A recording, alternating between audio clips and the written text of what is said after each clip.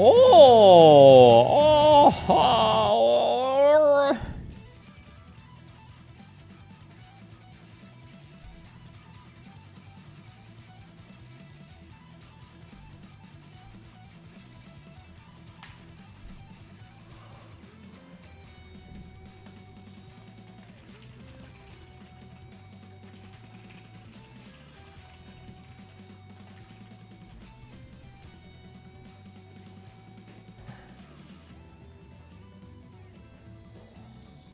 Wow, how's life? How's life in the DGG, in the big neighborhood?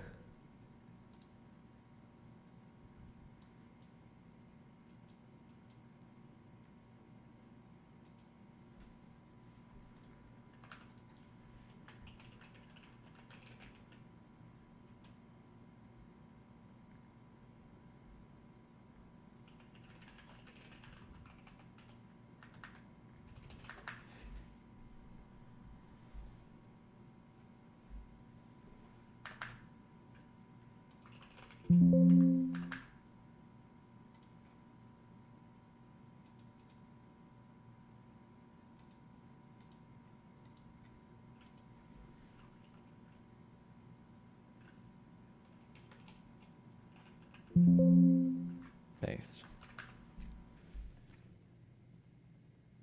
Did you see Hassan debating a 16-year-old? I did not. I haven't watched anything from yesterday.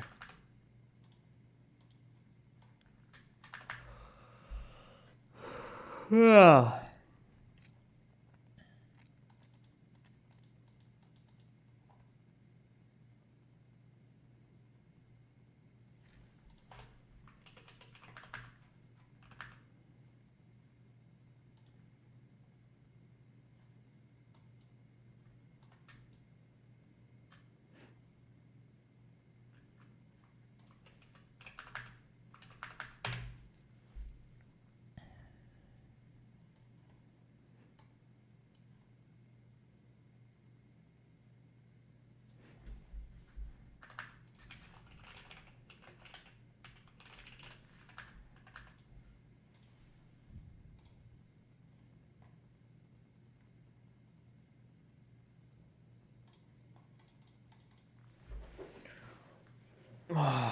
How's life?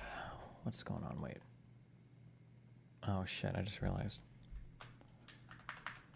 New camera or better light? No, I think all my windows are open, so my apartment is super bright right now. Why the fuck is this not loading? Hold on one sec.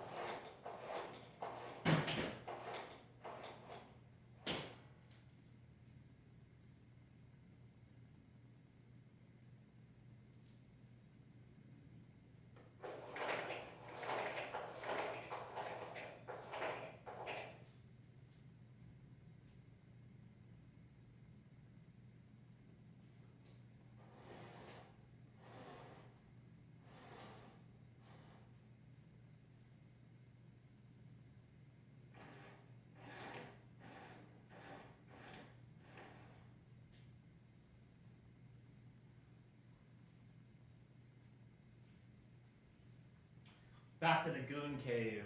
There we go. Yes. Oh.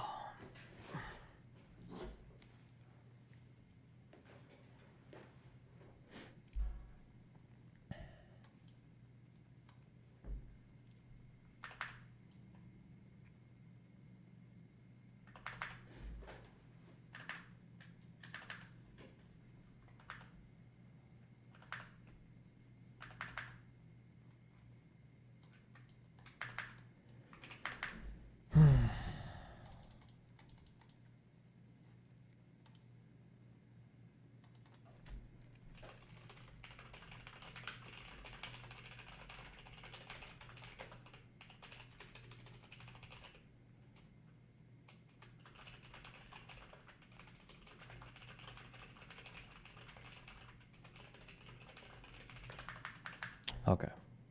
I'm here.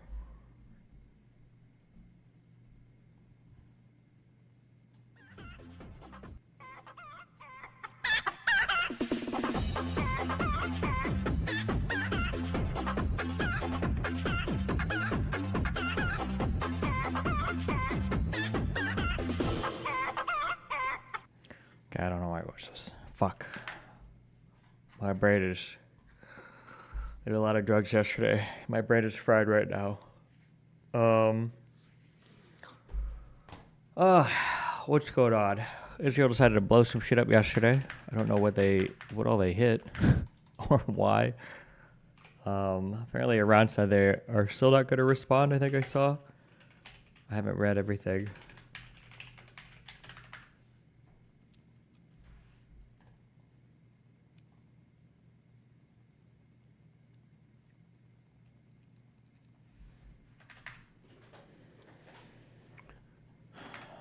Where are we?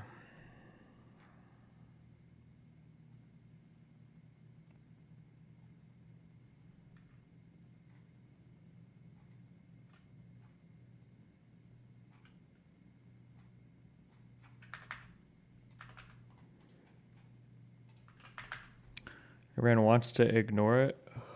Yeah. I mean, they should. I mean, it's all super dumb, but the brinksmanship is pretty wacky.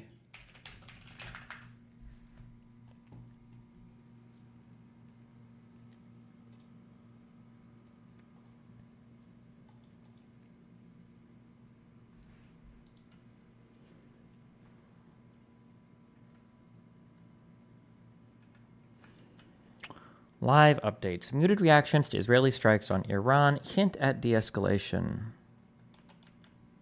Israel has vowed retaliation for Iran's attack last weekend, but the strikes reported overnight were limited and Iran downplayed them. Here are the latest developments. The Israeli military struck Iran early on Friday, according to 2 Israeli and 3 Iranian officials, in what appeared to be Israel's first military response to Iran's attack last weekend, but one of whose scope, at least initially, appeared to be limited.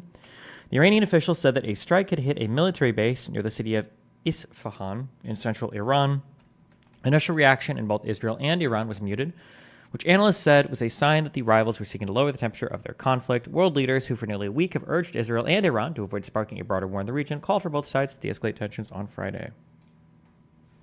The Israeli military declined to comment on the strike. Senior U.S. officials said that Israel had notified the United States through multiple channels shortly before the attack. I think I read that this was like within 24 to 48 hours before the attack.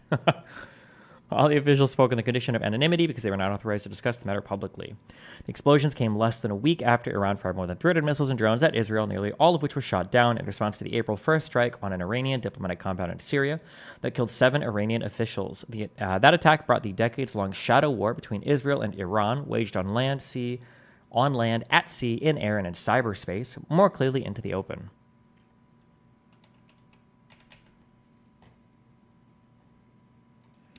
Realistically, what could Iran do to respond? They already sent hundreds of missiles. I mean, before it was like older missiles and shit like that. Theoretically, they could do a big old fucking response. I don't think they want to, because like I said, I don't think either side wants like full on war. But I don't know what I don't know what Israel gains from this. It just seems fucking retarded. I don't know. It seems stupid, but. Most likely a move by Israel to say to Iran, we can hit you on your homeland whenever and wherever we want. Was that not known before? I mean, Israel has F-35s, don't they? Like, it just seems retarded, but...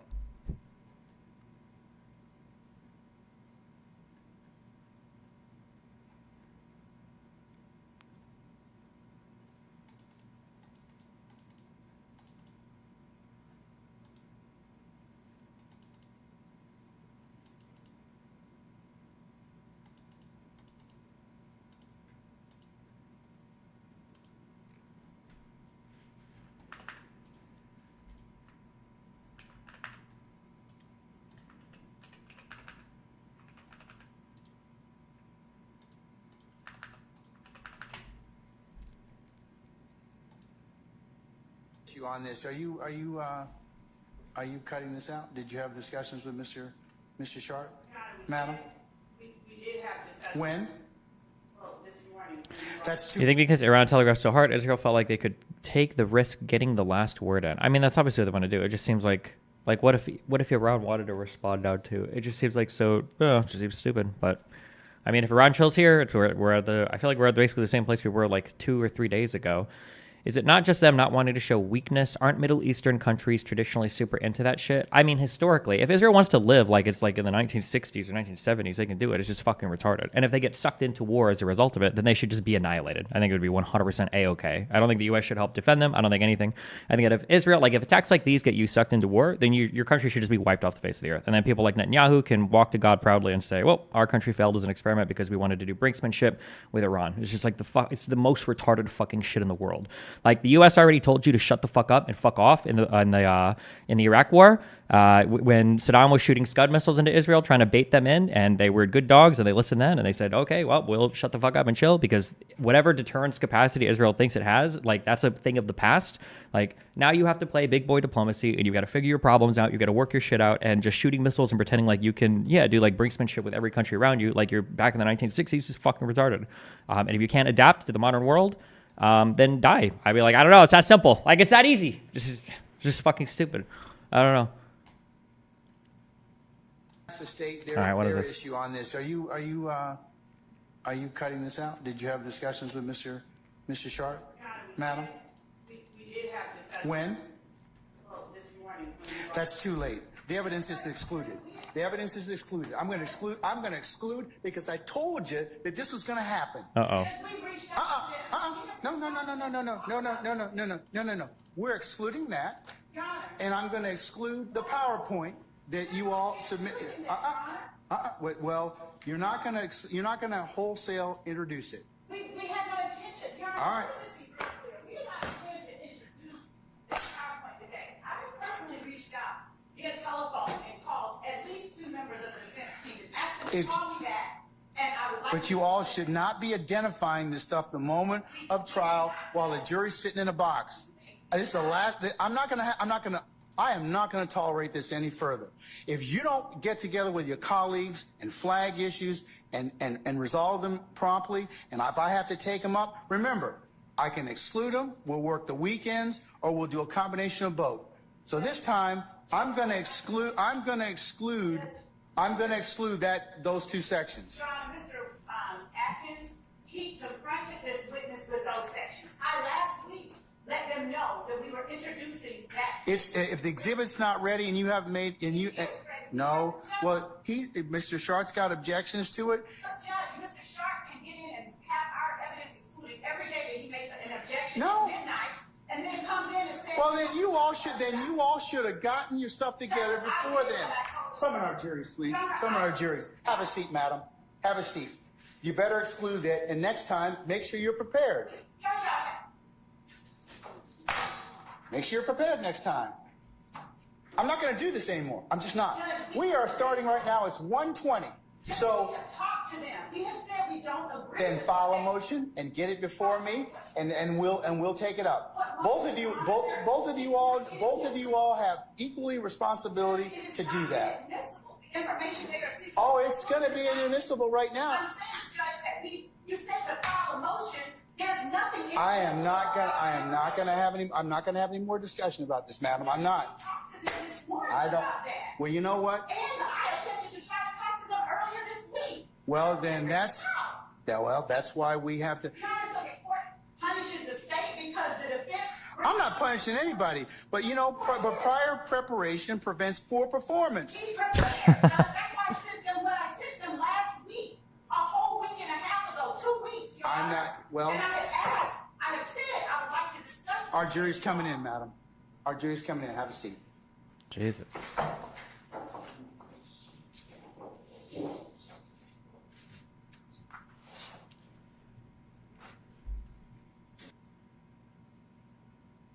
What was the saying? Proper preparation prevents problems. What was it?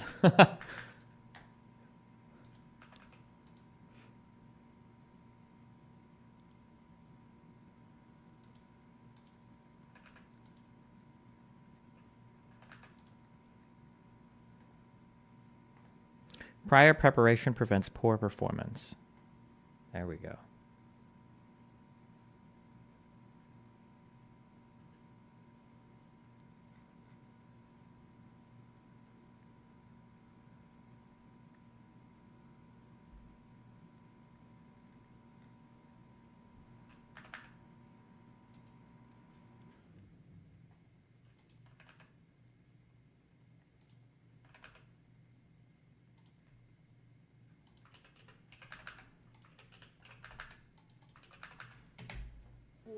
What is it good for?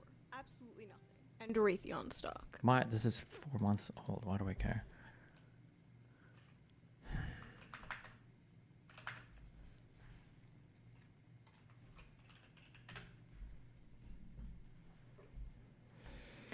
My show's at 4 o'clock. 2.5 hours to kill. Fuck, I don't even know what the fuck.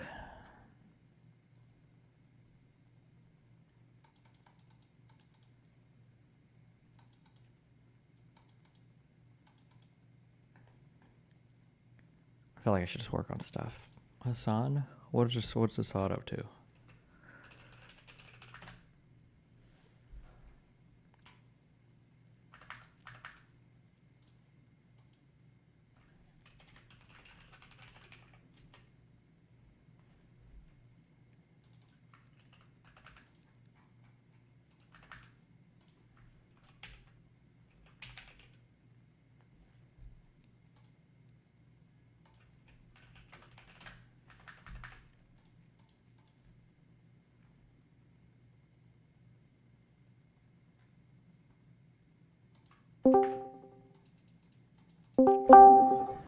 Hey, what's up?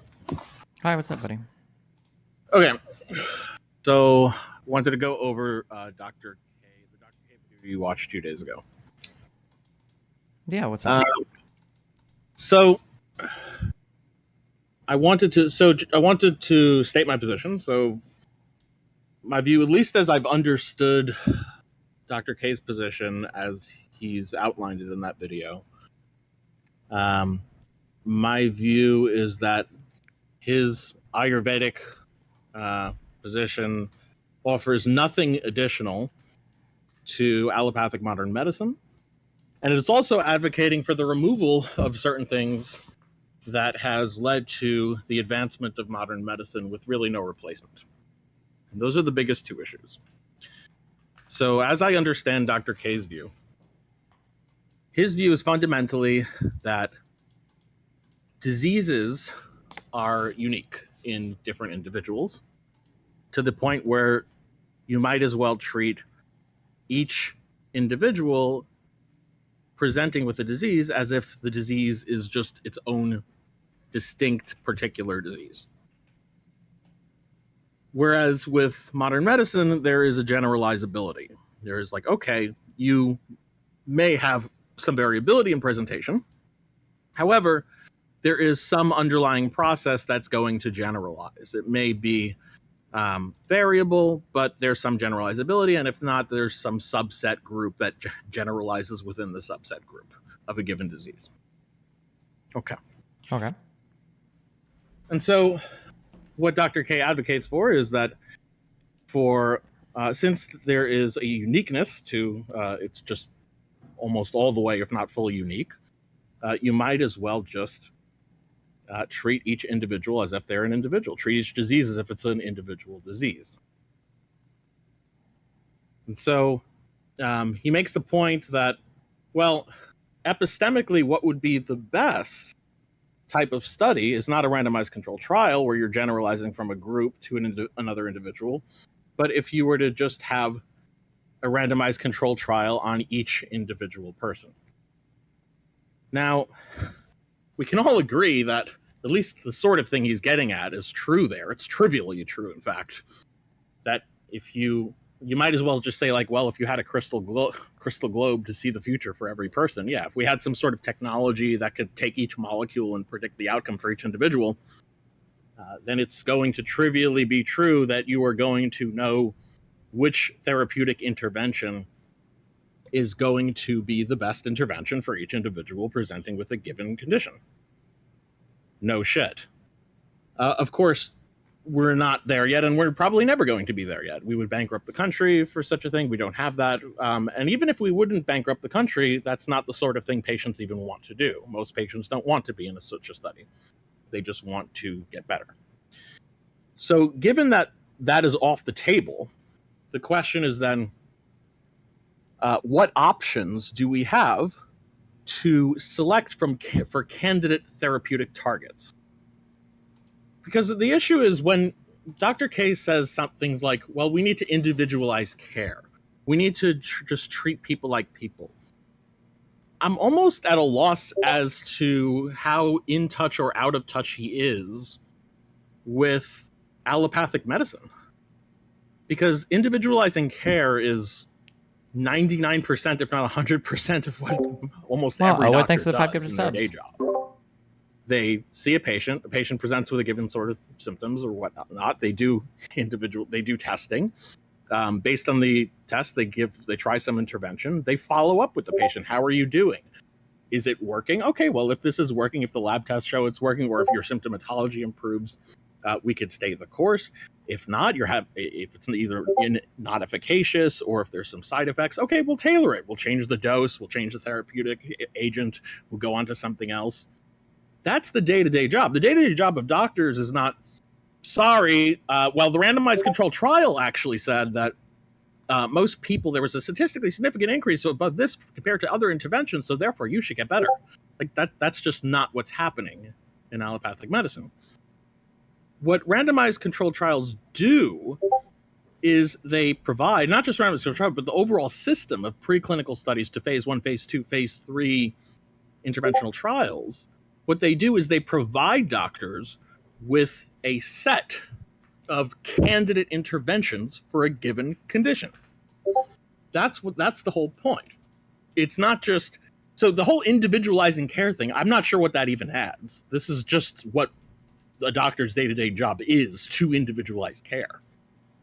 But the question is, what are you going to individualize care with? Are you just going to randomly select an intervention? Listen, that's his The Discord, whole not point mine. of randomized controlled trials that Dr. why. K seems to advocate to get rid of is to provide doctors with a candidate set of interventions to individualize care with in the first place, rather than just selecting it out of some other mechanism. And if Dr. K wants to do away with randomized controlled trials, I kind of like the Discord sounds. what he needs to do is replace that process. That's the process that has led us to get these candidate interventions instead of randomly picking them out of the hat or basing them on scripture or basing them on tradition. What is his alternative? Is it something which he already said it's not? It's to, just some loose correlation from something that worked for one individual to another? Is it based on some Ayurvedic passage or scripture? Is it based on some Ayurvedic tradition? What is his alternative mechanism for generating candidate therapeutic interventions to individualize care from in the first place? And notice that him saying, well, just treat patients like patients, treat individual disease like individual diseases, individualize care, bro. That's not an answer to the question. Because remember, the question is, what are you individualizing care with in the first place? How are you selecting interventions to treat conditions? What are you starting with? Modern medicine, Western medicine, allopathic medicine, whatever you want to call it, has a process to do this. The process is preclinical studies followed by translational medicine and clinical interventional studies. That is a process that we have that has advanced modern medicine to give doctors that list of candidate interventions. And it doesn't have to be FDA approved. Even they've done off-label treatments. But even the off-label treatments have some data behind it in that form. And so if Dr. K is advocating we do away with that system, and we just individualize care, that's not offering an answer to this question. What are we, if you're advocating we just excise that entire process of modern medicine that has advanced modern medicine to the point where we can do all the things we're doing, what is his replacement? And the replacement is not, it can't just be individualized care, bro. Because we're already doing that. And what he's offering is not even an answer to the question, Individualized care, bro, with what? Individualized care, bro? What's his replacement mechanism for generating those candidate interventions? And what reason do we have to believe that that is any better or any more likely to select from, to give the results for these patients that we want to get, rather than the system we already have? Yeah, I mean, I don't think I disagree with any of that. I don't. Okay. Yeah, Okay, I just felt it because the way, here's the thing.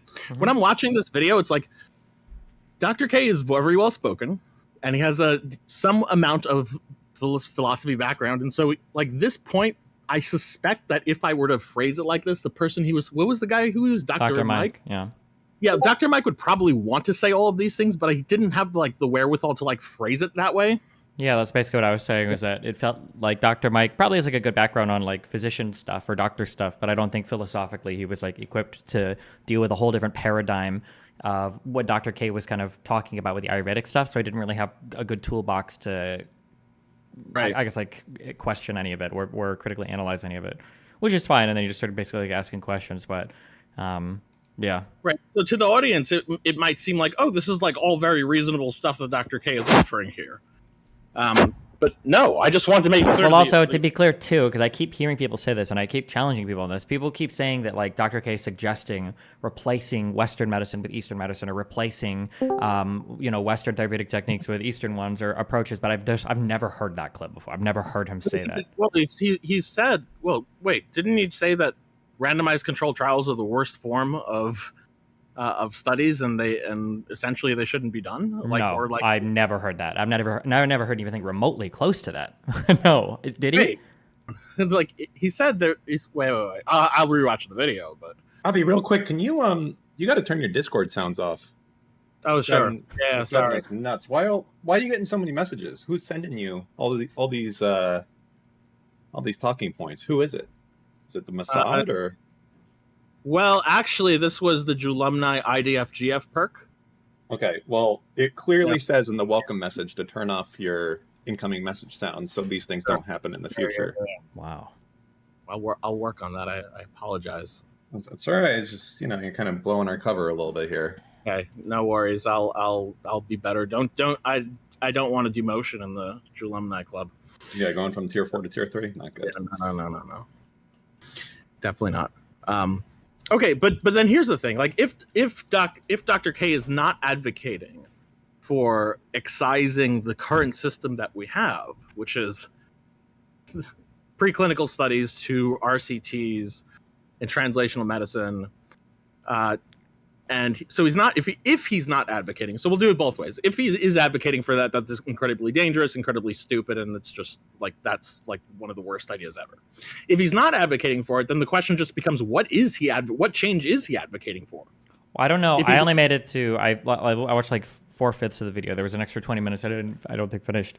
But it sounded like he wasn't advocating for any of it. He was just defending. I think he even clarified multiple times that when he goes to Ayurvedic conferences, he's usually pushing for a way more Western approach or way more openness to critical evaluation from Eastern practitioners. But in front of Dr. Mike, because Dr. Mike was attacking the entire concept of a non-orthodox, I guess, way of approaching medicine, that Dr. K was providing like the strongest arguments in favor of an approach like Ayurvedic, or how that approach could offer more value or unique value maybe that allopathic or Western medicine doesn't. Yeah, so offer. that's what I'm interested in, because like if he's not advocating those things, and he's advocating how Ayurvedic medicine provides like a better, or some even aspects of it that provide a better approach, I wonder what that is, because I haven't heard anything said from him. Well, because I think unless maybe Dr. Mike asks this in the last part, but I feel like the real illuminating question then would just be, can you point to an area where you think allopathic medicine has made, where you think that like Ayurvedic medicine has made more headway versus like Western medicine? Like what are some outcomes that we can look at where we're like, oh wow, these people seem to have stumbled upon something here that we weren't able to stumble upon in Western medicine, or that we can't currently stumble upon? I think that would have been an interesting start for a conversation. But interesting question, but even before that, what the question would be, how is your system different? Because if you're not advocating for excising our selection mechanism, which is the RCTs and whatnot, and all you're saying is we should do something we're already doing, which is individualized care, bro, which we're already doing, then forgetting, even before we get to the question of where has Ayurvedic medicine, as you're defining it, done better, how is it even different? Can I? I'd like to just say something here on this front. Ayurvedic shit, and I know when I argued with Destiny about this a little bit, the argument was like, well, you can't, we should study it more. And I was against that idea. But you know what? I'll say this.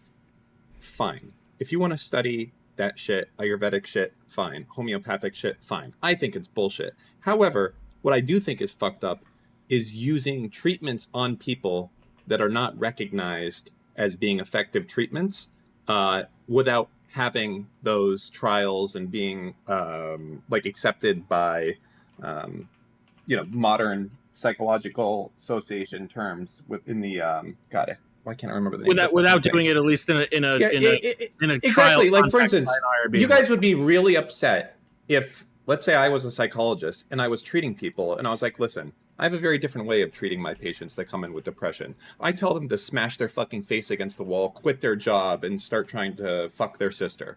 You guys would be like, wow, that's really fucked up. Why are you doing that? I can't be like, well, listen, I'm a practitioner. I believe in this. I agree this would be weird, but like, doesn't this already happen? Doesn't insurance literally cover stuff exactly like this already, though? Like, can't you literally get health insurance that covers like chiropractic treatments and acupuncture treatments? Again, one thing that we said on the show before is that placebo effect can help with pain, right? No one's saying that's not the case. That is like pretty much the only thing it's known to actually have an effect for, both short and long term. That's it.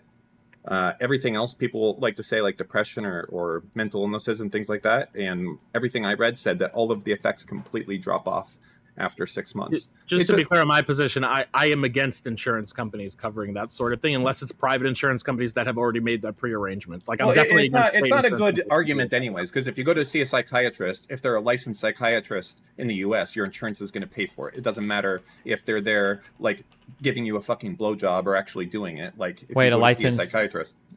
Wait, what? Yeah, but at least they're licensed and recognized as a sort of part of a group that like has been shown in some way by the system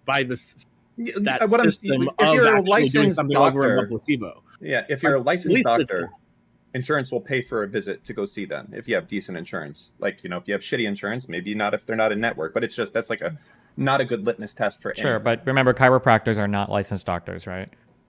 So some of them are. No. Like, well, you don't think there's anyone that practices chiropractic that also has a OD or an MD? Much the same that there could be a car mechanic that's also a physician. It doesn't mean that car mechanics are physicians. Like, you could theoretically get the education, but chiropractic and the school of chiropractic and the license for that has nothing to do with the medical system. Like, if you are an MD, it's just incidental. It's not part of the training. It's the fact has been proven that placebo can help with pain. To be clear. Right, but that's not what chiropractors claim to be doing, right? Or what acupuncturists claim to be doing. Also, we don't have a system where we just cover things just because you're placeboing the pain away. If that was our standard, we would cover anything. Like me fucking your mom. No, I think it's not good. I think that relying on placebo for anything is bad, and it's like what all of these fucking woo-woo things do. They all come down to placebo at the end. It's like, oh man, my chakra's fucked up, and you're gonna have me breathe through one nostril and then the other, and then my chakra is gonna be aligned, and I'm gonna do better. That's placebo, okay? Disguised as mysticism, and it shouldn't be allowed. It shouldn't be banned. It shouldn't be paid for, but by insurance. And the reason I gave yesterday is that people who seek this form of treatment are less likely to seek Western medicine. And I don't want to say ruins, it decreases life expectancy and life benefits as a result. So there you go. As it pertains to Dr. K specifically, what I find a little frustrating is that there seems to be this Mott and Bailey happening where, like, okay, well, here is your presentation of what you're considering Ayurvedic stuff to be, and it's like, oh, okay, I understand it. It's like, oh, each individual disease is an individual thing. So what the fuck is the point of RCTs then? Because why would there be any generalizability? I get it. So just there's the joke. What do you call Eastern medicine that works? Western medicine, yeah. But hold on, before we get to that, but then when it seems like I'm pressing on that, it's like, oh, no. Dr. K doesn't advocate for getting rid of RCTs, even though why the fuck wouldn't he? If each individual disease process is completely different and doesn't generalize, I don't know why he would even advocate for that. What would be the point of an RCT then?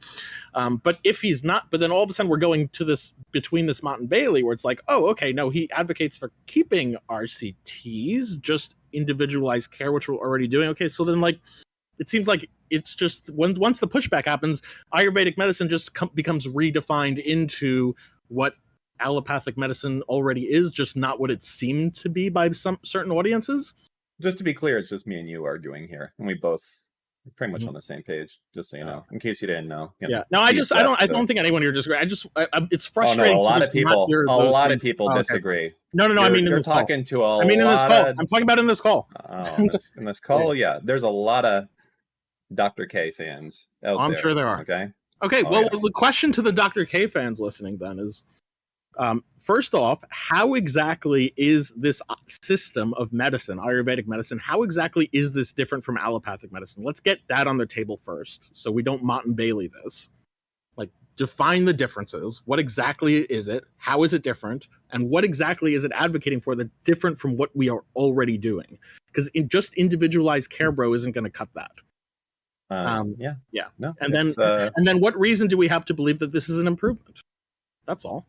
That's the first step. Nothing. Okay. Anyway. What do you think? I'm curious. What do you think of, even though you're just a skin doctor, so, we're letting you really fucking, in your Jalumni Discord application, when you put like Doctor of Medicine, and we look, it's fine. I'm going to let it go, but that's fine. Anyways, listen. Okay. We do contribute more though. I understand. I understand. There's more new Israeli shekels on my account. Just saying. Okay, so in the early 60s, famous study where they had 15 quote unquote neurotics go in, and the doctors all said, "Hey, we're going to give you guys a sugar pill, and that's it. It's just sugar, and you're going to get better." They told them for the first time that the placebo was being given to them, meaning this is an open placebo. We're not lying to you, right? And of some of those people, some got better. And people now point to the fact point to the study all the time saying, because of this is why we should study more of this shit. And when they went back and they looked at it, the people that were positively affected thought that the doctors were still lying in the first place. But I'm curious if you think outside of that study, if there is a benefit into open placebos. Yeah. So, wait, you mean are you asking me, is there a benefit for trials having an open placebo arm? How do you feel about open placebos today? Yeah. Wait, that's an even more broad question. Sure. Are you asking me if there is? I'm asking how you feel about open placebos. Open? If you asked me, if you said, "Hey Dan, what do you think about open placebos?" I would say I think they're bullshit, completely and absolutely. Oh, okay. So you're asking me if there's an effect. Okay. Yeah. The only way an open placebo in my mind works is if I don't believe you when you say that you're giving me sugar. That's my view on the subject of what an open placebo actually works. Yeah. Or well, in some sense it may be defined that way, but or if there's like some hope, like, some cope in the back of someone's mind being like, okay, well, maybe this is the real thing, maybe they're just telling me that as part of the study, but maybe it's really real, maybe it's really closed. We can speculate on all those things. So but no, I'm not. I'd have to do a deep dive to disambiguate the difference between a placebo effect as a closed placebo effect versus an open placebo effect. But I can tell you the methodology by which I would look for that. The way to do that, because you're also trying to disambiguate that compared to a regression to the mean. Because some things that are called placebo effects are really not placebo responses. What all they are just regression to the mean effects. And the way you disambiguate that is by having a randomized control trial that doesn't just put someone in a treatment arm, a placebo arm alone, but it puts someone in a treatment arm, a placebo arm, and a non-intervention arm where they don't even give them the placebo.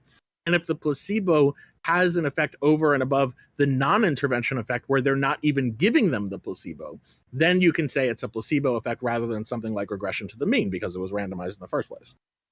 That would be the methodology I would use to adjudicate those two different hypotheses. Do you have any opinion on it right now? If you came to me, my with an ailment, my speculation right now is it may very well be the case that there is something such as a open placebo response. However, my expectation is that the effect size of such a response would be far lower than a closed placebo response.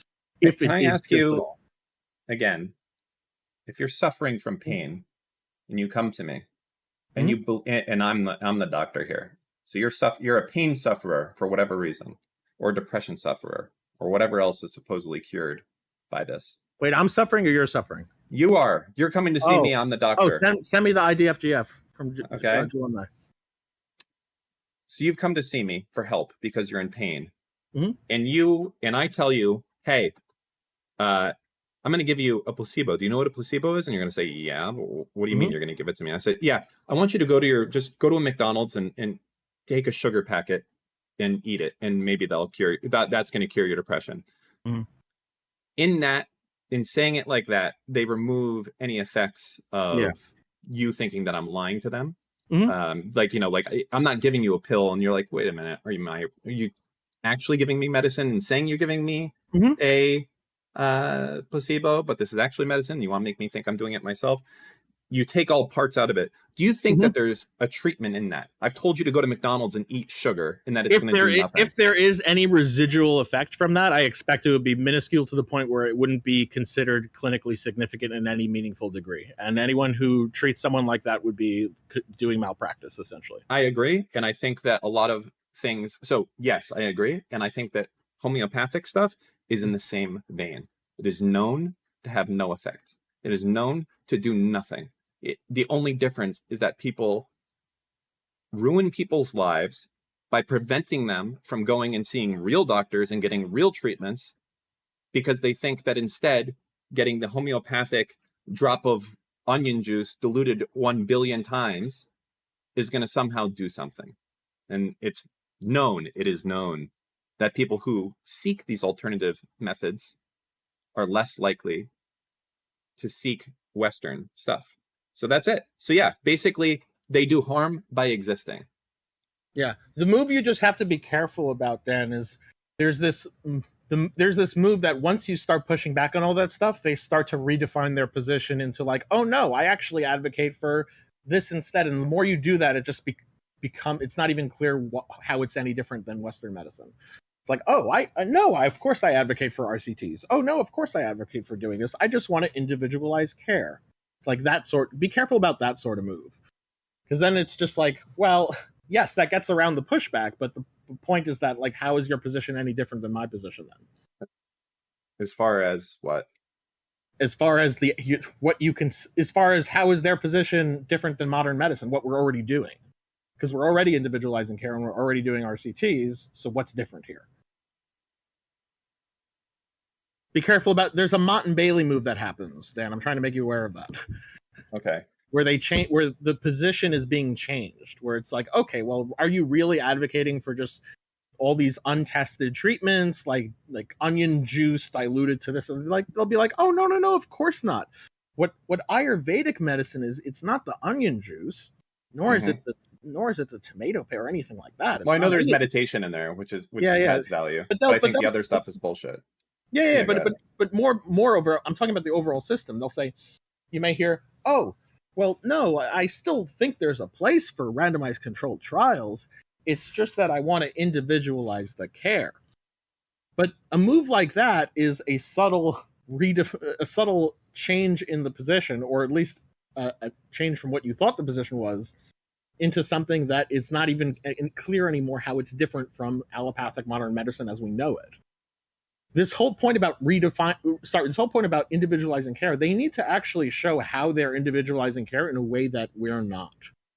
Because individualizing care in the way that was described in that video is just like the day-to-day things that doctors do, which are not randomized controlled trials and extrapolations.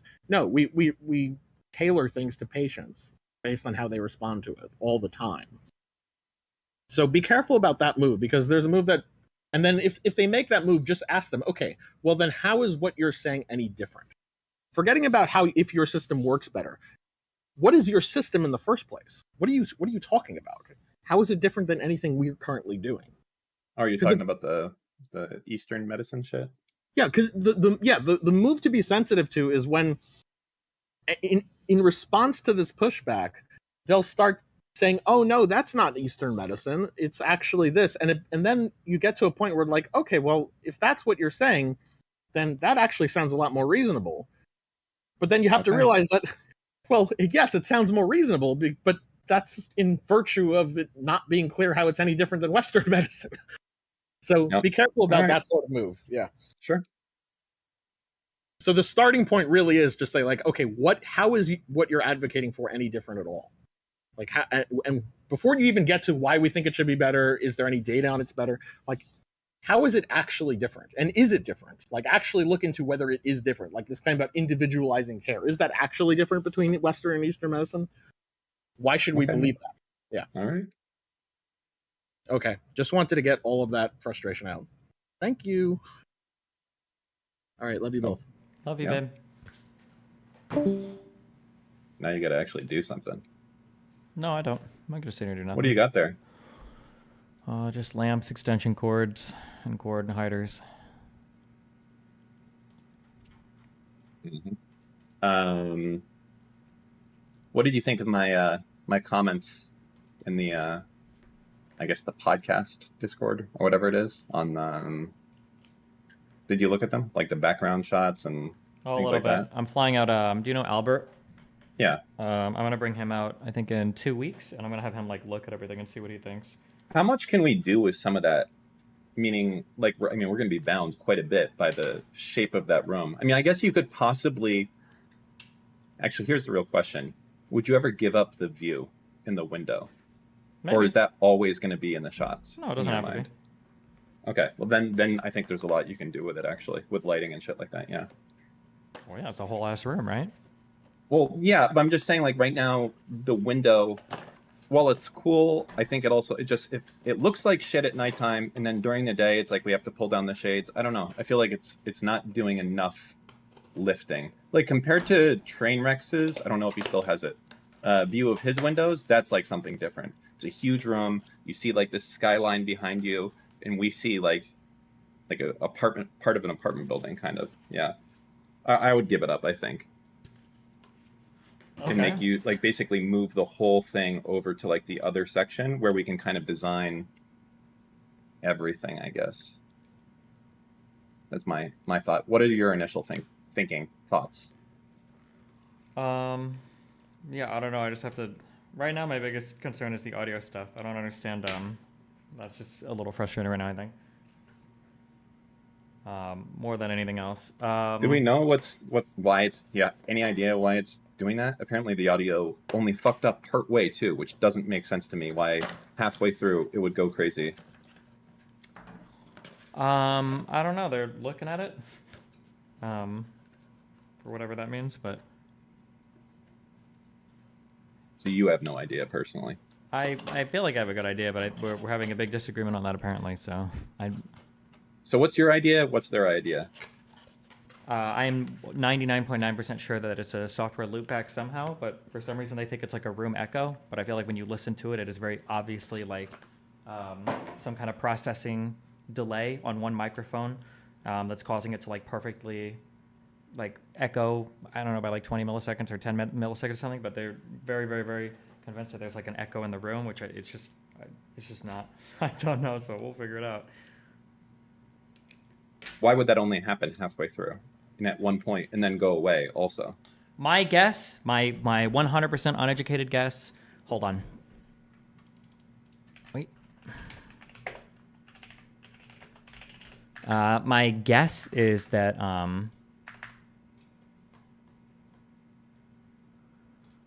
I think that what's happening is I think that every individual microphone has a compressor that, or it's got a different noise gate, a different compressor, different software controls over the audio on each individual microphone. And I think what's happening is that when one mic gets really loud, I think that software is kicking in to compress the noise ceiling. But what's happening is it's only loud enough in one microphone for that compressor to kick on. And since it's a software compressor, there's a little bit of delay when it comes to processing the audio. So it's causing that one to get out of sync with the other two. That's my guess for what's happening. Interesting. The idea that it's just an echo that's kicking in when somebody's too loud, I absolutely don't think it's possible. We've been in that room. There's not an echo. I don't think. But because the audio stuff is all software driven right now, I think it's that. I have a possible thing, and you might say no, that's not the cause, but I'm just going to tell you anyways. Is it possible that like by me like fiddling with the microphone a little bit, at some point maybe the cord came undone and came re back in, or got like slightly jostled, and that caused the effect? No. XLR cable, it doesn't get jostled. It has a strong connection at the bottom. I didn't even know what type of cable it was. So. It's not going to get jostled. There's no way. Okay.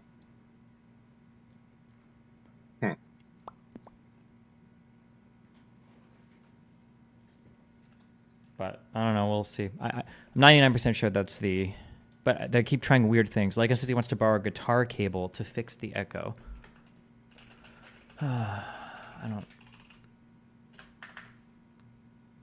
Were you experiencing echo since the start, or did it start happening in a later episode? It's anytime one of us gets really loud. But I think that, what's the fix?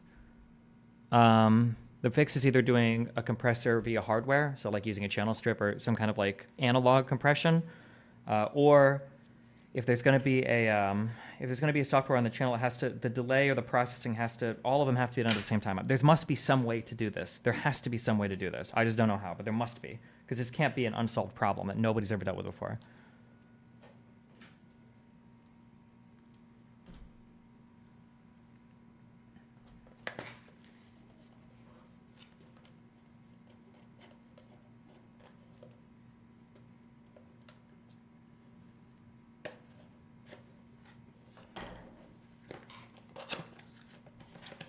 I'm looking in that channel now. What other ideas and thoughts? Yeah, the other thing I said is, well, I mean, if Albert's going to come do set design, it doesn't matter, I guess.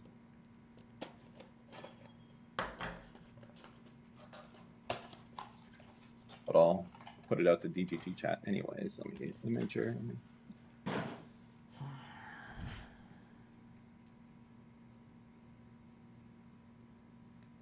Yeah, like in this view, it just feels like you're in a waiting room for a doctor's office. Or maybe inside the doctor's office. It's hard to say. But, yeah. Somebody set themselves on fire for Donald Trump. Oh, boy. Really? Do we know it was for Donald Trump? I only saw the live stream from, like, someone was doing something on the trial and they turned around and saw it. Jesus Christ. Or, well, I'm sorry, people are saying there's no motive yet. It was just in front of the courthouse for Trump. Who knows why he did it?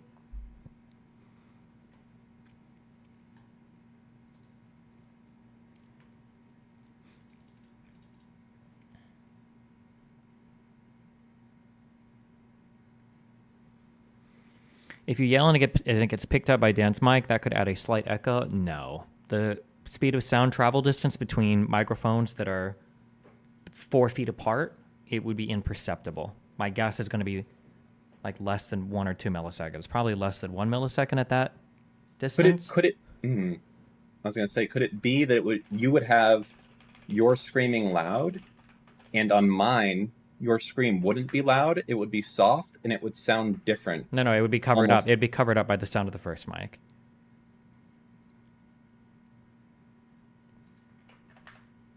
You just wouldn't hear the whatever on the second microphone, because the first one would be loud enough that it would cover it up.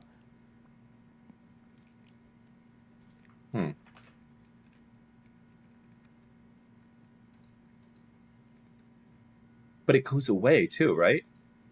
That's the weird thing. It's not... Show me a part where it happens and unhappens. The reason why it's going away is because when you get quiet enough on the main mic, it doesn't have that software chain kicking in to do anything with the sound. It's only... My guess is going to be that echo is only happening when one of us gets very loud. And when one of us gets very loud, I think what's happening is, because there's software compression, it takes time for software to to affect the audio, which is causing a slight delay on that one. And then when it gets sent into the stream, the other two aren't delayed because that software chain isn't kicking on. That's my guess. Is that like, would that be an OBS thing or one of the ATEMs? I just or don't whatever? have. I haven't like dug into the full software mixer thing, but it's probably coming from that. If that's where the chain for the compression and everything's is done at, that would be my guess. It would be that thing. I think Def G thinks it is OBS, and so I think he has some idea of a way to get around that. How could it possibly be OBS? I don't know. We're gonna figure it out. Wait. You guys said that you heard it when you plugged the headphones into the interface, and we're getting like audio right from the DAW. You said you were hearing it there. How could it? I said I heard room echo there, not the like digital feedback or If you digital heard loop or whatever. I don't think you could. I don't think there's any room echo that can be heard on that. I don't think so. I think it's always any kind of echo you're hearing. I think it's always the software stuff. There's just no shot. That room is just not. It's not an echoey room. Or unless you've got like a video, like all the videos that you sent me yesterday, these were all software, 1,000,000,000%. When Adam talks, he's got a very a boomy kind of voice, and as I'm sitting across from him, I hear the room echo. Like when he's talking and getting loud and excited, just sitting there, I can hear it. Link me the part in the show where you think that room echo is coming through. There's no shot. Well, I'll have to see if I find a place there. I'm telling you, like I'm talking about last night talking to him as he's getting loud. Like I can hear the echo of the room. It's not. I promise. I bet my whole life on it. There's just no way. If you hear a little, you might hear like an echo, like a reverby barely thing, but it's nothing that's being picked up on the mics or influencing the microphones. It's 0% chance. It's literally like an exact copy, like spaced exactly apart with crystal clarity on like one thing. It's not like a reverby echo. It's just like, like it's like that. Or I can even look at the. Hold on. Hold on, real quick before I kill myself. Yeah. Chat. I'm talking about two different things right now, right? There's one that's the audio thing that you're talking about right now. Kaz EV, shut the fuck up. Second of all, there is a room echo. Both are audible when we do recordings. Period. I promise it's not. There's no audible when room both echo. gates open, you can hear the room echo. Couldn't we solve some of this by like putting all three of the microphones like directly next to each other? Well, supposedly they did that and tested it, and I asked for the audio for that, but I don't think anybody sent the audio for that. But just put them all right next to each other and then talk into them and see what happens. Well, yeah, we get the what's it called? You called it phasing, yeah, phased audio. Yeah. But even at that, that's only because there's a software processor that's causing something weird to happen. That's not the microphones. Something is happening in software. If you've got three microphones next to each other and it's all the same hardware, the same cabling, the same everything else, there's no reason why there should be any phasing there. Well, we'll figure it out. Well, will we? We will. It's just been a busy day, and I haven't had a chance to sit with him. So he's got to go to a doctor's appointment, and we're gonna go back, and we're gonna fuck shit up. What's the theory with the guitar cable? How would that? He hasn't explained it. What is the guitar cable? Oh wait, hold on. He said we're going to plug an output channel into the RME to an input channel on the RME, and use that for our microphone bus channel. Then run that bus channel into OBS instead of all four mics separately. Huh. Okay. Oh, yeah, you can try that, I guess. All right, here we are. I'm going to make a loud noise. I'm going to talk. If I just talk normal, do we hear the phasing? Probably, maybe, because I mean the mics are all right here, right? Okay, hold on. Fuck.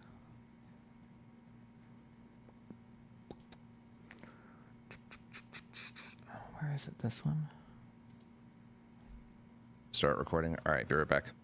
Be careful. Wait. Start recording. Oh, that was in the video you sent me. Sorry. All right. You have vodka, you have Kina Lillet, and you have a little bit of no vermouth. It's just Kina Lillet, and then a twist of lemon. That's James Bond forever aged rum, and it's really good. And then we got some Johnny Walker Black, which is none of this is room echo. This is software 1,000,000,000,000%. There's not a ounce of room echo here. It's all.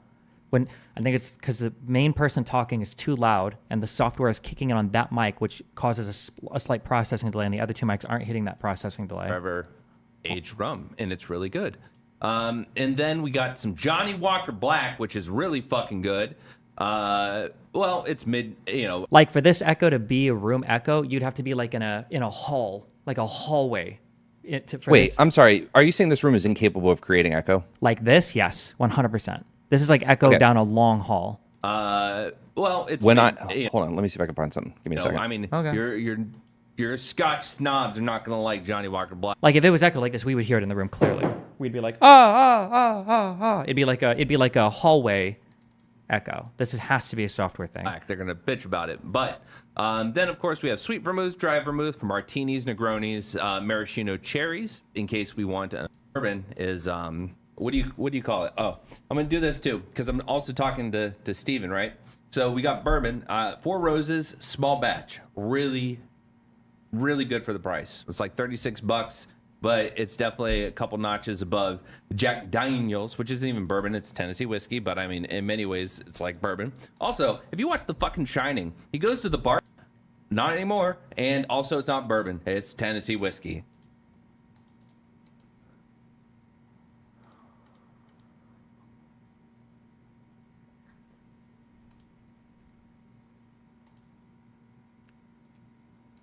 She considers using a DAW like Reaper for handling audio mixing, then sending it to OBS. Well, this one comes with its own software, I think. I don't know. Is it impossible for the other mic to be picking up sound from the person speaking? Yeah, it is, but it shouldn't be weird. Just because 2 mics pick it up shouldn't cause like a weird thing like that. Hello? Hi. Wait, I wonder if I can...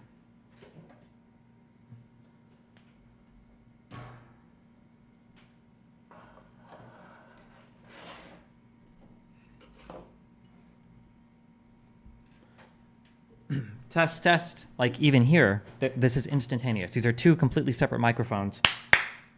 Hello. Testing. But there's no phasing here, right? And even if I turn that mic off, so you can hear, if I turn it up, you can hear background noise a little bit, but like testing, 1, 2, test. It's not that much different. This is with that mic off. The other microphone is off right now. The other mic is off. The other mic is off. Now the other mic is on. It's on. Hello, I can speak up here and shout at that mic directly, then I can turn it off, so you only hear me in this mic. I can turn this mic on. Now I turned off the main one, and I can hear this one. There's absolutely no phasing, no delaying, no nothing between anything right now, even though there's 2 separate mics with 2 separate cablings, one, I think, with a cloud lifter, one without a cloud lifter. Like, these are 2, but the difference is for these 2 microphones, all of the processing is happening on my channel strips, which is all done analog.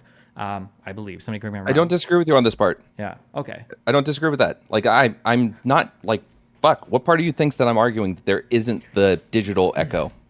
The part where you guys are saying that it's like cross cable talk, or that it's the No, room, or I fucking asked a question. That's all I did. Can you read? I know you're ADHD. Can you read though? I just said, is it possible it was this? I didn't fucking bed down and say it is this. Okay, I felt like we were talking a lot about it being room echo yesterday. Maybe we moved on from that. I just didn't notice. That's what it looked like. The majority of the conversation had to do with it being room echo. No, it's not. All the room echo thing is just I disagree with you that there is none. That's it. That's the only thing there. Okay. I am working on the software echo, my friend. That is the focal point here. I am just disagreeing with you that there isn't room echo. Okay. I'm not saying it's a fucking problem. I'm not saying it's a huge issue. I'm saying what we're working on right now, that is the issue, and we're working on that. I'm just in disagreement with you that there is not room echo. That's it. Okay. Okay. Do you think the room echo can be heard in the microphones? I do. Okay. And that's why I'm saying when the gates are both open on multiple mics, I think it's easier to hear. That's it. I'm not even talking about now. I'm talking about in previous, this issue right here didn't really manifest until like the last week or so of changes. I think This if you kind of wanted to echo. test it, I don't know how you do this in the software, but you should turn off every added effect, just gain and channel volume, have 2 mics open, and just shout from one to the other, and I guarantee you won't hear any echo whatsoever. You should try that and run that as a test and see how it sounds. Turn off all the compression, all the filtering, all the and just have 2 mics open at both ends of the table, and then shout from one mic to the other. You won't hear any echo. Try it, Okay. and then if I could be wrong, then I'm wrong. Yeah, but Okay. I linked you a video. It's me cooking in the studio. If you go to 2 minutes, 10 seconds, you hear the echo when my knife hits. Now, more stuff has been added to the room since, but I don't think it's enough stuff that it completely removes the echo. okay, let me listen. Hold on.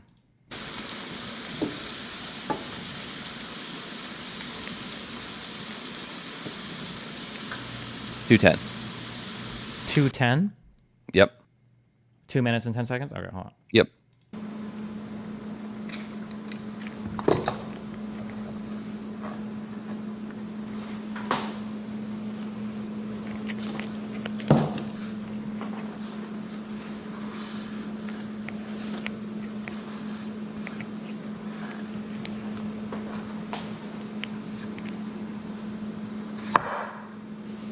Get that out of there.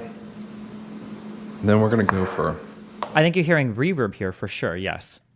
Yes, that's it. That's all I'm saying. Wait, what microphones are even running here, though? What do we... Those are my Rode... I can't remember what they're called. The lavalier mics. Okay. I think that if you're in the kitchen, which has nothing covering the floor, anything whatsoever, and you're hitting a knife on a wood board, you might hear a bit of reverb in this room here. Especially because your Rode mics are going to be a lot more sensitive to other types of noise, and especially because you're like in the most unpadded part of this entire room, and because you're hitting a knife against a wooden thing. But the SM7Bs are way more directional, are way less sensitive, and are in a way more covered, padded part of the room. You've got the carpeting, you've got the table, you've got those side walls, like... Yeah, like I'm saying, I think it's helped a lot because there was a later video where we have more shit in there, and it does help a lot. I'm just saying, I still think there's a little bit, and I think some dampening on the ceiling in particular would go a long way. That's all. Okay. Okay, let's see what the mics... Yeah. All right. Okay. All right. Well, I'm going to go fuck with shit. I love you. Be careful. Bye.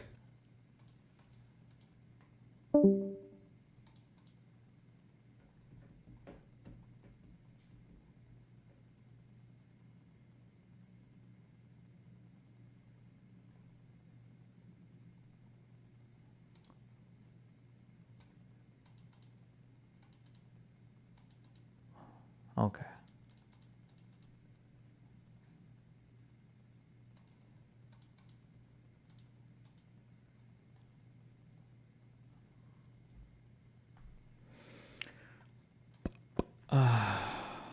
Yeah, I saw it.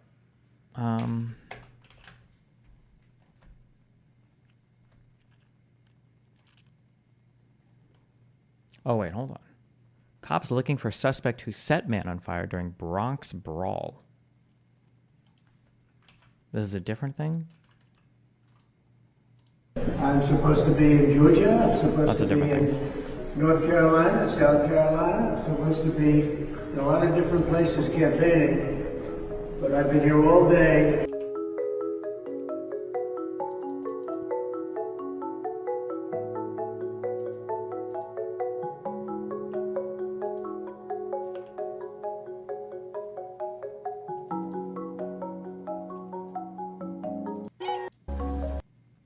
Okay. What do you say? We also are seeing an active shooter. An active shooter is in the park outside the court. We have a man who has set fire to himself. A man has emblazoned himself outside of the courthouse just now. Our cameras are turning right now. A man has now lit himself on fire outside of the courthouse in Manhattan, where we are waiting for history to be made. A full jury panel is gone. We are watching a man who is fully emblazoned in the front of the courthouse. Emblazoned. Today. We are watching multiple fires breaking out around his body and person. We have seen an arm that has been visible, that has been engulfed in total flames. There is chaos that is happening. People are wondering right now if people are in danger. I'm looking across the courtyard. There is a man racing to his aid. There is codes coming off to try to put out the fire. We have members of security details. NYPD is rushing to the scene. They are trying to come now. Officers are on the scene. A fire extinguisher is right now present, being put on this man to try to...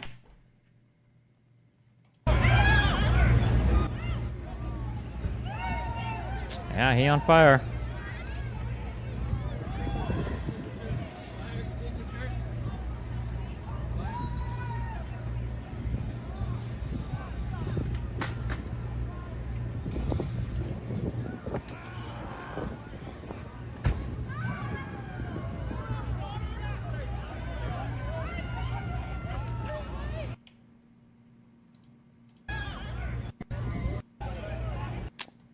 Well.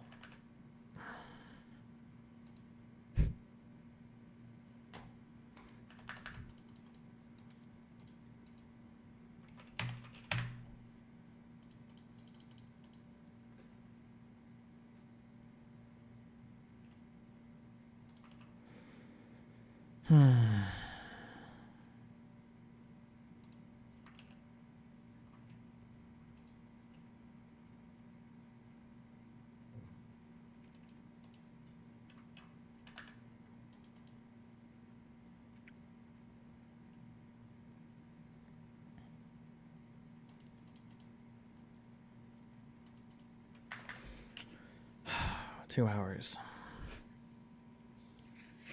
Ugh. I tried LSD and MDMA for the first time yesterday. I don't know if I would recommend it. I think I felt like the approaching the peak part was nice. But it was super, super intense. Like almost too intense to be enjoyable, maybe. And I think I did too much LSD. Fuck. I can't. I don't think I can do psychedelics anymore. I just can't.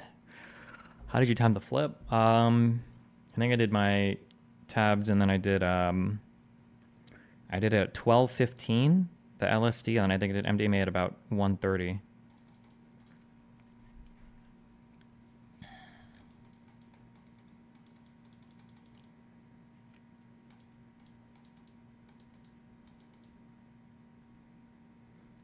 How much of each did you do? I think it was 130 milligrams of MDMA. And I think it was, I don't know, the LSD that I had was weird. I think it was about 2 to 2.5 tabs, I think. But I never know how much LSD it is because everybody tells me different amounts for all the shit that I get. There were these little like gel tabs instead of the blotter paper.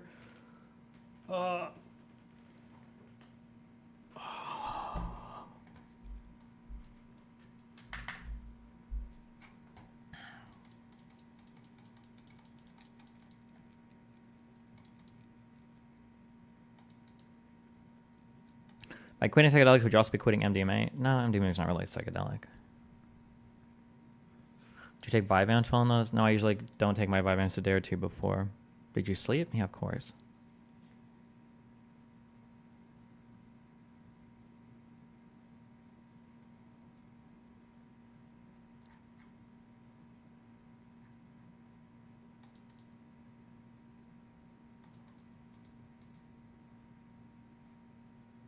Aren't you afraid that it might affect your intellectual? I don't think so. What the fuck is this?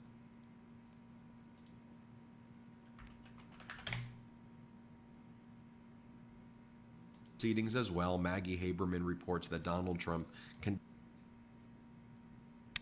Are you happy about the state of the sub? Pretty sure most users under Israel-Palestine threads are Israelis now that don't even watch you. It's okay. There's just nothing happening right now.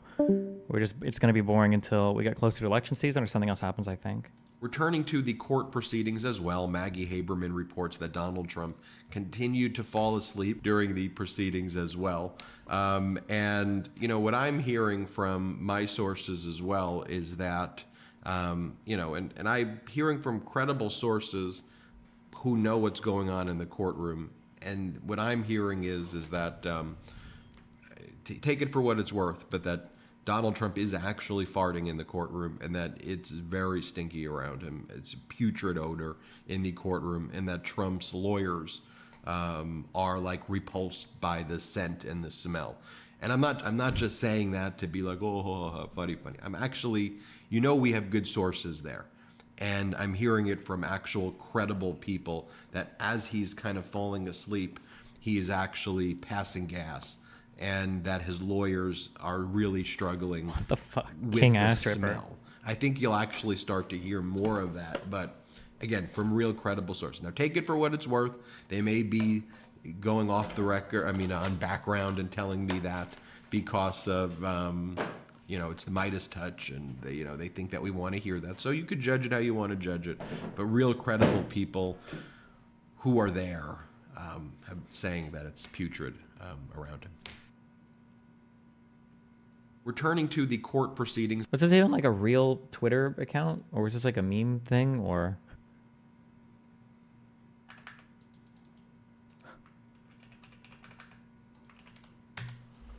your horns away. No, Pino! Holy shit! That's fucking coke! Wait, what just happened? I missed it. Sorry. Big butt. Pino! Your horns away. No, Pino! Holy shit! his bio says internet hooligan. Wait, what Okay. just happened? I missed it. Sorry. Big butt. Her head. Oh, whoa. I'm so sorry. You can go in front of me. Go ahead. Stop. Maya, I'm sorry you're stressed. It's okay. I didn't know they did that. Yeah, that's the problem. I did not know you had that ultimate. Please, is it on cooldown? Please tell me it's on cooldown. It's on cooldown. It's not on cooldown. Oh, she jumped! Oh, both of them coming in at different directions. Oh my god, I'm dead. I'm dead. They really gave us a show at the last couple minutes. That was great. Your horns. Nice. ASIN is a real account. They post politics videos from news and other stuff.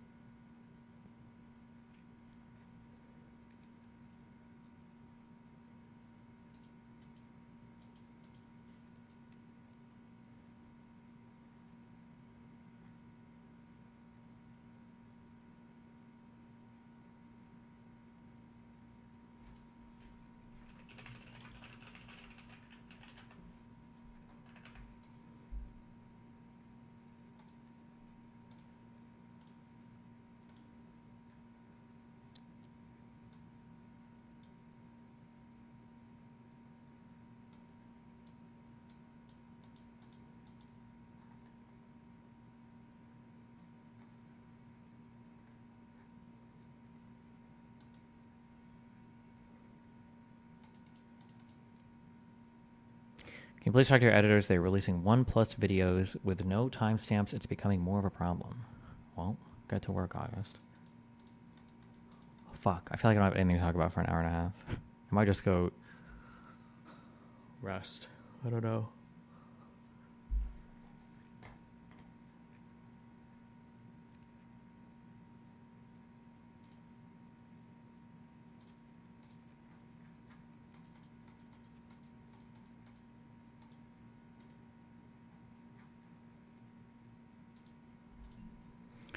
React to Hassan debate. Where is the debate? Geraldine Ferraro. To be honest, a blind spot. I just didn't know. No disrespect to Walter Mondale, but I do think that, if I remember correctly, I'm pretty sure he got 16 electoral college votes. No disrespect. That's just facts. I'm not saying it should have gone down like that. I'm just saying. He got lit up. He did. He got rocked, man. Listen, I wish it went down the other way, but he went 1v1 mid. He went band for band with Ronald Reagan, and Ronald Reagan had been CSing for 4 years. Like, the dude was fucking fed. He had Midas already. He had Scotty's. He had Aghanim Scepter, and you went 1v1 mid. You and Geraldine Ferraro. You were lucky to win Minnesota, bro. After he went down, Reagan pushed Rax, though, and we're still dealing with the consequences today. Fucking mega creeps all around us. Gerald. Okay.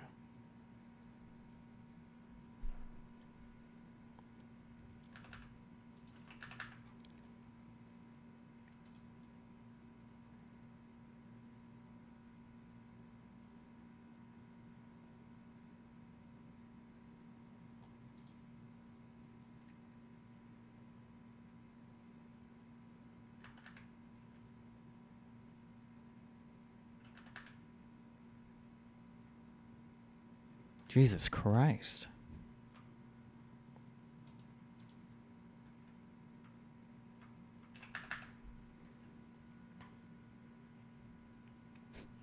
The soy in these comments. Oh my God. Millions of people.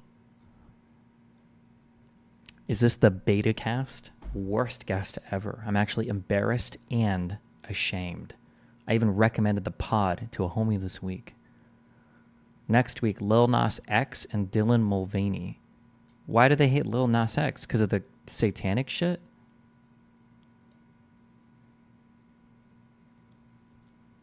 Oh, he's gay? Really? Aren't they supposed to be comedians? I thought we're supposed to be like counterculture over here.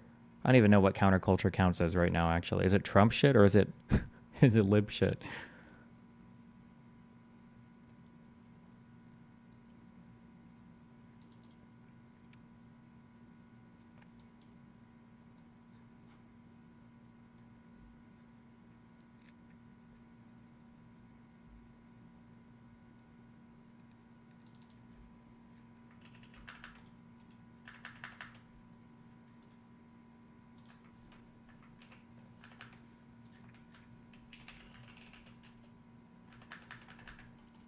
did Matrix even get banned? What happened?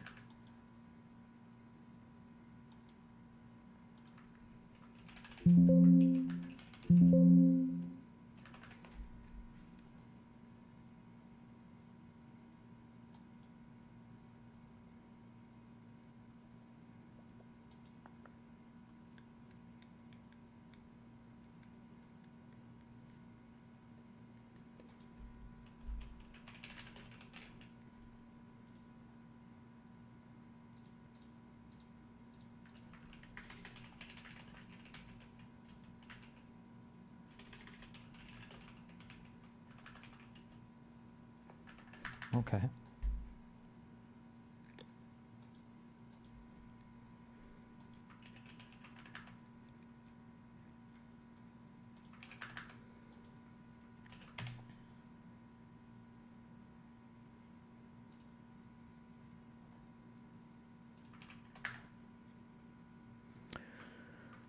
Imagine living with a friend for 3 years. 3 years invested in someone only to learn in an instant there was never any real connection, no sincere interest in the person, and he'd happily abandon his friend in her fear because she wouldn't provide sex.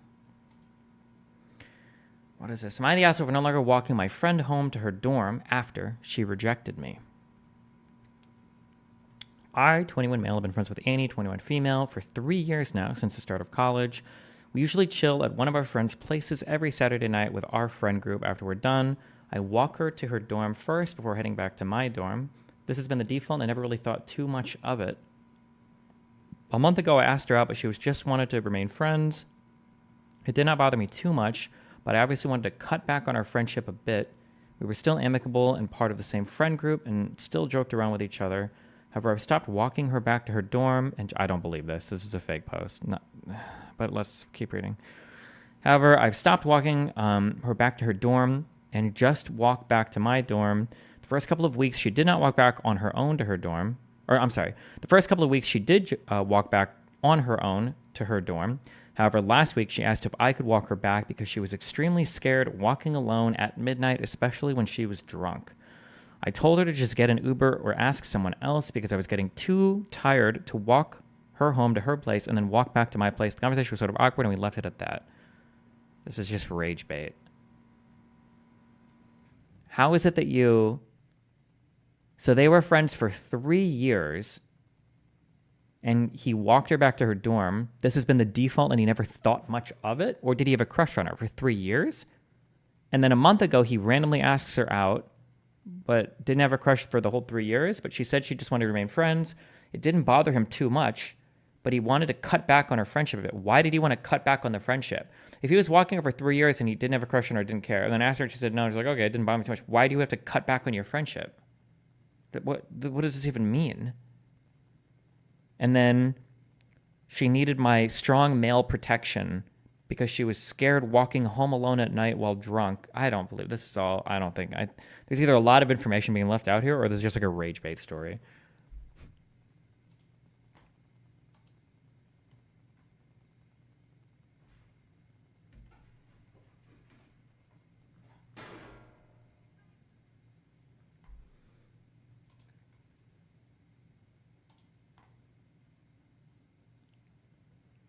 Where did he say he didn't have a crush for long? When he says that he walked her home, it's been the default and he never thought much of it. What does he mean he never thought much of it? Or it was the default and...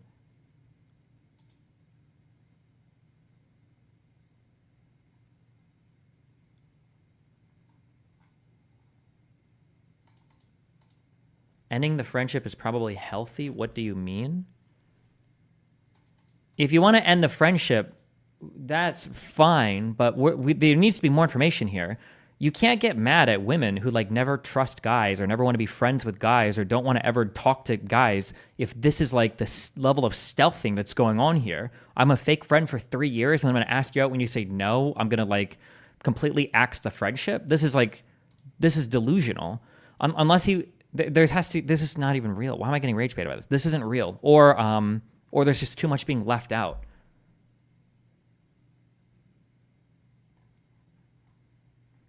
This is like some deep undercover shit. Destiny, he was clearly crushing the entire time. Why not say that then? Where is that in here? Where? Where do you see that? It's possible he grew feelings after being friends for a while. I don't believe that. Guys don't do that.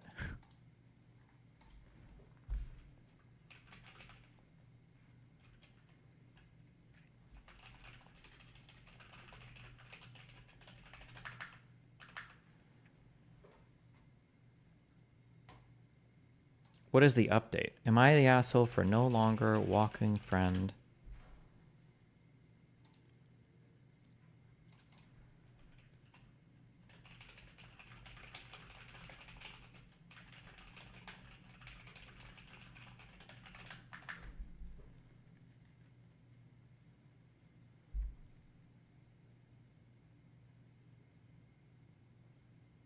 He literally said I had a crush on her for 3 years. Are you stupid? I'm sorry, did I just misread that?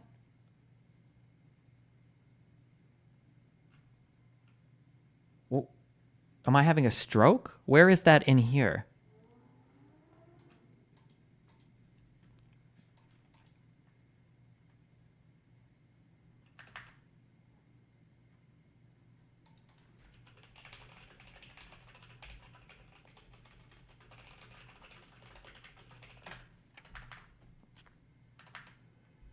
It's on page 2.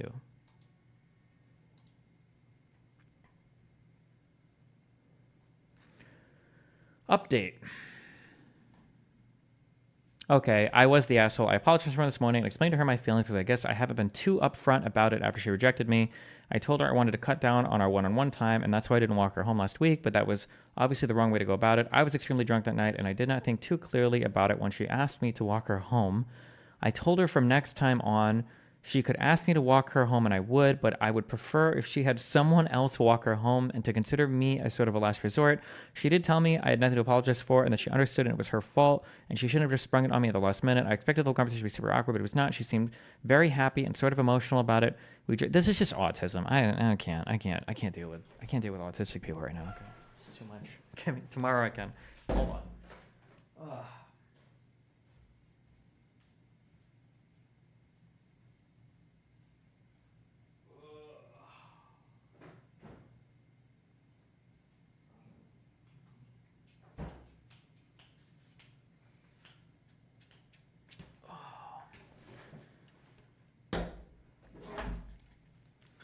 Why I feel like there has to be a way to control this, okay? When I get too high on LSD or mushrooms, I have a feeling that my whole being is dissolved away into some other fucking thing that's like coming into an area and it's just like locked here forever. Does anybody any idea what the fuck I'm talking about? I need to not have this experience anymore. It ruins trips for me. I hate it so much. Does anybody know what I'm talking about? I feel like I destroyed my ability to appreciate psychedelics when I did mushrooms the first time. I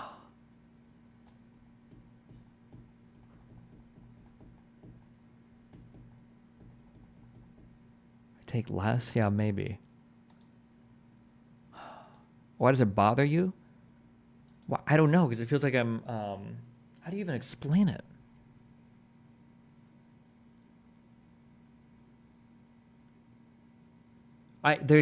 The problem is that the feeling comes before any thought or feeling. So I can't explain it. I don't know how to explain it. Like you're losing touch. You're completely losing touch with reality. Like everything is just, I don't know how. I'm not sure. I can't explain it. It's just not a good feeling.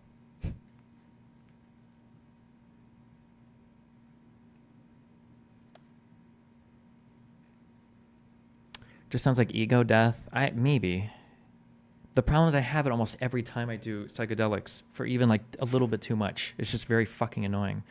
You're psyching yourself up to always think something bad is about to happen. No, that's not even true.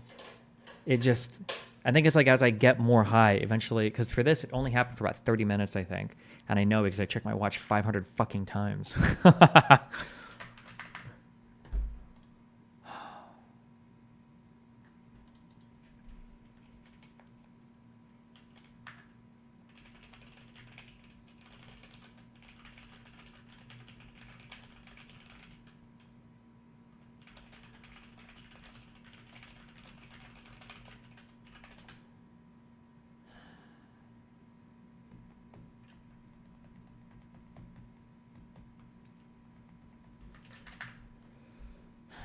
Okay, I don't care. We're done with this.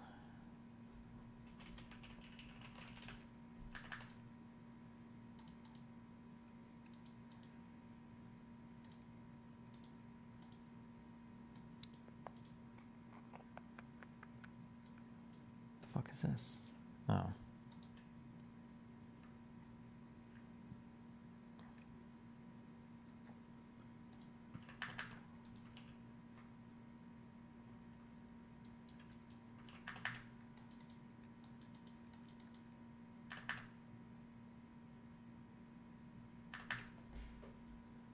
Did you go over the guy who set himself on fire yet? What am I supposed to go over? Change settings, go to a different room, go for a walk, change music. Yeah, that's usually what I do. Change songs, start walking around the room, and that seems to like resettle things. It's just, oof.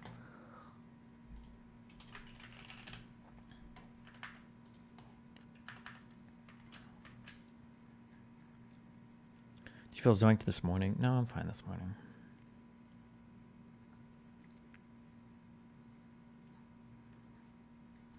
Wait, where are these Hassan memes?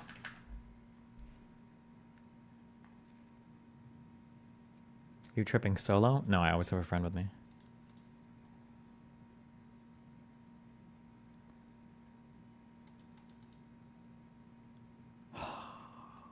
God damn it. I did it again. I did loop. I had a thought loop. I looped again today, guys.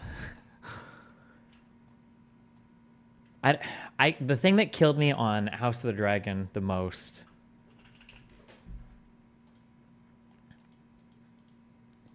the concept of a small council meeting is so horrible and boring. It's like people that run business in the kingdom, like doing kingdomly. It's like such a horrible concept. But every character in Game of Thrones sold all of this so well and so fucking hard. God, fuck. This is why I couldn't make it past like episode 3 or 2. Bro, these small council meeting, who cares? Like, and are presently reading the stepstones of I don't know how to explain it. I watched 2 or 3 episodes. I didn't care about any of these people. I don't like any of them. I don't care about any of them. They're not interesting. I'm not cheering for any of them. Who? I don't care. They call him the crab feeder due to his inventive methods. Oh, the edgy daughter who's like the most tropish fucking, I want to go off and do my own thing and I'm shunning my royal family and duty to be an adventurer and... Cupbearer must not be late. Leaves people wanting for cups. I was visiting mother. And is distracted by his... God, it's so boring. And then these guys. In the north, I warned you, but you did. God, the writing and the performances and I'll even say the cinematography of him leaving with Robert Baratheon screaming at him Care to hear well. after he drops his badge off. There is a son. Wait. And good luck to him. I thought you were a better man. Oh, it's... Out, damn you, I've done with you. Go, run back to Winterfell. It's all so Have your good. head on a spike. I'll put it there myself, you fool. You think you're too good for this, too proud and honorable. This is a war. All of these were so good. My children. Where is it? This whole scene. God's happiness is not my concern, nor should it be yours. She's a child. She's flowered, I assure. And it is past time you were wed. I was wed. Don't you remember? I can't. Only too well. You should be thanking the gods for this. This is more than you deserve. Tyrion will do as he's bid. And then this one. As will you. Oh. What do you mean? You'll marry Sir Loras. Oh my god. All of early Game of I Thrones will was so good. Oh, fuck. Okay, I'm done. I don't know why it pops up on my YouTube recommended and then I click it and I can't help myself. Oh, fuck. This is all because of the book's first show was taking all the content from it. This one is making its own stuff. That's not true. D&D are good writers. There's a lot of original material that they did for the first 4 seasons of Game of Thrones. It wasn't just copying the books. They legitimately did a really, really, really good job on it. Okay.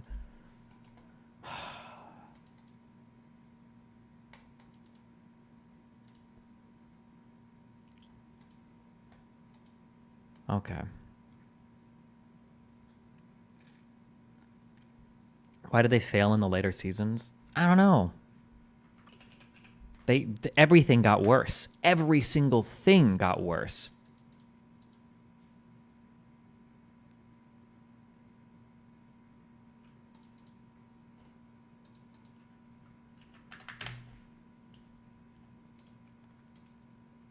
What is this? I don't look at what my news telling me. I try to only see facts.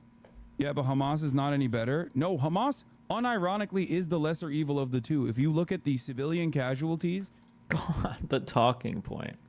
If you look at the civilian deaths versus the deaths of soldiers, Hamas's percentages are infinitely better than Israel.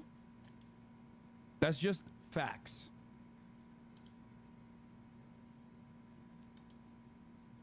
So no, Hamas is the lesser evil. That's how fucking awful the IDF has been.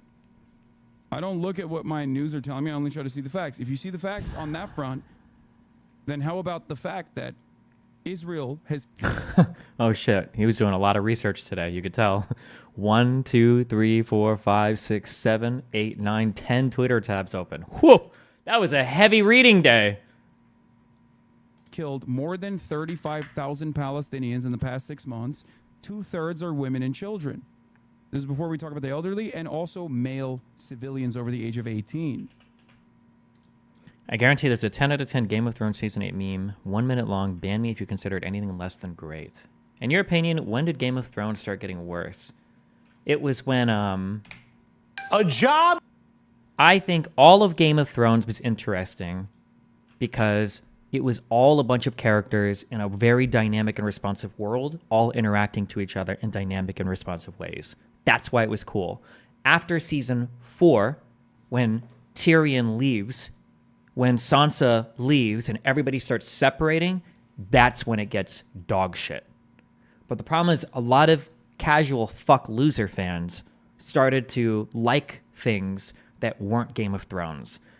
Arya's story with the faceless men, that's like a Lord of the Rings story, or that's like a archetypical whatever the fuck story. That is not a Game of Thrones story. Like, Arya Stark literally had like 10 episodes plus of her in some part of the world, communicating with nobody, doing nothing to affect the world, not responding to the outer world in any way. Now, and then same thing with everybody that ends up going to Daenerys, are stuck in another part of the world, not interacting with anybody, not doing, like, none of that was interesting. All of that, everything related to Daenerys was dog shit. Like, the interesting stuff was the Starks and the Lannisters and King's Landing and Winterfell and the Tyrells and all of that. All of that was interesting.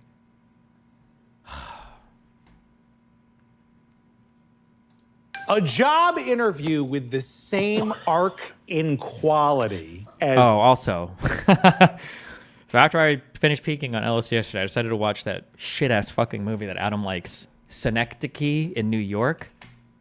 Has anybody seen this? What a horrible, pretentious movie. My God. All I was thinking the whole time was, I could be watching Iron Man 2 again. Why am I watching this? My goal is to give so many horrible movie takes, I trigger the fuck out of Adam. I want to make him come across the table. I wrote a whole essay on how Iron Man 2 explores all the themes that this movie does in an infinitely better and more concise way and wraps it all up nicely in a heroic plot. The idea is to do a massive theater piece. What was this used for? Plays. Like theater plays? Damn. If you're bored and if you trust Kaufman enough, this is a super, super, super interesting movie. You can think about so much after it. I'm probably gonna spend like an hour and a half talking to Adam today about this. I'm just curious what his thoughts are, because I don't have like the mind for critical movie review. But this is such an interesting movie in so many different ways. There's like, I read the plot synopsis for this like 2 years ago, and the plot synopsis just seemed goofy. Like at one point, Caden, the actress hired to play Caden's wife, falls in love with the actor that Caden hired to play him. Like it just seems so ridiculous, but it's, oh fuck, this movie is so interesting. He has a 6-hour review on it. Oh fuck, I should have watched that. I didn't realize that. Oh fuck me. Oh well, now I feel like I'm gonna retread then a lot of that video and not realize it. Rate it out of 10. I don't know how I would rate. I don't even know how I would rate this movie. I don't even know what this movie's about. I tried to avoid. I didn't want to like read a bunch of reviews and shit because I feel like I'm just gonna end up copying like whatever I read. That's why I kind of just want to talk to Adam. I just have a bunch of questions. I don't know what this is about. What does it mean to be an authentic person? Like, are you only authentic because of what other people tell you to do, or is it just about like how do you find meaning in your life without somebody else directing you, or is anybody even their own unique person? Could anybody be swapped in with anybody else and it really doesn't matter? Or, I don't know. This is like a heavy, this is like a heavy movie. Or it's not, or it's just really goofy. I don't know. Why is the lady the wallpaper? Can I look at that, or is it going to spoil the whole interpretation of the movie? Is it just because anybody can be replaceable, or anybody can play any role or any part and it doesn't matter? Why was her house on fire?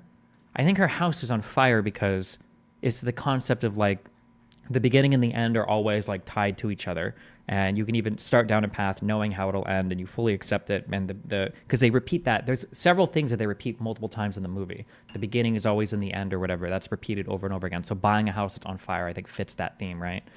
But what an interesting movie. Fuck. Watching it coming down from LSD was also interesting. I don't know how much my mind like played into that versus, I don't know. Game of Thrones. Oh, vey. 2 years at Anthem. Oh, sorry.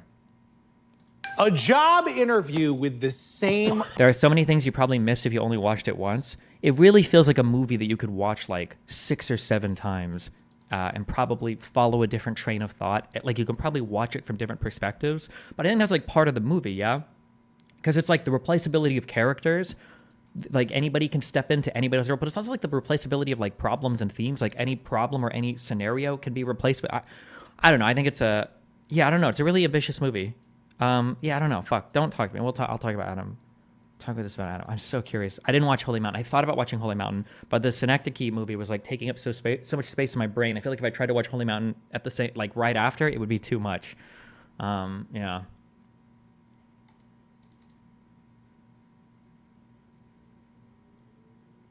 Isn't the content of the movie and being authentic kind of related to how you don't want to read movie reviews because you might yoink their ideas? A little bit, but the weird thing is that if you start thinking about the movie at all, I think you can relate it to almost every possible conceivable thing. But I don't know if that's just me being pretentious or him being pretentious and it working out that way, or if that's kind of the point of the movie, that anything can be related to anything, or if it's so absurd. But it's like, it's so interesting. Like the big speech that the preacher guy gives at the fake funeral. It's the 3rd iteration of the funeral, and it's a fake funeral, and they've got fake rain, and people are holding up umbrellas behind a green screen of real people holding up umbrellas, while the guy gives a speech that Caden just wants to hear for himself, but it feels better because it's coming from the other guy, even though he wrote it for him, or what? Like, I don't know. It's just a super interesting. It's a lot. Yeah, I don't know. Jeez. The writer is Giga Brainy. I mean, yeah, he did the Eternal Sunshine of the Spotless Mind, which is also a really nice movie, but way tighter or less ambitious than this movie.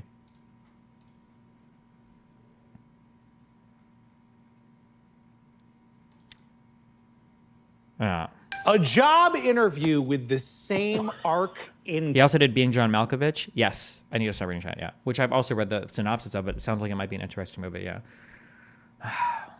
A job interview with Okay. the same arc in quality as Game of Thrones. Oh, they. 2 years at Anthem, which is amazing. You had the sort of senior vice president over at Oh, Blue no. Cross Blue Shield. And then in the last year, it says kicking dogs. Yeah, I just sort of thought that I would wrap things up pretty fast because I knew that I had another opportunity. And I know that I could have taken longer to, you know, work on the career that I had already established, but I just decided that I wanted to kick dogs. Right, because I noticed that it was under the Blue Cross Blue Shield heading. Did Blue Cross know you were kicking dogs? So I was getting paid no matter what, so I just decided to do whatever I wanted. And that was? Kick dogs in the face and body. That was okay. Was it amazing? No, but it was okay.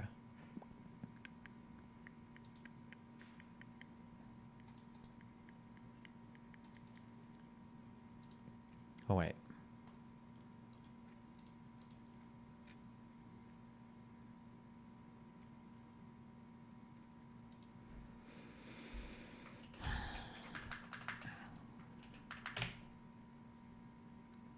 Ben Thorpe has been arrested and is currently in jail for breaking the restraining order with Grace Thorpe, his daughter. Okay.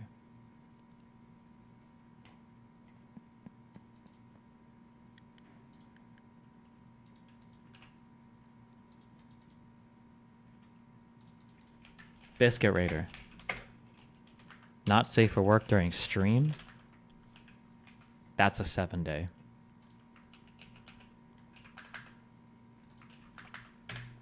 Okay, everybody, hold your breath.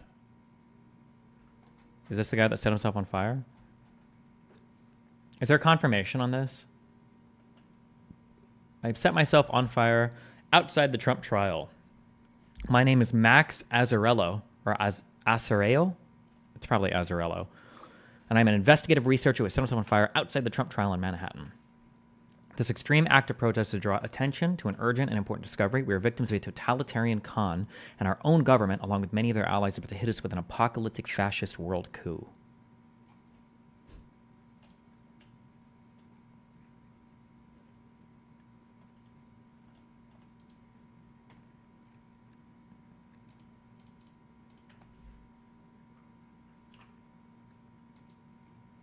Okay, you guys can breathe again, sorry. Is there any confirmation? Somebody should, yeah,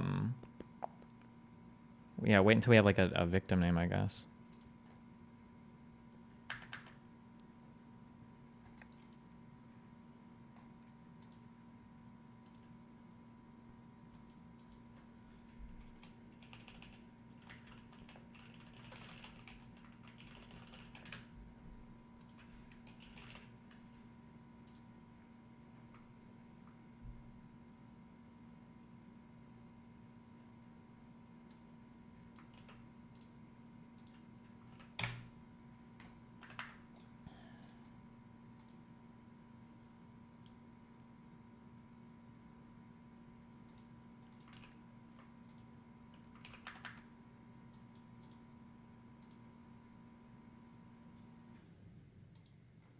Oh, shit. Hold on. If this is his sign, it aligns with what he said here. Trump is with Biden, and they're about to fascist coup us.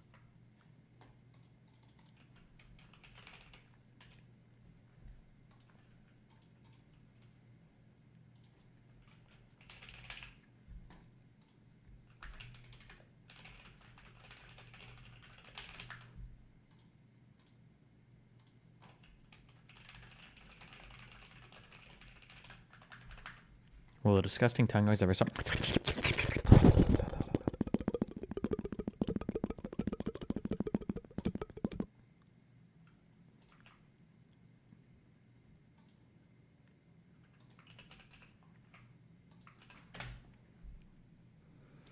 QR code from a poster in the park links to a Substack page with the heading, "I have set myself on fire outside the Trump trial." Oh, God. People be killing themselves with QR codes. Where's the QR code? Really?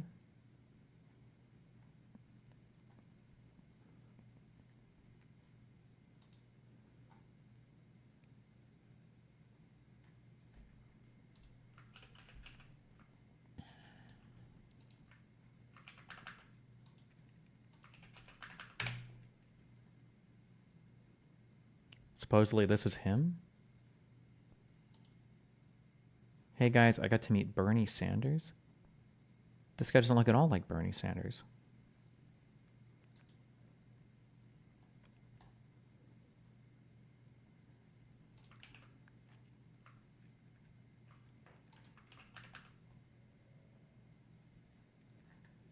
Hassan already coping, saying it's different from that one dude. Well, I mean, it is different, right? What do you mean? They set themselves on fire for different reasons. It's still stupid, but...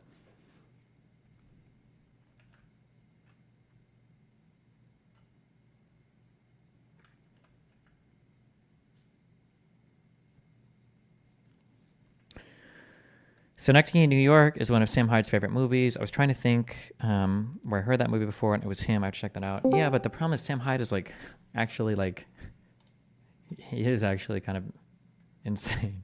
He's probably like a neo-Nazi or whatever. It's kind of disappointing, but Hello. Hi, what's up? Hey, saw the podcast you did that you just uploaded. You were talking about Dr. K. Yeah, you got like 3 minutes. I've talked to death about this. I don't care. Oh my God, people Okay. want to hate him so much, and I just don't care that much about it. But go ahead. Okay, well, if you don't care, then I'm not gonna really bother because it's gonna be a longer kind of discussion about like why you shouldn't trust him. Why do you think you shouldn't trust him? Same reason why you shouldn't trust a doctor who says birds don't exist and it's a government conspiracy. The guy is clearly unhinged and a liar. Even if some of these Ayurvedic practices he recommends, like, that are harmless, that like meditation, even if some of the advice he's giving is good, you just shouldn't trust someone who says some of the things that he says. I mean, I feel like he's just not a reliable source, and he is potentially dangerous. Sure. I feel like what I would be interested in is if somebody could link me something, if somebody could show me a clip of him like recommending something irresponsibly, that would be something I'd be interested in. And then I could be like, Right. okay, yeah, this is probably, you shouldn't be saying stuff like this. Well, right, and I mean, a lot of the situations that he puts himself in are kind of weird, like with Reckful.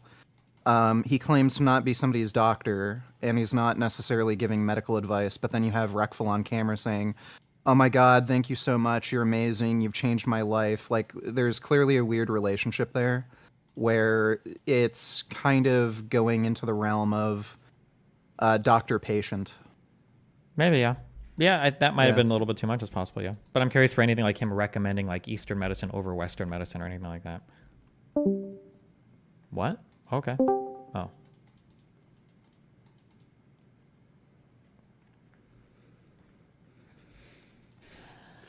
Hello? Hi. Oh, my Discord.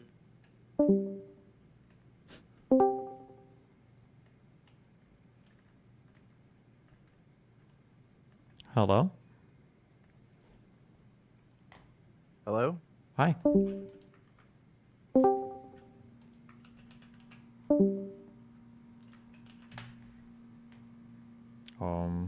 But when you're promoting... Wait a second.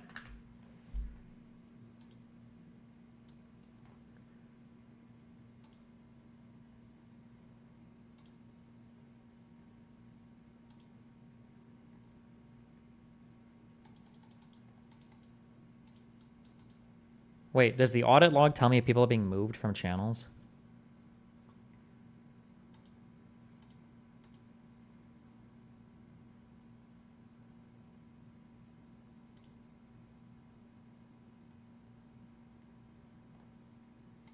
Okay. I don't think anybody's moving him. He's just as a heads up, I don't care if you're Dan or August or Cake or anybody else. If you're moving random people on the channel, I will fucking lose my shit. But I don't think anybody moved him. I think he just He's just having Discord problems.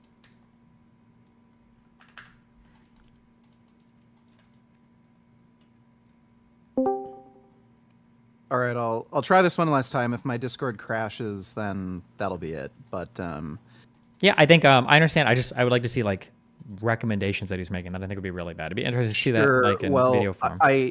Yeah, so I can't find any specific recommendations that I would say fall under like harmful. Most of what I've seen him like recommending is stuff like meditation, which are treatments that are harmless and could have potential benefits. What I do think he's doing that is just harmful in general, not to say a specific individual, is if you watch the Dr. K, Dr. Mike debate, he was clearly trying to undermine mainstream medicine.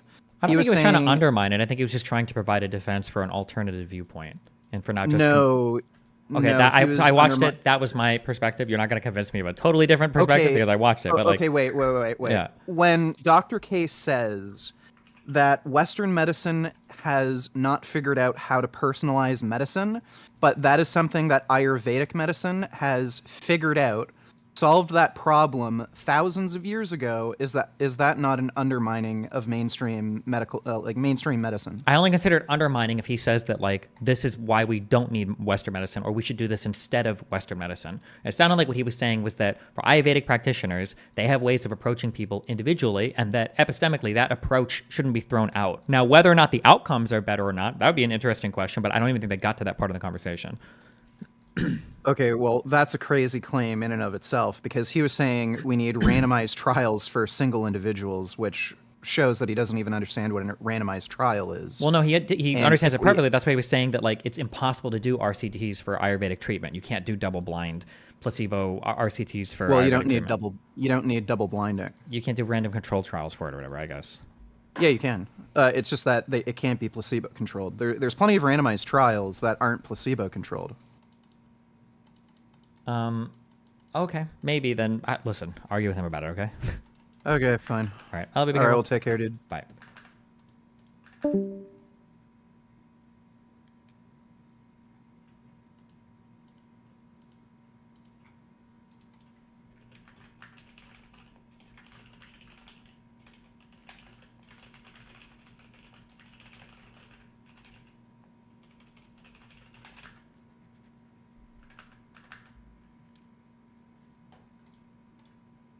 Okay, Chud, what do we got? I don't give a fuck about someone's religion, but when you're promoting it and wrapping it up in your doctor shit, you can fuck off. No. Oh, this is more Dr. K shit. Damn, he really triggers the fuck out of people. My God. Okay. Hassan, talking to the kid. Where is it?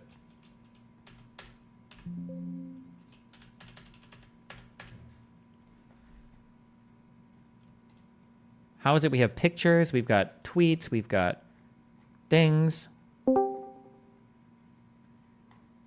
Oh, go, what's up? Yeah, hey, just here to quickly plug PV, some of the PV stuff that we're doing with the DGG community.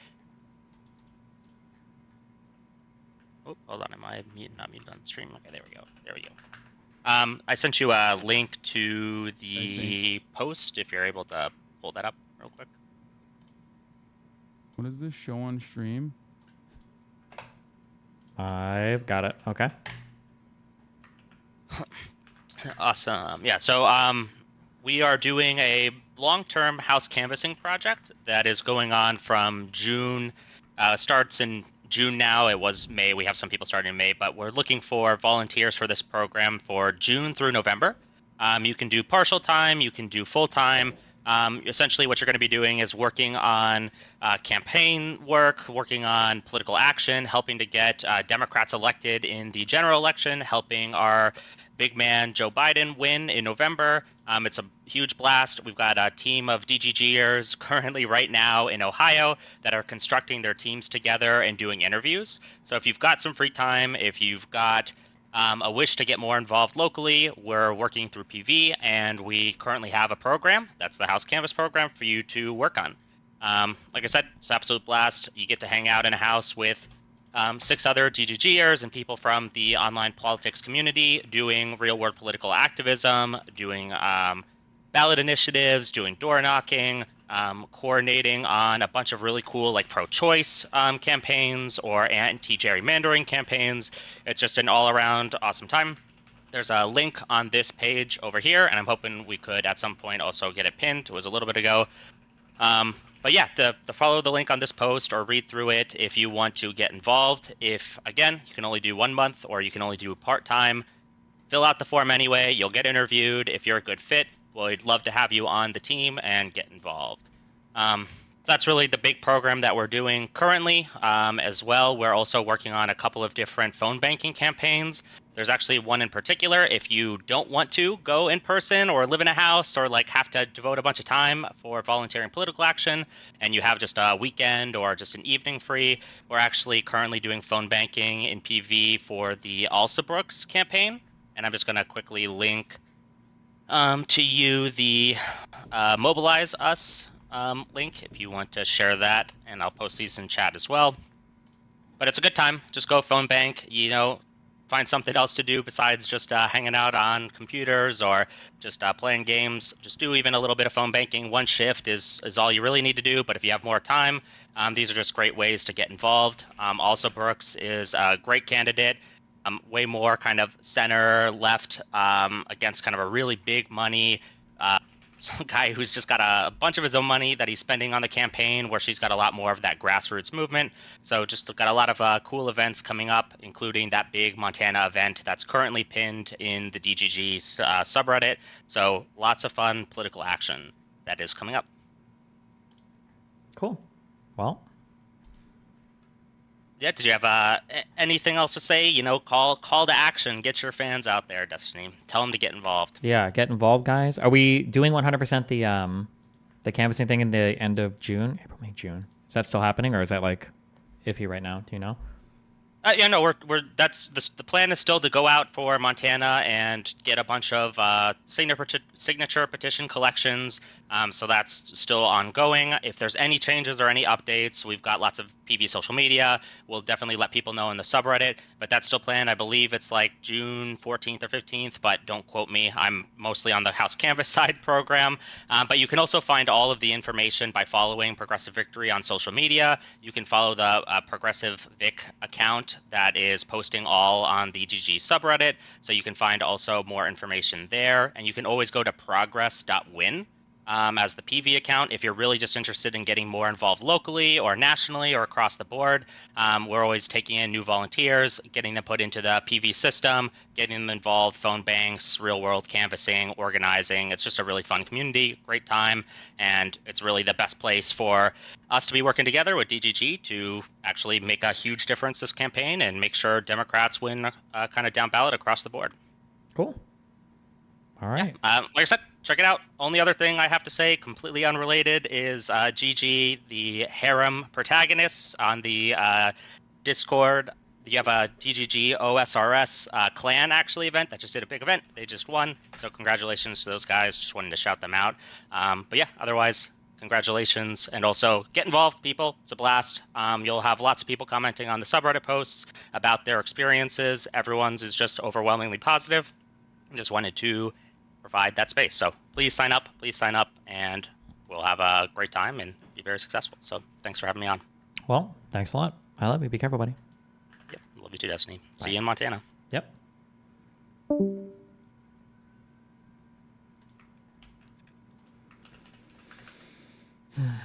What is this? We really don't want people to think of feeding food like Okay. ours. Fuck. I need to just make a Twitch account and get Twitch Turbo. I should do that. Actually, there's no reason why I haven't done that. Fuck it. I'll do that. Add it to the work list. Twitch account.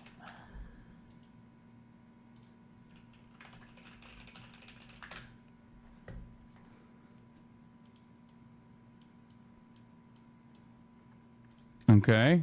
Camera is black now. Still can't hear him. Hello? I can hear you now. Okay, I can hear you. I can see you. Oh my God, you're a baby. What the fuck? You should be joining Mezarvolt. What the fuck are you doing? Can How you hear old are me? you? Wait, my mic working? My mic's working? Yes, yes. Your Holy mic is working. Oh, alright, I'm sorry. bro. I am sorry for the disturbing with the microphone situation. How old are you? Right off the jump. I am 16. I'm not that old, I know. Why? But Why? I just, why I have just, you? Okay, you're 16 years old. Why haven't you joined Mezarvolt? What'd you say? Are you a socialist? I'm first of all, I want this to be want this to be respectful. I don't want any harassing or cursing because you know I'm a 16-year-old. You can get cancelled for that. I don't wanna. I don't wanna do anything. Of course not. Of course not. Okay. Okay. Are you familiar with the group that I just mentioned? It's called Mezarvolt. No, I am not that active. I just came on Twitch. I just wanted to like.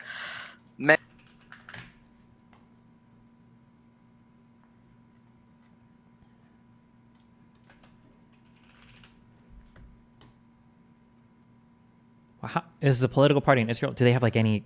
Are there any Knesset members, or is this like an irrelevant party that they just don't even have a Wikipedia page?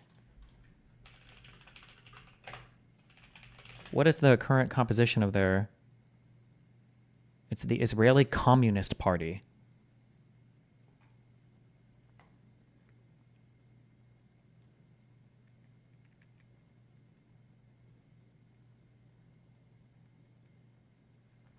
Okay.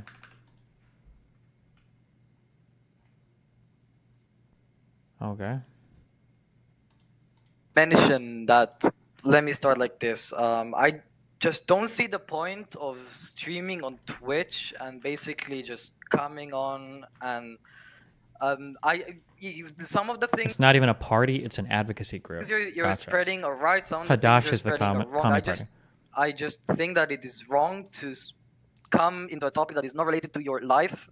And maybe if you're Muslim, if you're Palestinian, I get it. Okay, you can. I am Muslim. If you're Palestinian, I get it. It's okay. Wait, you said if you're Muslim, I get it. I am Muslim. What does that mean? What does he mean when he says that? Are Muslims trying to make it like an ethnic thing too? Like, I hate the culturally Muslim shit. Jews can get away with being Jewish because it's an ethnicity. Muslim is not an ethnicity. That's so cringe. Culturally Muslim, that's such a cringe thing. God, it's so cringe. Culturally Muslim means that when you grew up, you never ate pork because it's like fucking, what is it, halal or the opposite, haram? I don't even fucking know. And then you like grew up not eating it, and then you like, you're not Muslim anymore, but you still just don't eat pork because you're like, it's probably not good for you. They don't fast, they don't do Ramadan, they don't do anything else. They just don't eat pork. And they're like, oh, I'm culturally Muslim. That's literally it. That's all it is. They don't eat bacon, okay?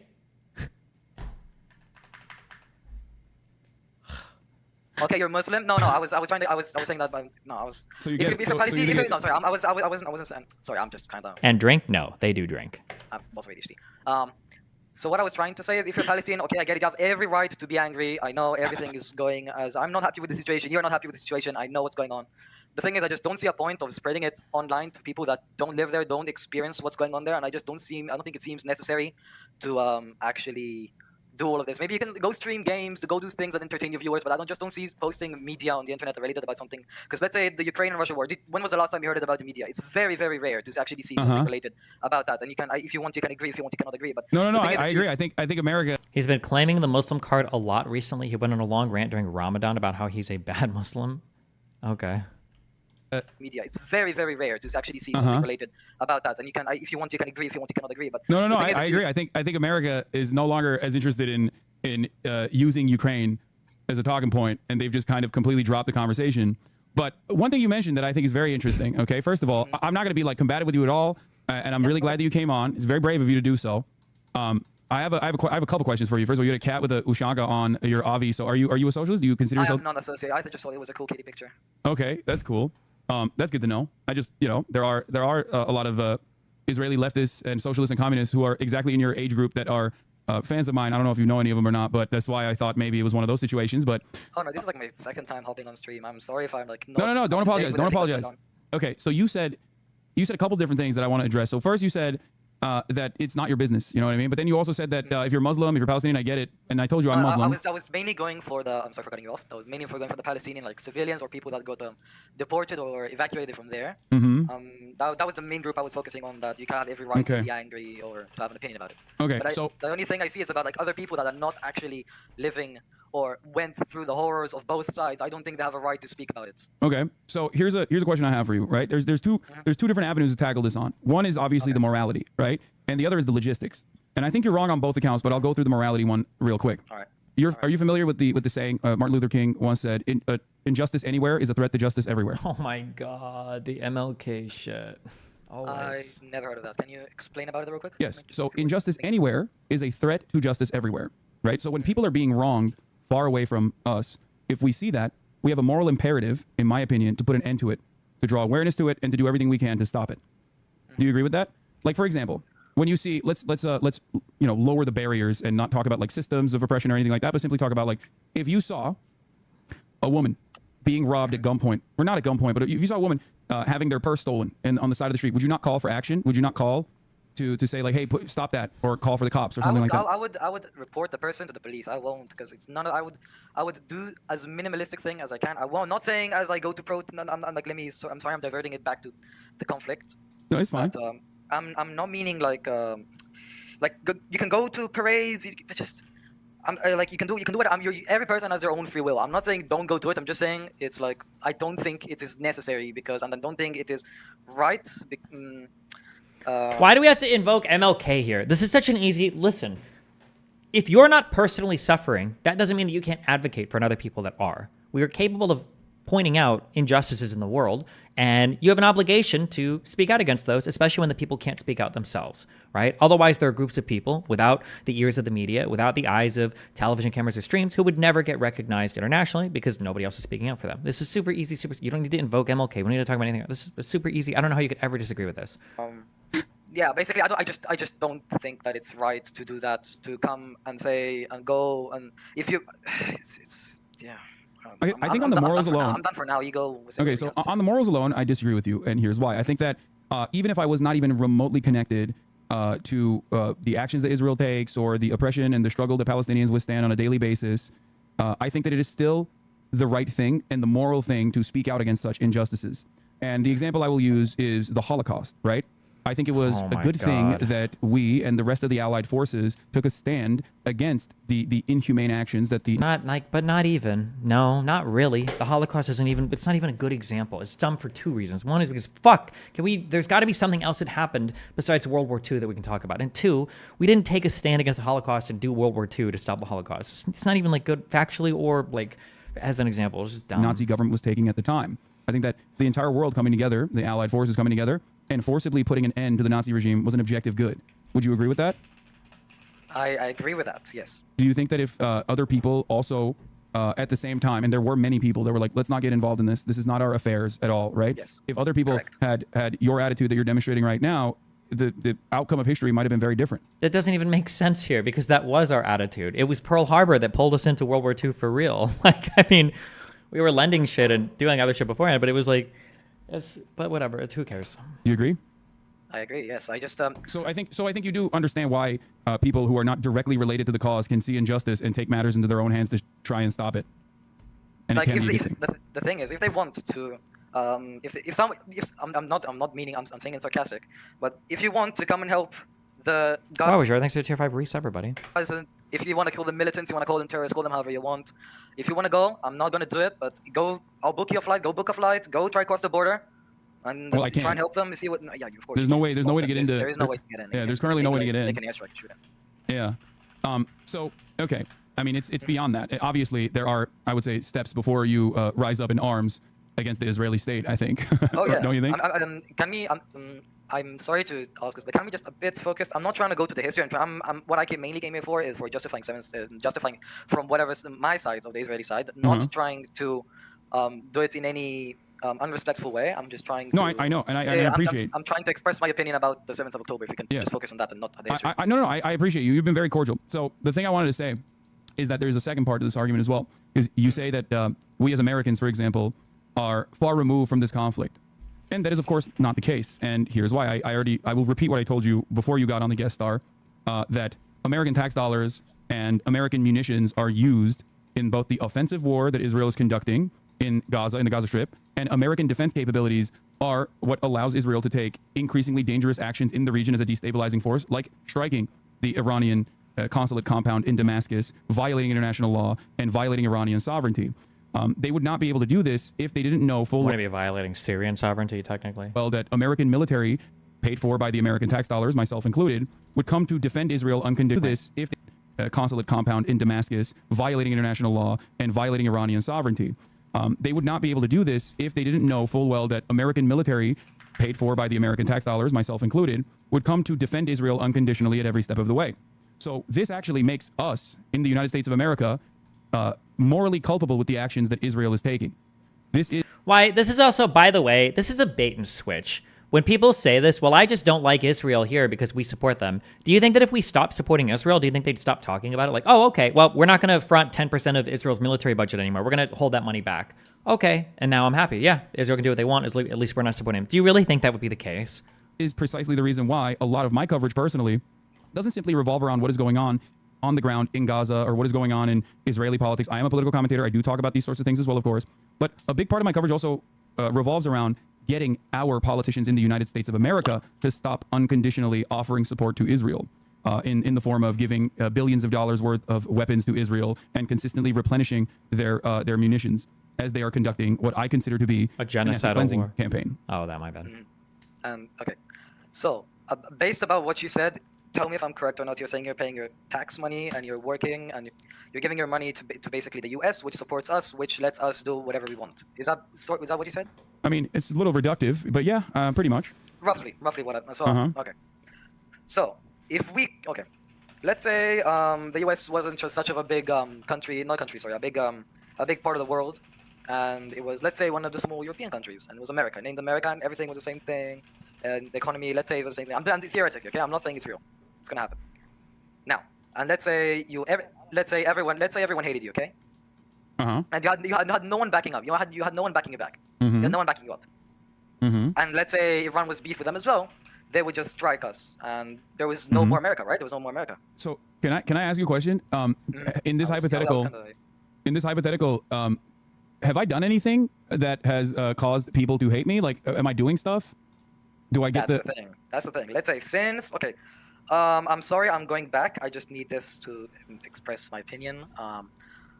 When the Holocaust happened, I'm sorry I'm going through this. I said I won't. No, don't apologize. It's fine. Go ahead. Because I want to keep this as organized as possible.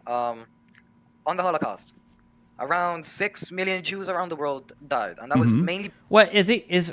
Okay? I'm getting micro triggered here. When Hassan has like guests on that he's got, I feel like Hassan does two types of conversations. Okay, correct me if I'm wrong. Maybe I might just be getting micro triggered. Okay, when Hassan has people on to circle jerk him, he is there and he's like asking questions kind of so that he can say what he believes and they can say things that he believes as well. And then he just kind of circle jerks. And then when he has adversarial conversations, he's not really like talking to the person or paying attention. He's like kind of talking at the audience. And like the whole time the person's talking, tell me if I'm getting micro triggered by this or it's not true. He's not even really listening or watching the person. He's just like looking at chat and laughing at this person the whole fucking time. Am I wrong on that? Am I just inventing this in my head or? Because the Germans just disliked or had any sort of disagreement with the Jews. It's a little bit more complicated than that, but I know it is a bit more complicated, but that's roughly what it was, right? Judeo-Bolshevism, as you know, they hated communism, socialism, trade unionism. They wanted an outgroup, a permanent outgroup, and they found Jews to be the historic enemy, which was a very comfortable narrative for them, as you know, as I'm sure you're aware of. I don't need to educate you on Jewish history. Jews have always been the number one villains in the eyes of all of these monstrous individuals, right? Centuries of pogroms, whether it be Tsarist Russia or whether it be Spain and all these Christian countries, they've always somehow found Jews to be the responsible party for everything and lied about Jewish people drinking the blood of Christian babies and whatnot. Germany was kind of playing on that age-old classic. It was bullshit, of course. I mean, obviously, Jews were not responsible for the things that Germany claimed that they were responsible for. It was economic collapse after World War I and many other factors. But yeah, you're right. So now I will continue. Sorry. So if that happened, wait. Okay. Where was I forgot. You were talking about how the Nazis set up a dehumanization campaign against Jews in Germany and everywhere else in Europe, as a matter of fact, that ended up justifying, in the eyes of their allies and in the eyes of Nazi Germany, the complete death and destruction of the Jewish population, 6 million Jews specifically. Yeah, okay, thank you. So what I was coming on to say, if America, if it happened, let's say to America, if it's a, no, wait. It is very late here. I'm sorry. My brain is just like 2 a.m. here. I'm sorry for my brain. Yeah,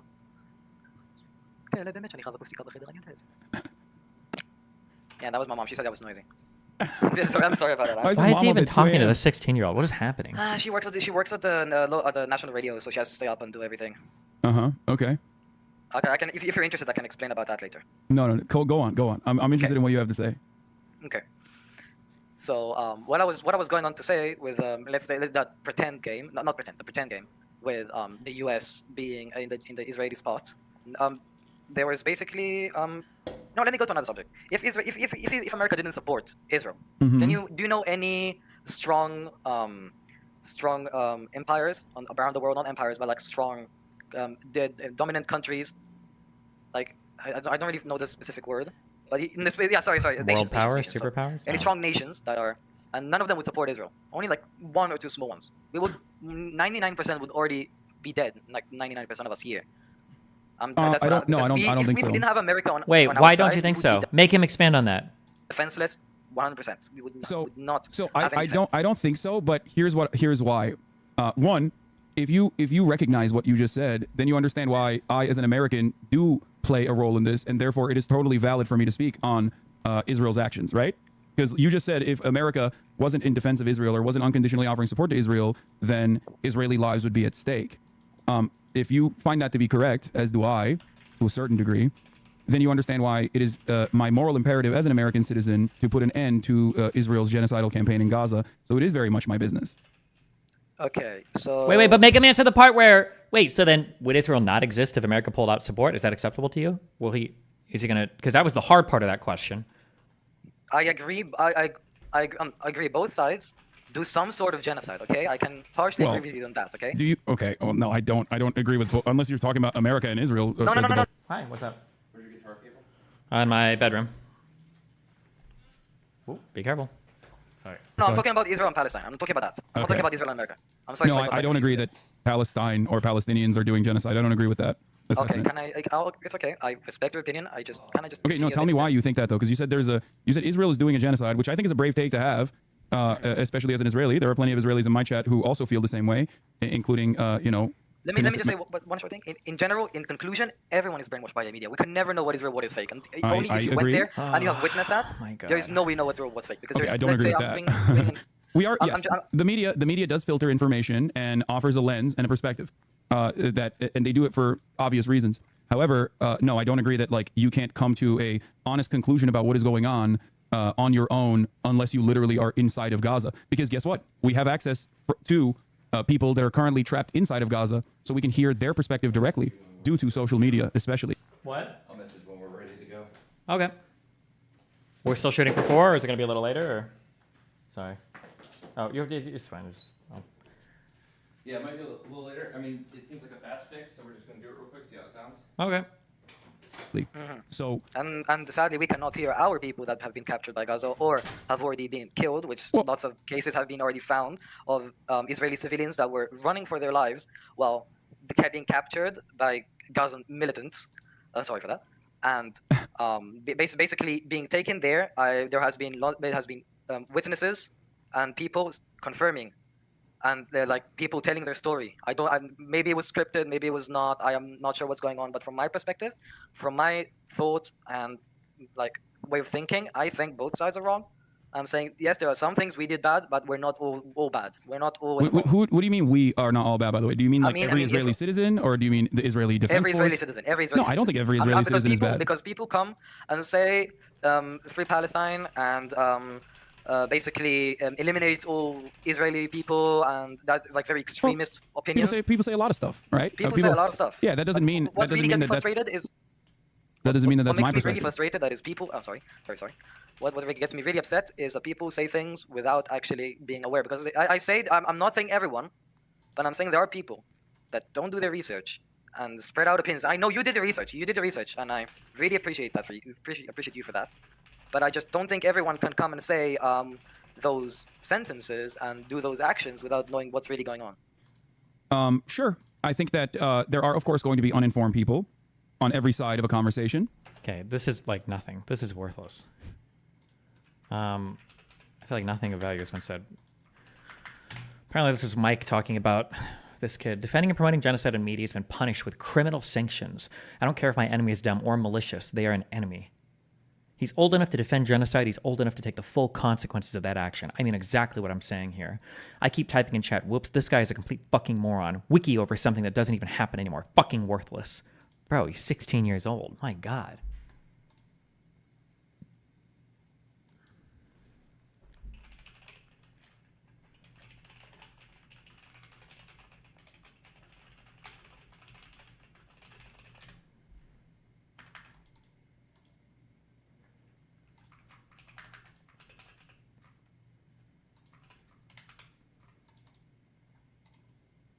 I don't know if you know this, but like, this is the most amount of work I can do. Do you think I don't think about that? You think I don't think about it? First of all, I have gone out there to protest as well. I literally fucking went to Melbourne and attended a Palestinian protest. But it is interesting that you're... Oh, is he talking about when he went to his like fun Australian trip? He graced a protest with his presence for a bit. And went to Melbourne and attended. Think about it. First of all, I have gone out there to protest as well. I literally fucking went to Melbourne and I have gone out there. Wait, hold on. I don't know if you know this, but like, this is the most amount of work I can do. Do you think I don't think about that? You think I don't think about it? First of all, I have gone out there to protest as well. I literally fucking went to Melbourne and attended a Palestinian protest. But it is interesting that you're saying that, because behind this fucking keyboard and behind this screen for the past 10 fucking years, I've been able to, one, change a lot of minds on this issue to help them see the truth. Maybe even yourself. I've offered 7 months of relentless coverage despite the fact that a third of this community left because of the coverage itself and because of my opinion that did not change over the past 10 years, even after October 7. But not only that, but these sacrifices, quote unquote, are nothing in comparison to what the Palestinian people are experiencing, which is a point that I reiterate quite thoroughly. But obviously, this is me maxing out my potential. Maxing out his potential. God damn. This is Hassan's maximum potential.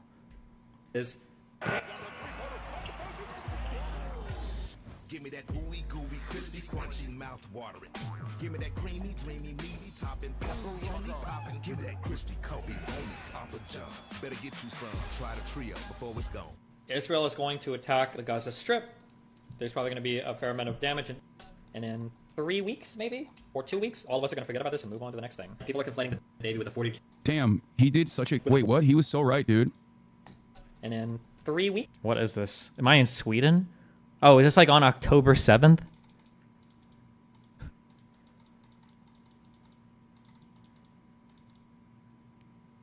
I think, is that... Oh no, October 10th. Never mind. Listen, that's what's happened in the past. People attack, people move on. Nobody gives a fuck. Maybe. Didn't happen this time, though. All of us are going to forget about this and move on to the next thing. People are conflating the baby with the 40 babies, and it's not like every single baby was...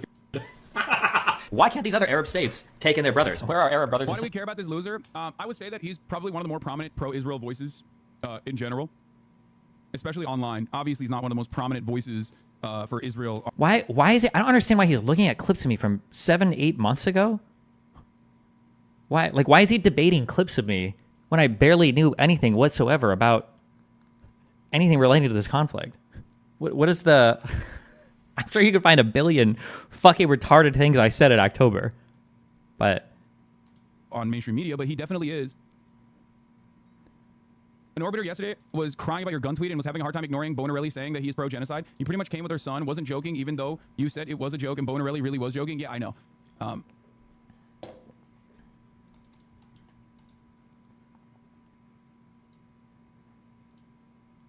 Look at the likes.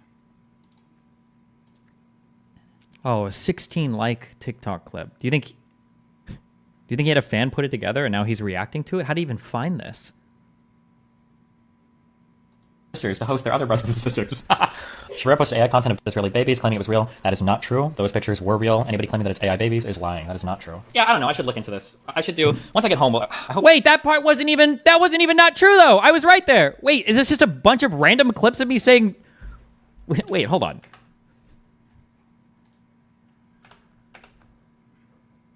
Sisters to host their other brothers and sisters.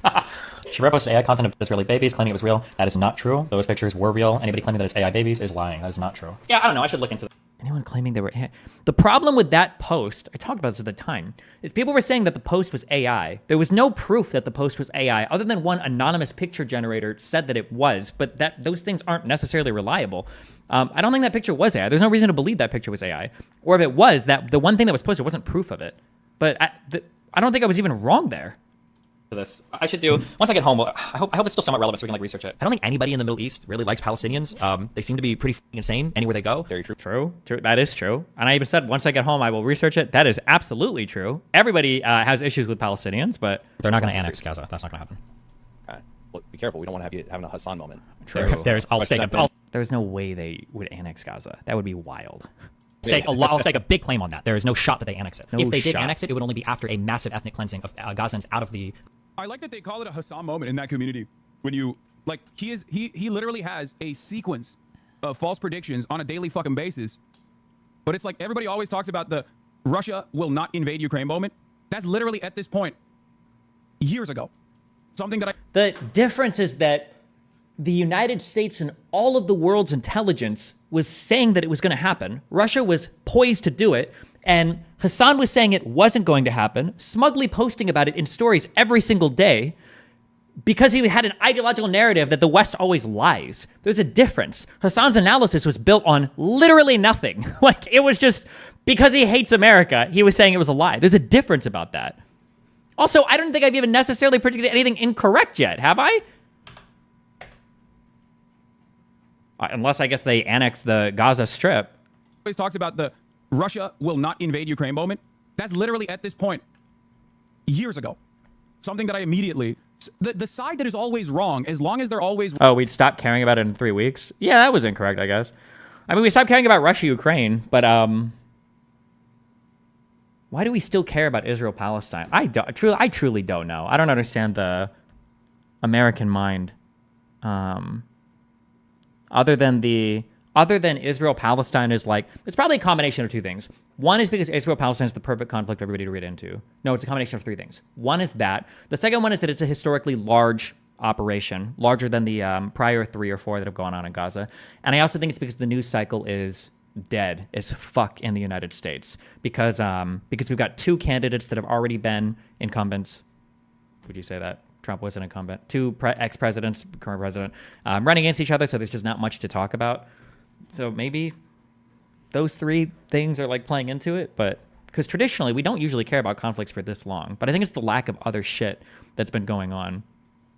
Wrong, but along with America's State Department can always consistently get things wrong. It does not matter.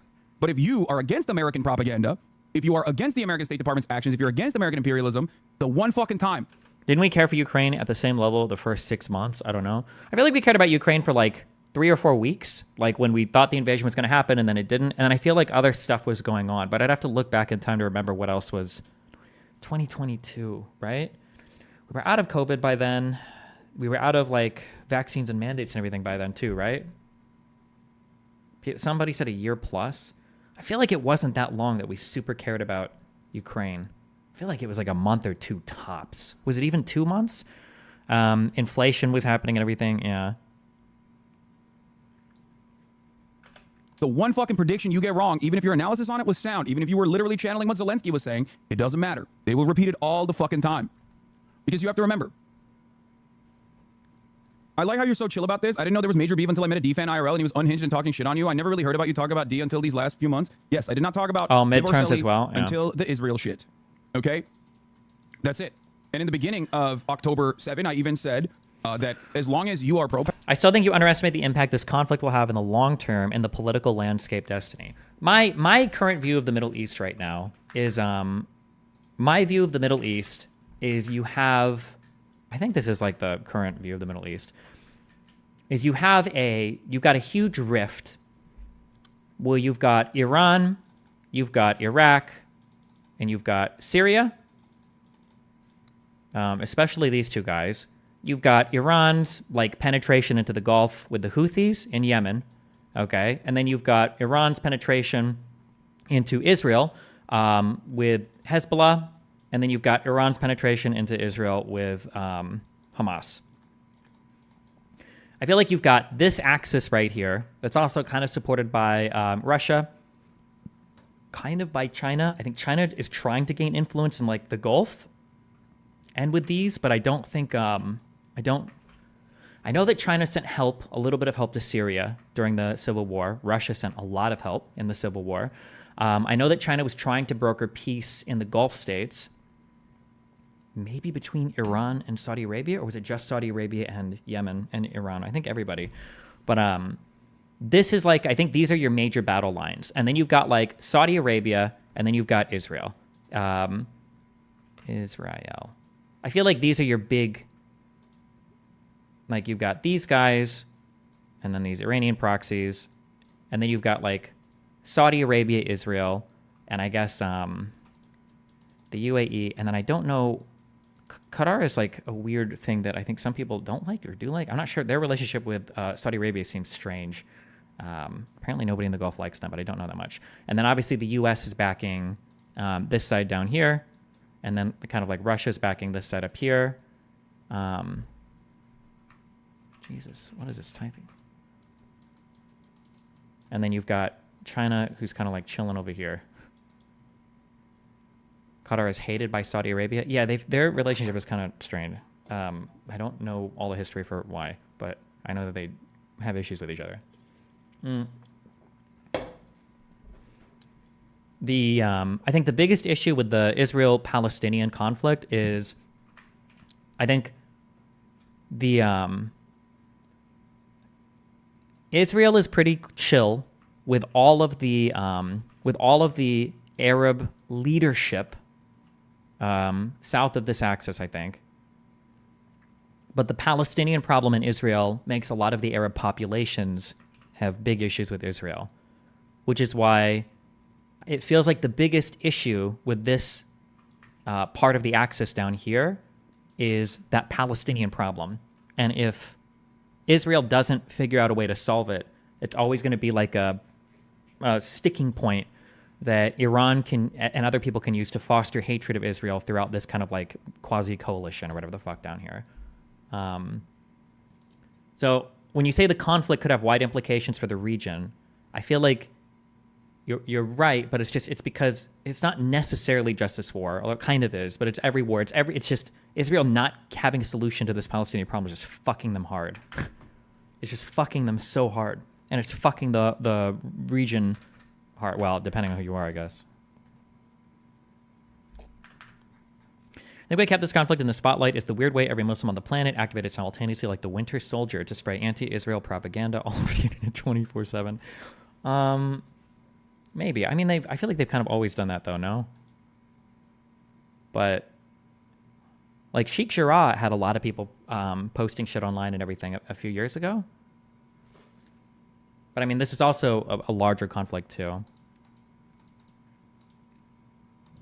It would be no different, dude, if the Palestinians never existed. You really think it goes away because of the Palestinian conflict? I think that the Palestinian conflict is giving a lot more legitimate reason to hate Israel. I think there's a lot of subject matter there to mine for continuing to fucking hate Israel, I think. It just needs to be solved. It's not only up for Israel to have a solution. Unfortunately, the Palestinians need to eventually come to the negotiating table with a serious proposal. I'm sure Israelis would be willing to make a sacrifice if something serious was presented. Maybe, but if you're a Palestinian, remember, I think you have to look at the incentives, right? If you're Israel, you want to solve this problem because you want to have a stable country. You want to start forming stronger and more stable relationships with other countries down here in the Gulf and in Africa.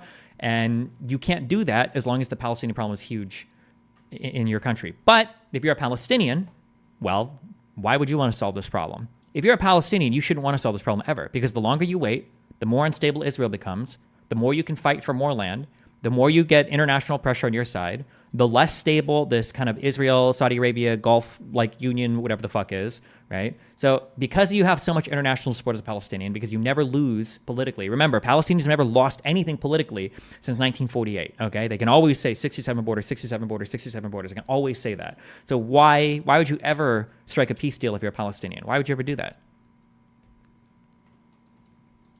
Israel gives no fucks about PR. We probably aren't going to see support wane for Palestine until the ICJ court decision. Israel does care about PR, or they should. PR is incredibly important for Israel. It's arguably the only reason why that country has survived to the point that it has.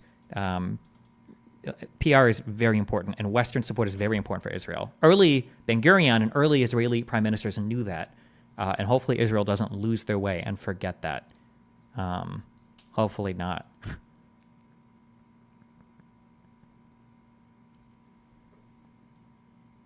You think Israel is going to war with Iran? No, my prediction is basically the same as it was before they attacked. I don't think that anybody really wants to escalate. I don't think anybody wants to start World War III. I think it's all just like angry posturing at each other. I didn't think Israel would attack Iran again, but apparently they did. But supposedly it's a really small attack. Supposedly Iran is saying it wasn't a big deal. Israel did their thing. It's fucking retarded, but I think it's more or less, I think it's the same situation as it was a week ago or a few days ago, where they just wanted to get like the last like fucking slap. But it's brinksmanship a little bit, right? Because if Iran was like, well, we want to respond, because I think Iran has already said they have no intention to respond, right? And they're downplaying, because they're downplaying the attack and everything. So you have previously said that they don't need our support and would do good on their own, right? No, I said that for the foundation of Israel, they didn't really have much Western support and they fought it all on their own. But post 67 onwards, I think Israel has Western support has been pretty important. In Yom Kippur, the United States was airdropping and replacing every single lost piece of armor, every single weapon. The United States was resupplying Israel like crazy in the beginning of the Yom Kippur War. Arguably, without that massive support from the U.S., Israel would have lost. Israel was in a scary position for the first few days of that war. And I think that was one of the reasons why they were more keen to look for peaceful solutions after that, because they didn't want to rerun that and have another war where they start to actually lose huge amounts of territory. Do they need U.S. support right now? Israel? You do, of course. Why? Do you really want to be on your own in the Middle East? Do you want to be with no friends, no allies? Like, why would you want that?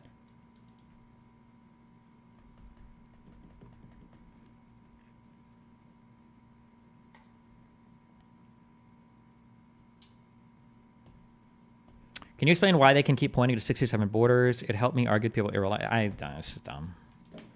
It's Yom Kippur, not Yom Kippur. I've literally heard Joe say both, so. Oh, I think I even say in that fucking, in the, live from the table. Is that what it is? They also fuck up, they fuck up the last names. It's not just a me thing. Even the Jews fuck it up.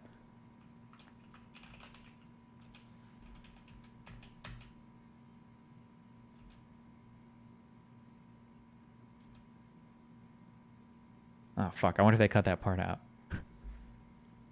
It was Finkelstein or Finkelstein. And I was like, even you guys don't know how to fucking say it right. You people. Oh, it was this. Like this type of conflict. Also, and, do you agree with this? And this doesn't apply to all Israeli advocates for sure. Mm-hmm. But with Benny Morris versus Finkelstein, Stein. I'm glad you people make that mistake too. I never people. know. I know. I never know if it's Stein or Stein. So I'm glad you guys fuck it up too. This is how you get thrown off Twitch. You say you people. Yeah, I do. Well, I'm already thrown off Twitch. I do say you people. But okay. Fuck them. You guys just do that shit to fuck with the goyim, okay? I know you do. You don't even have real names, okay? Palestinian Are you emancipation. still planning your trip to Israel, Palestine? Yeah, I am, but everybody's like nervous. They're like, they don't know if Israel's going to get exploded or not, or if they're going to get in a big war. So, but I'm still, yeah, it's like, yeah. When you're adding to more guns on the wall, I don't know if I could think of a nice way to set it up. I don't like hammering things into that wall. I'm not like a carpenter person at all. I'd have to start. I don't know. Are you planning on having another talk with them? They seem cool. Maybe. He said he invited me back. We chatted a little bit after. He seems like a really nice, friendly guy. Like, emails me a lot of stuff. The gnome dude seems really cool.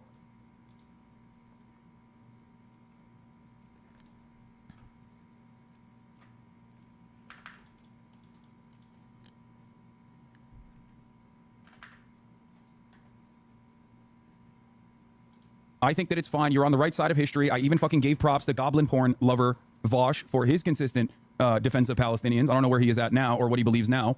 It's pronounced Noam. I said the same for, sorry, horse porn, not goblin porn. Said the same for Boner Box, too.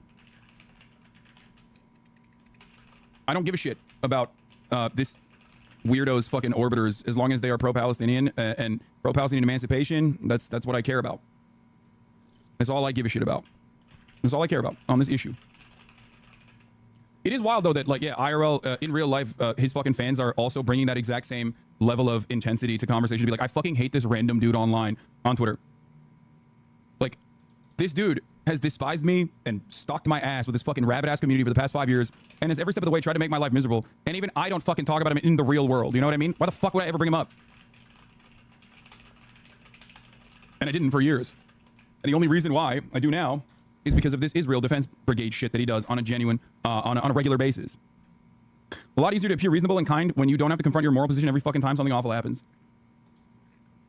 Gazan territory into Egypt or into the sea. Bro, you have an optics issue? I have an optics issue for fucking retards, okay? You can watch anything I've said on this, or you can engage with any level of what I've said on this. You can argue that I have a quote-unquote optics issue, the same way that Palestinians have an issue that their bodies are... Hold on, I almost made an unhinged comment. There weren't like a group of people there that were like, we are the state of Palestine, there was some territory recognized as... What is this? What is a supercut? What the fuck are we... What is the point of this? Is it supposed to be like serious political commentary?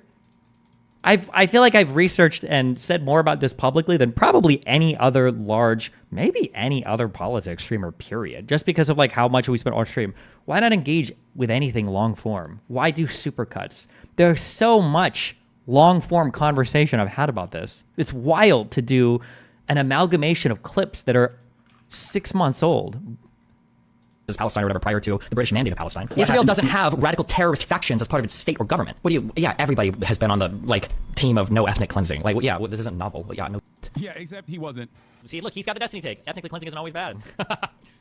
Illegal settlements is not the threshold. I just don't know what the... What am I... Wait, when I said ethnically cleansing isn't always bad, was that in reference to when I said I don't think it would necessarily be a bad form of ethnic cleansing if you kicked all of these settlers out of the West Bank? Wasn't that what that conversation was about? To show that, like, well, ethnic cleansing isn't necessarily bad. Or you could argue there was an ethnic cleansing in the Sinai when Israel gave the Sinai Peninsula back to Egypt and they kicked the 5,000 settlers out of the Sinai and brought them back into Israel. Or when Israel kicked all of the settlers out of Gaza in 2005 and they ethnically cleansed all the Jews technically from the Gaza Strip. Or, like... The threshold would be. It would probably be an excess number of civilian casualties. 10,000 feels bad, 20,000 feels bad, 30,000 feels bad. If like more than like 20, 30, 40,000 people, yeah, I think that would be really, really, really bad for Israel. Once this particular incursion into the Gaza Strip stops, I think everybody goes back to not giving up again. That's my guess. A Palestinian identity is a myth. The idea that there's some Palestinian national identity prior to 48 is bull. Destiny, do you believe that Biden continuing to support the war effort is in his best interest for re-election? Yes, Israel's unbelievably popular with... His talking points are so easy to deflect. It's insane that people look at him as a source of intelligence. It's because his talking points might be easy to deflect, but debates, and I've repeated this over and over again, debates are not done for the truth, for arriving at the truth. Debates are conducted by those who are good at rhetoric. So most people that try to address any of the things that he's saying, especially in a real-time conversation, are going to end up getting yelled at quite a bit. Who's yelling? In what conversation? Like, why not show an example of that happening then? Like, show an example of me having a conversation with somebody who's talking about Israel in good faith. Like, I didn't yell at the Nathan Robinson guy, even though we disagreed quite a bit. Did we yell at Cenk? I mean, I feel like Cenk yelled at me more than I yelled at him. Like, and if my talking points are so easy to deflect, well, then why not do it? And then also humiliated by his Wow, it's too bad, really. Thanks for the 5 gifted memberships. fan base that will never let go. His fan base are like a bunch of fucking pit bulls to a baby, okay? I like how Hassan says this, despite the fact that, like, leftist fan bases literally... for as much harassment as he thinks he gets from me, bro, you should see the leftists in every single fucking subreddit that goes crazy anytime my shit gets posted. Bro, even in fucking Adam's subreddit, my God. The leftists.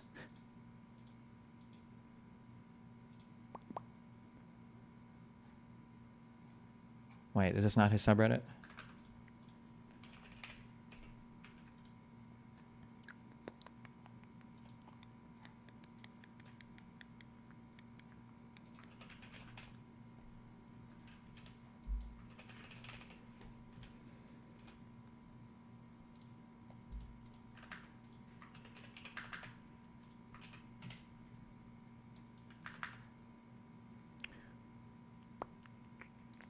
This sucks. Destiny sucks. Yep. Watched him on Alex O'Connor's podcast and was so unimpressed with Destiny. Also, all of Destiny's recent Zionist shit that others had mentioned too. The compilation of Norman Finkelstein constantly mispronouncing Destiny's real name on the Lex Friedman podcast was pretty funny, though. He's a Zionist. His whole shtick is being a liberal and hating leftists. Of course he's a Zionist.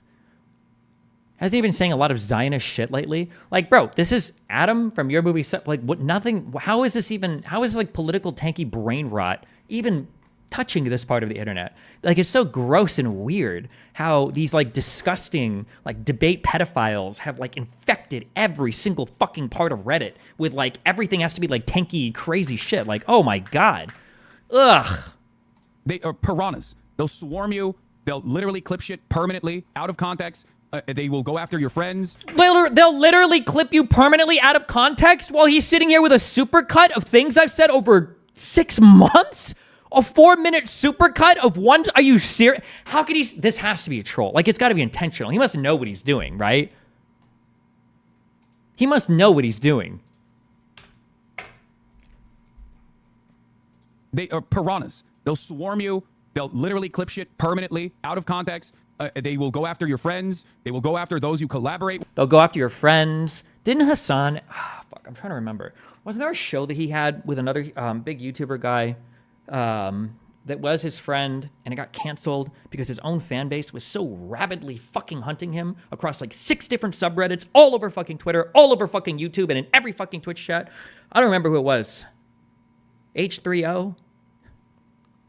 Somebody will think of it. And they will consistently keep doing this over and over again because they basically are the exact same people that used to operate this way during the peak of the alt-right.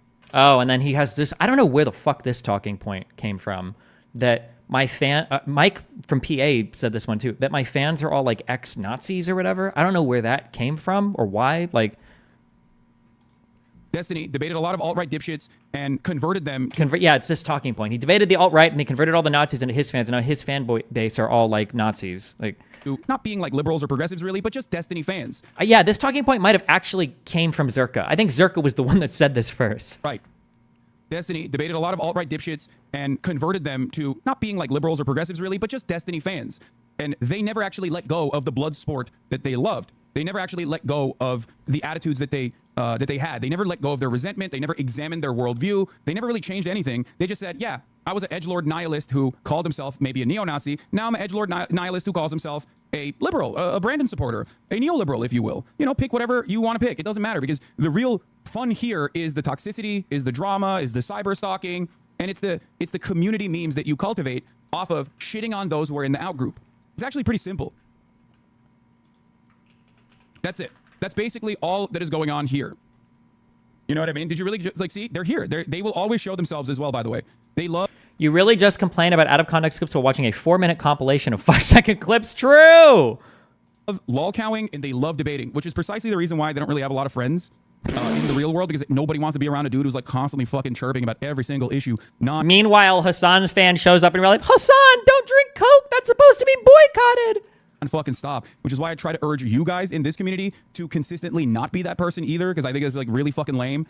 Because as soon as I respond to this person and say, listen, brother, we know what his opinion is, there is no context that will, you know, that will make this look good. He is in support of Israel's actions in Palestine against the Palestinian population. He will move on to the next thing that I mentioned or something else. He will never address the point.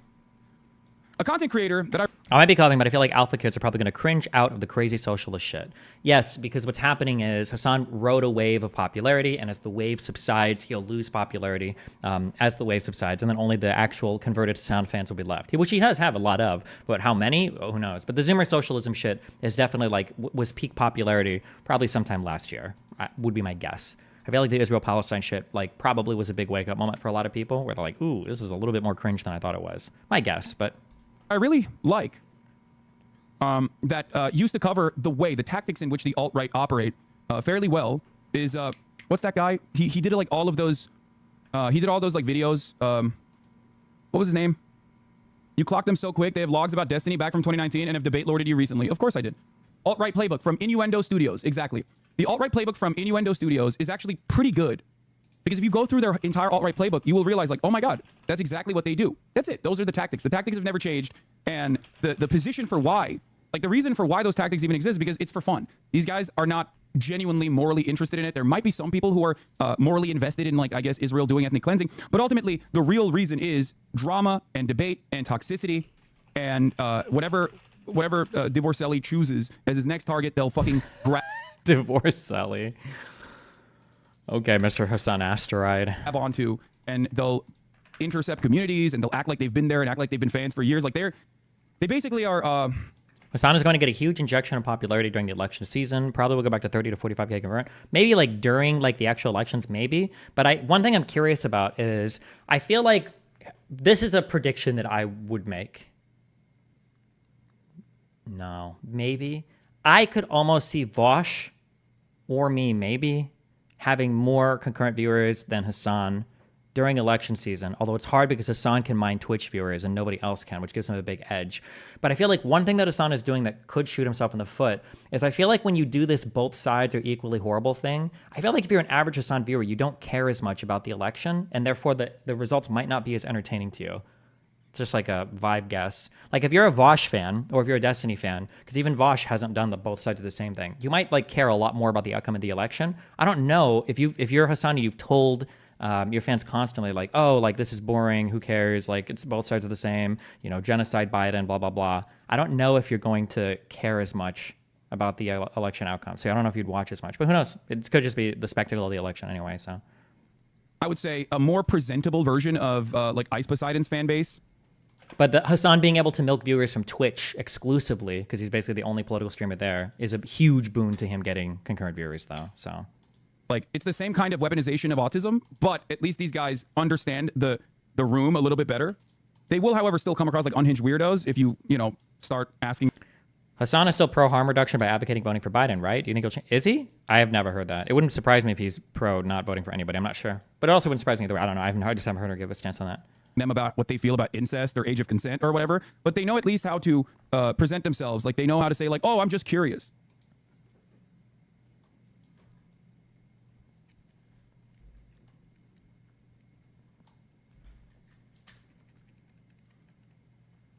All I'm saying is it's not an accident. So many in this dude's community are straight up like fans of genuine pedophile Nazis. Like, why is he allowed to watch you on stream? Has Twitch loosened the rules on ban stream? Yeah, they just changed it recently for Hassan, so now you can watch me on stream all he wants. I'm talking real neo-Nazis. I'm not going to fucking mention their name on here, but like he has collaborated with neo-Nazis regularly. I've also collaborated with far left people too, regularly. Like probably more far left people than Nazis. That's part of the reason why you guys hate me, is because of all the lefty debates, right? So frequently. Some of which are actual pedophiles, actual neo-Nazis who have given money. Actual pedophiles too? Jesus Christ. To neo-Nazi defense funds, and it's just memes. Wait, what's the neo-Nazi defense fund? Is that Sam Hyde, or was that somebody else? I'm losing track of all the Nazis that I actively collaborate with. It's just for the memes, actually. We just think that they're funny, and they just do funny memes. But the real reason why he has collaborated with them, no, I'm not talking about Nick Fuentes. I'm talking about Sam Hyde. Okay. Now, of course, the one conversation I had with Sam Hyde on my stream 4 years ago, was I at my house in Omaha when I had that conversation?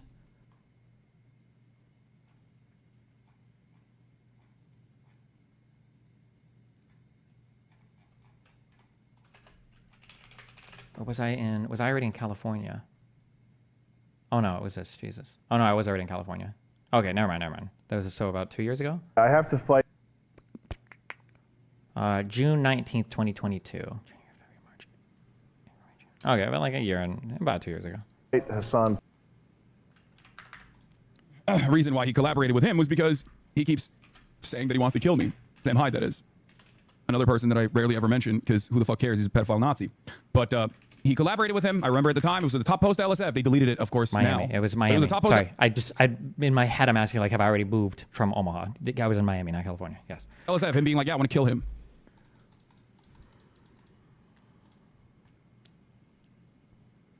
You lay down with dogs, you're going to get some fleas, you know? You should treat them like football watchers treat Arsenal fans. Why argue with Arsenal fans when you can just wait? Just wait for them to embarrass themselves, lol. Yeah, exactly. What was the story about him trying to pipe the lady sinking migrant boats? Yeah. Remember when he got so fucking mad because I mentioned that him and that one chick, I don't even fucking remember, Valkyrie, Is that the same person? Because I thought that it was public that they were together. He got so fucking ass pain that I brought this up, but he has no problem speculating infinitely about my life. He was almost in tears on stream about, I didn't even know this was like a huge fucking industry secret or whatever. So fucking funny. My God. Also, the reason Hassan is like permanently triggered by anything relating to Sam Hyde too. You got anyone you want to call out in the heavyweight division? Oh, you know it, lad. You know that, Hassan Piker? I'm coming to kill you in Los Angeles at your house. Or in the ring? No, in real life. I'm going to stalk him and become obsessed with him and wear his makeup and his dresses and use his skin as a coat like the ancient Irish did. Well, that's your winner, Sam Hyde! Bloody.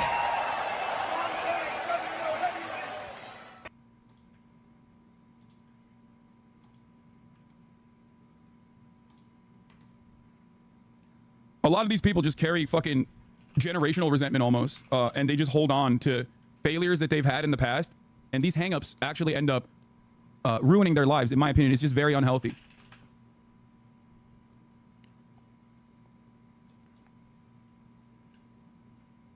That's it.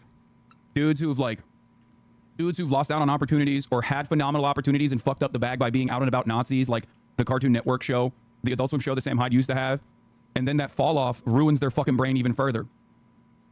Wow, interesting theory. The mind break theory. Huh.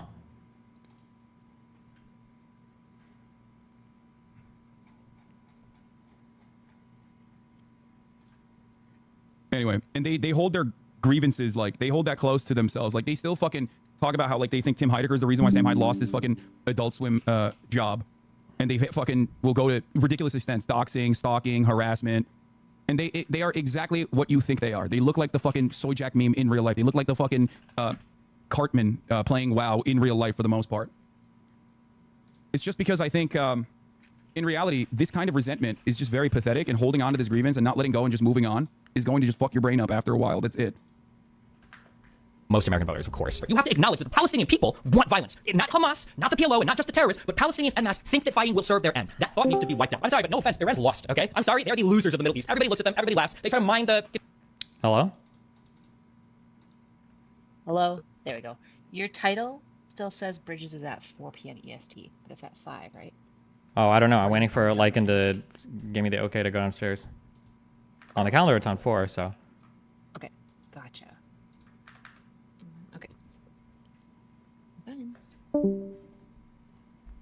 Concede to the south of them. They try to shoot into Saudi Arabia. But Iran, the Ayatollahs are such a loser, and the people in Iran hate the government. Okay? Sodas were not allowed in. Cookies were not allowed in. Can you explain to me what threat cookies pose to Israel from your perspective? Well, if they're the kilo elf ones, it's like 200 calories a cookie, so maybe they just don't want people getting fat. Are the people in Gaza being starved? When that population has exploded, one of the highest birth rates in the past 2 decades, I don't understand how they could sustain it if they didn't have food. Why did Israel ban potato chips, cookies, Gaza Strip? Oh, wait, he Googled it, dude. He's going to Google a talking point real quick, bro. Just wait. I read the ice. What? Like, how could you make fun of me for Google? Like, oh, did Hassan do his daily reading? Let's check. What was Hassan's research for today?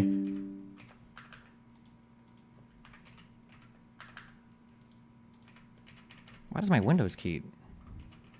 That's fucking annoying.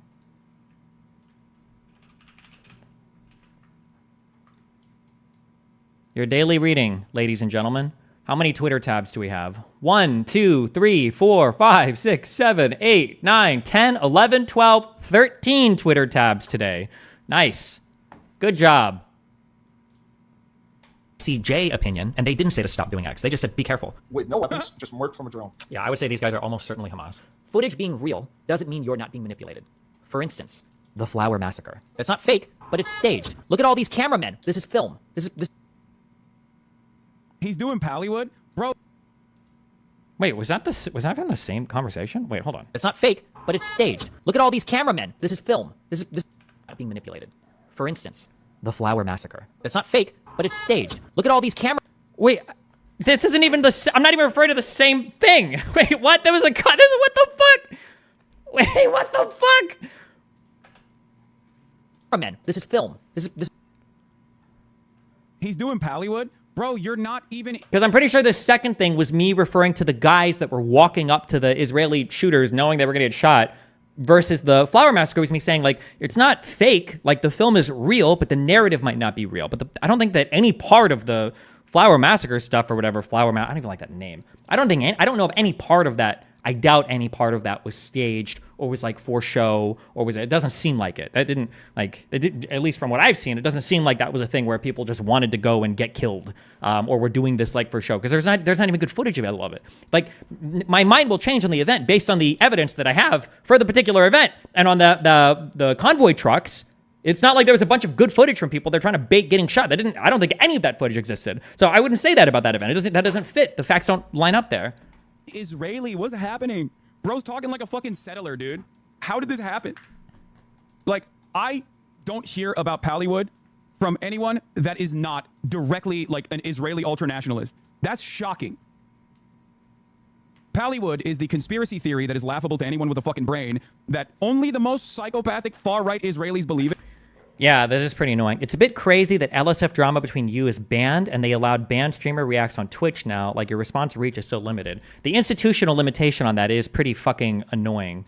Now none of my responses will ever make it to LSF, which is fine, whatever. But now that Hassan has like open rights to like react to me live on stream, that's pretty wild. If he's ever reacting to any of my like long form content and I feel like it's not fair use, I will DMT the fuck out of that bullshit, because that's unbelievable. Like, I have no voice on this platform except for when your people steal my content to watch on stream. And I have like, that's unbelievable. That's unbelievably fucking crazy to me. Like, you better transform the fuck out of that. I better not catch a chair react to any Destiny debate, because fuck that. That's wild. Holy shit. That they claim. Well, I mean, or not believe him, but at least somebody actually sent me a really interesting email. I don't think there's any validity to this, but oh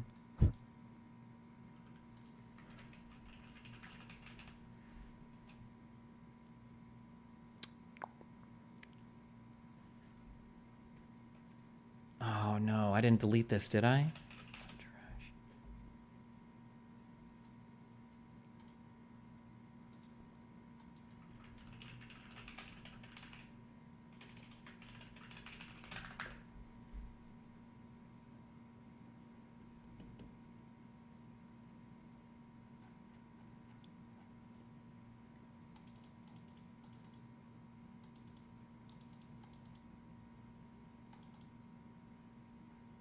Fuck.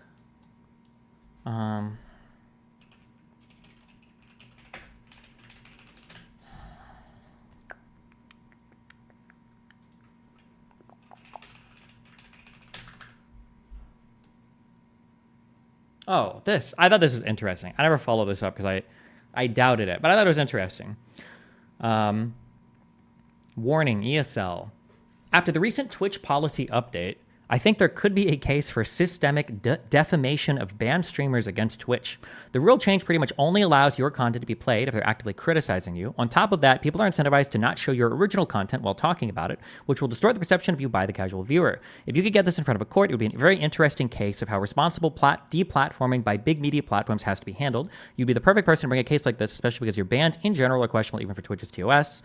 Do you know why you're blah, blah, blah? And then this is another interesting part about Twitch TOS is the case of James Fanlord Varga. He is alleging that the jury found the terms of service and secret strike guide of Twitch improper. Overall, you should get legal advice if there's a good case to be made. The discovery process of such a case alone would be fun. Subpoena Twitch for communications about you and your ban should be good memes.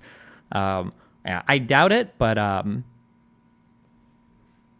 doubt that but I don't even know what systemic discrimination or defamation even means for a platform. But yeah, it is pretty like obnoxious that there's like a whole platform that I have no access to in a positive way, where the people there can infinitely recycle and shit on my content, and I have no reach there at all. That's so fucking annoying.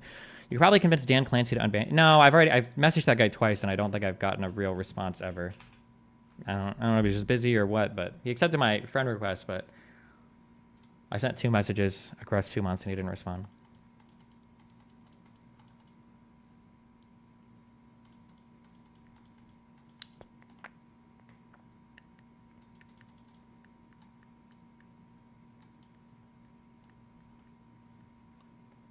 at least have the audacity to openly say. Normal Israelis also do believe in Pallywood, but I'm saying like most of them at least know better to just like not openly state that this is this is completely made up. Pallywood, for those of you who don't know, is the idea that Israel actually isn't doing any fucking genocide whatsoever or never really killing Palestinians.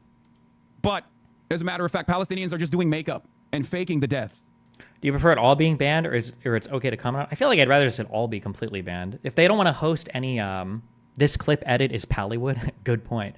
If they don't want to host any of my content, that's fine. But I feel like then they shouldn't host any of it. I don't know.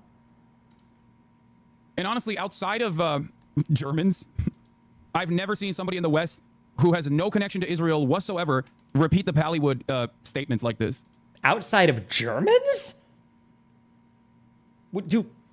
Do modern Germans, are they known for having a strong was that like a weird Nazi assumption? I feel like I haven't heard explicitly or specifically Germans having issues relating to Israel or making Pallywood comments. That's kind of a weird statement, but maybe I'm just mixing. Germans do kind of love Israel. Yeah, but I feel like most of Europe kind of does. I don't think Germans especially do they? I've never seen somebody in the West who has no connection to Israel whatsoever repeat the Pallywood statements like this. Yeah, it is like akin to Holocaust denial, yes. This is cinema. This is Kino. If anything, people screaming for help might carry more evidence that it's a terrorist than not. What is the implication in your mind? Like, what are you thinking? You're like, oh. Oh, dude, this is great, man. This is awesome. What do the Destiny fans have to say about this? They're probably just like, oh, dude, you're taking him out of context. He didn't mean it. He was just joking when he says people screaming for help actually is more likely that they're terrorists is a bar for sure. Like what do you know? Okay, what a wild thing to do. A 5-minute supercut of 5 to 10 second statements spread over 5 to 6 months.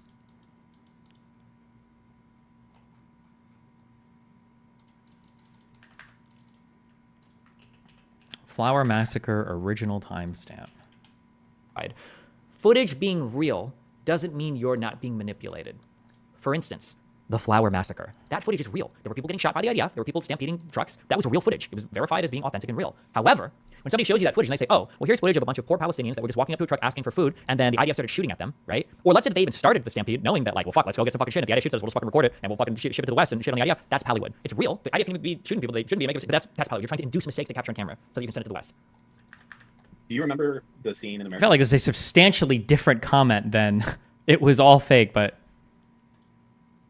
I'm also saying here too, we don't even know what happened. We don't know the fucking start of this whole fucking thing. I don't think we'll probably never know because that footage apparently doesn't exist.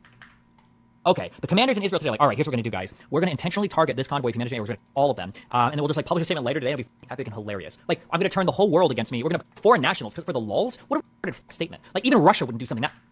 Nobody operates in this way. It's so stupid. It's so patently obvious. Like, if you think this, you're a child. And your whole It's not you're a fucking idiot. He's going to pull out a real good Google search to show you down. Yeah. Did the Wikipedia line get old? So now like we're making fun of Google searches? Like little bro, your whole timeline are just tweets from accounts that you agree with. It's worse than every other thing that you've accused anybody else of doing. Like people Googling are going to be more informed than you. People reading Wikipedia are going to be more informed than you. People watching or listening to Fox News are probably going to be more informed than you. Like you're opening Twitter accounts that you agree with and just reading down their tweets. When was the last time Blood even read like a full article on stream? Just an article. I mean, listen, I'm not going to lie. Nice clip chimping. Listen to his context. Bro, what context? The context is him defending Israel. Is he not defending Israel? Like, you can't pick this apart. I mean, I think anyone would agree that footage can be used for the sake of propaganda or swaying public opinion, but a lot of chatters unironically believe there's evidence for Palestinians staging scenarios intentionally to get footage for this purpose. I feel like that's pretty wild, but I don't know.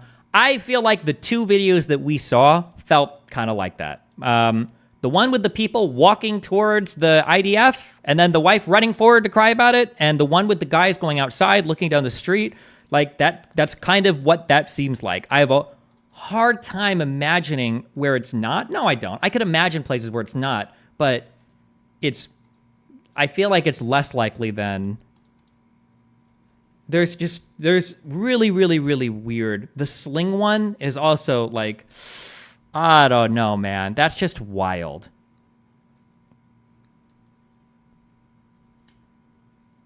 Would you agree that it's conjecture? I mean, people in an extreme situation might not have similar behavior to what you'd imagine to be reasonable from your vantage point. I wish that we could. I feel like I need to make a clip or a video. I don't know how to. You're doing the thing of, if somebody is scared or if somebody is confused or if somebody's frightened, all behavior becomes equally probable. Like, wow, how did this 5-year-old like is instantly deploying every single integration shortcut, in like Calc 2, Calc BC homework? How did he do that? Well, Destiny. He's in a, war zone. People don't always act predictably in war zones. Like, yeah, he might have just suddenly, divined Calc BC. Like, that statement is so fucking retarded. But you guys say that when people are scared or people are in war zones, you're like, oh, well, anything could happen. Like, every single behavior becomes equally probable. There is an equal chance that they could engage in any behavior. There's a video of a man flying. How the fuck is a guy flying? You think that's real? Well, what do you mean, how is he flying? He's hungry. People do crazy things when they're hungry. He could fly. He might. Have you ever been that hungry before? How the fuck do you even know then? Destiny? People aren't always logical, okay, when they're hungry. He might be flying, and you just can't comprehend it because you're Hasbara.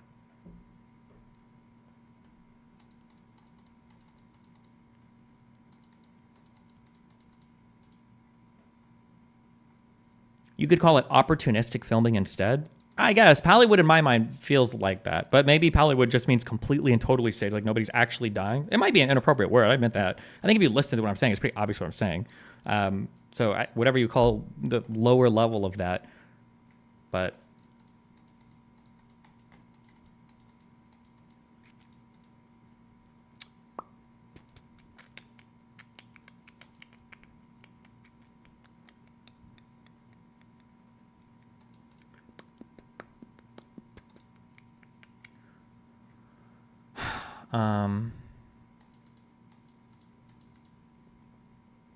what do you think to Bitcoin about the halving in a few hours?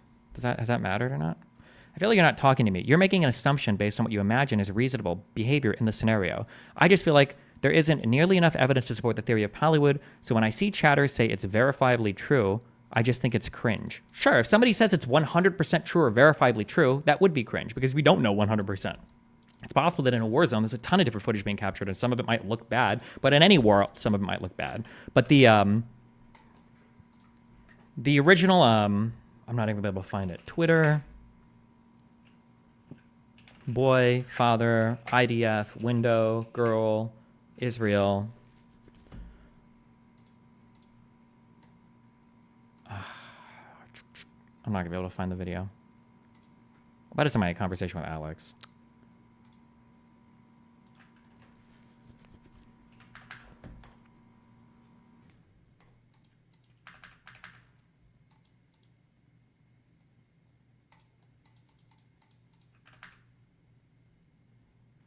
People don't know the difference between staged and scripted. They hear scripted when you say Pallywood.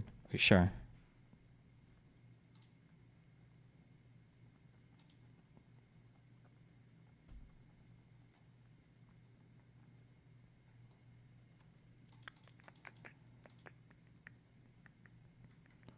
I put a link in YouTube chat.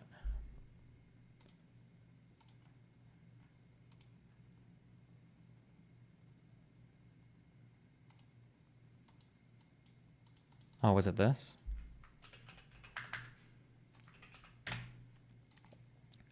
Like, the presentation of this whole video is crazy. A sister was filming her brother and teasing him, saying, "This is silly, Taha."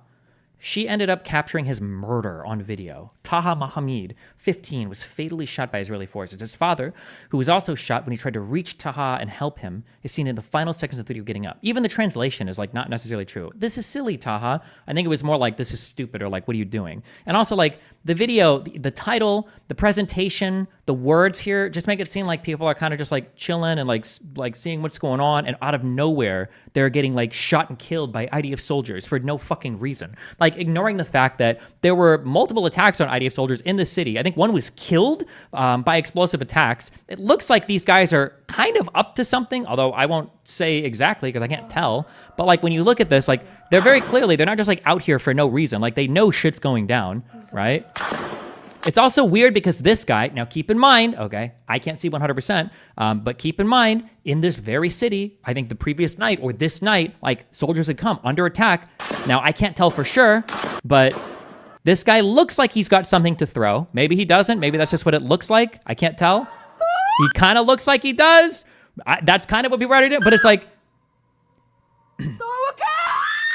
to say that like, oh, she was just filming her brother and teased him saying it was silly. Like, this is insane. If you don't, maybe you don't call this Pallywood, maybe you wouldn't call it scripted or I don't know what you would call it. But like, what's actually happening here is not the title and the words on the video that were being sold. It's clearly there's a lot more going on here.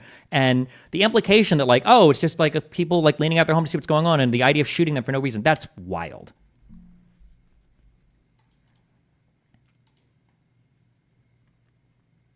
Why are you putting so much weight on a Reddit title? I'm not putting weight just on the Reddit title. I'm also putting weight on the original caption here. A Palestinian girl recording and teasing her 15-year-old brother ends up capturing his death on camera. And then I'm also putting weight on the news caption here. A girl teasing her brother, not knowing she recorded his last moments. It's not just the Reddit title. What are you saying? Can you not read any of the other text on screen?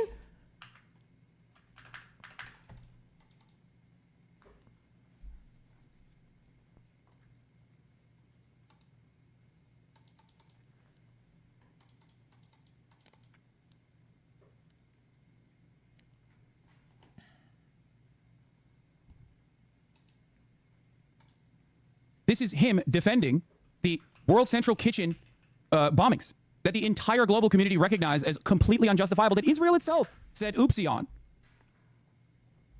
Like, what do you mean? Is he saying, just kidding, this is what I would say if I was a genocidal asshole after the very second that clip ends? Because that's the only time where this would be out of context. Haha, just kidding. If I was a genocidal monster demonstrating how oblivious I am to the inhumanity presented by the horrifying videos that are coming out of Gaza, this is what I would say.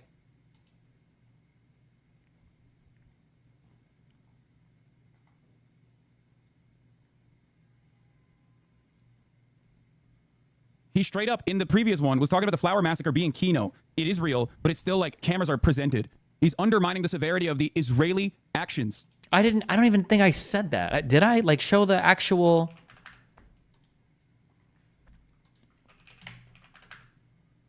Like, that's it. Was the flower massacre the World Central Kitchen bombing? I thought that was a different bombing. Those are two different events.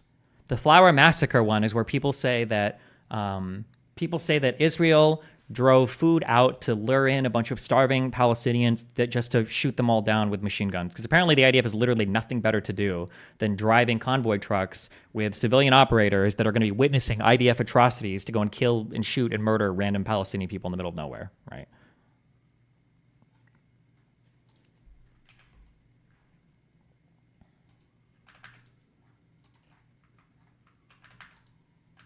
Approach to the conflict is childlike. I don't know if there needs to be another occupation. I don't know if they just need another government. I don't know if there needs to be like a different Palestinian administrator, but the what exists right now just can't be. It just can't be. I don't know. It's totally unacceptable. You guys have an encyclopedia worthy paste bin of like everything that I say that is like clipped out of context or clipped in a way that it, like is to show the absolute worst possible. The Kino positions that I do comment not was have. about the sling So guy. give me.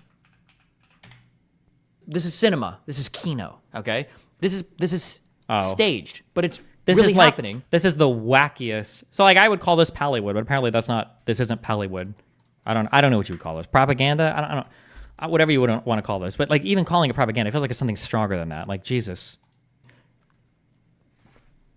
But it's not really what you think it is. It's not just a freedom fighter on a truck that's just trying to kill evil Israeli soldiers that are walking by. It's a guy with a full medical crew on standby, captured from 4 different camera angles, that's trying to get shot by the IDF so that he can get footage and then it looks good when it goes viral. That's what's happening. So do you believe the guy walking and then standby just right? The whole look at all this fucking video. This would be considered Pallywood, okay? Depending on the footage that you're seeing. So all it is it's just a kid slinging rocks at the IDF. I say just, but I mean you can kill people with this. And then he gets shot. So he really did get shot. He got shot. That's true. That's not fake, but it's staged. Look at all these cameramen. What? The guy with the press vest, another guy with a press vest, the ambulance right here with the medical personnel ready to run up and grab the kid. Fuck? You have multiple cameramen capturing this on camera, and you've got Look a at whole all these medical people, right? You've got a war where innocent civilians are like dying or being killed or buried beneath rubble, or the victims of collateral damage and strikes and everything, and you're wasting how much press, how many ambulance workers, first responders are being wasted on this kid so that you could capture him on video throwing rocks? This is wild. Right here on standby to do first aid for this kid that just got shot. So it's like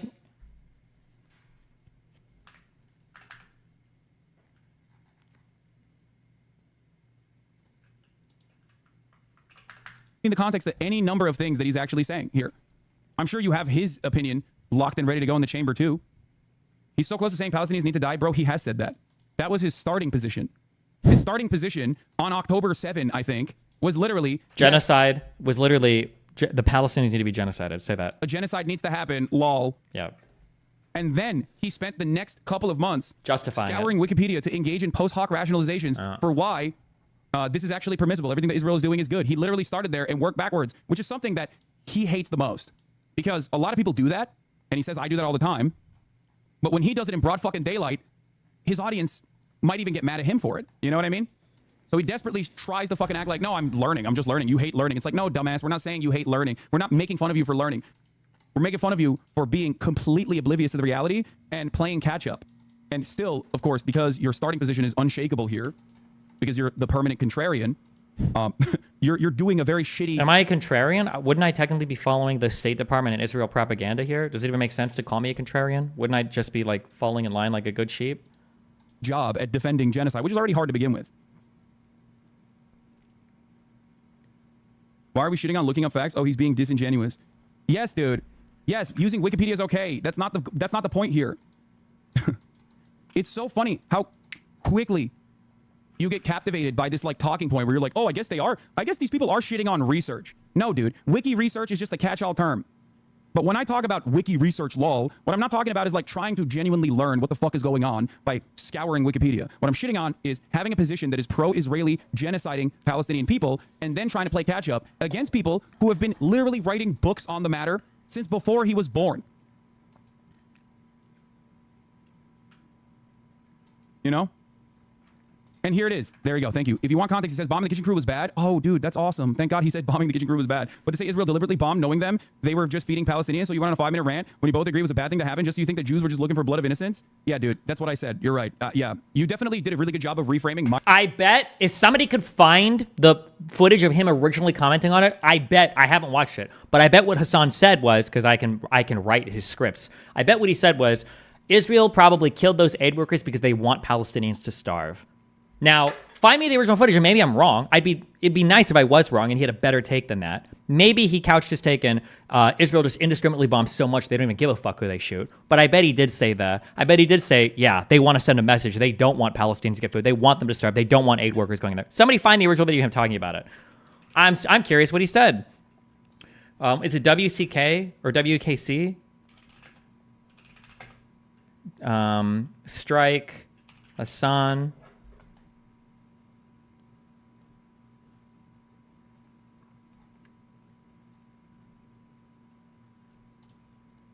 For those of you who don't know, Israel is a country in the Middle East doing a lot of no-no things, like genocide, and more no-no things, like having an apartheid state. And when you're doing genocide in your apartheid state to millions of Palestinians that are living under occupation, turns out sometimes you end up triple-tapping some of the aid workers that are trying to desperately bring in much-needed food to the people that you're genociding. And that's precisely what happened yesterday. Did you just accept Israel as a nation? I did not. I'm just telling you how it is. I do not accept isn't real, and the things that isn't real does, but I do.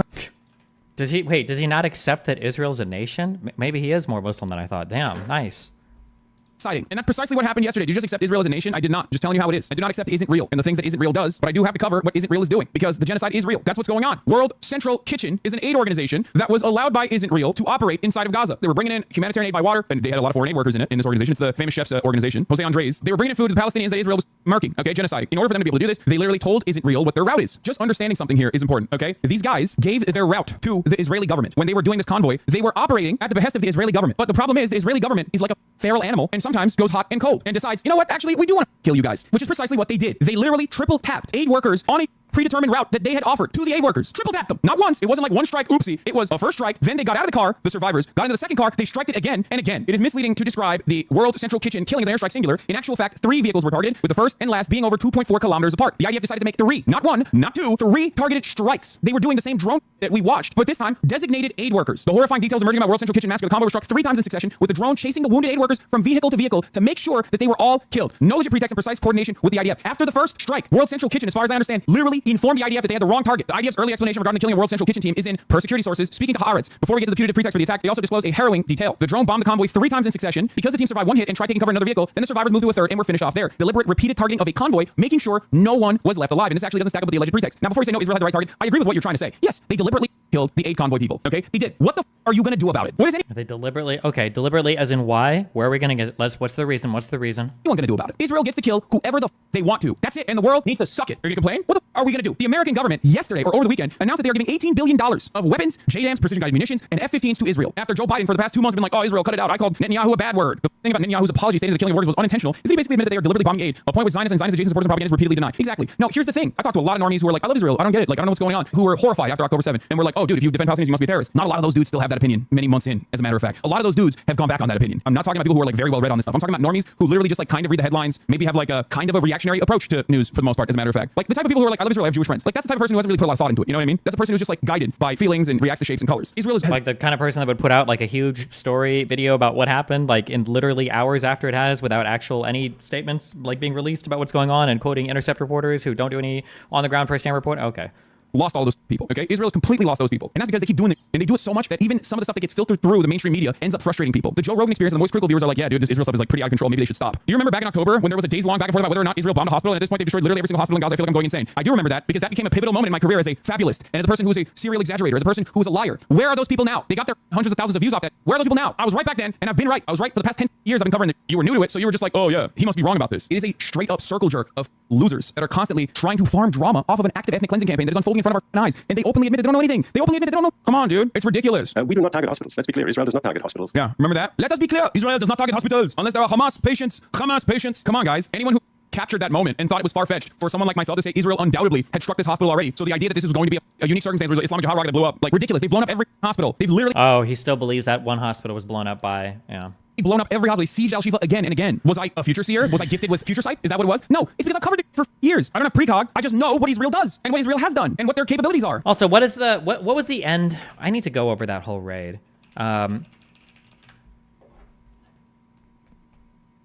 I making this up? I feel like I read something that they had arrested like over 200 people. Or was it killed 200 people that were...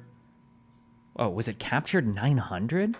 IDF ends Shifa hospital raid, says it killed 200 terror operatives, arrested 500 more in the wake of a 2-week operation. In the second raid? This is the second one, right? During the raid, which began on March 18th, the IDF said troops captured some 900 suspects, of whom more than 500 were confirmed to be terror operatives, and killed more than 200 gunmen. Among those killed and detained were top commanders in Hamas and Palestinian Islamic Jihad.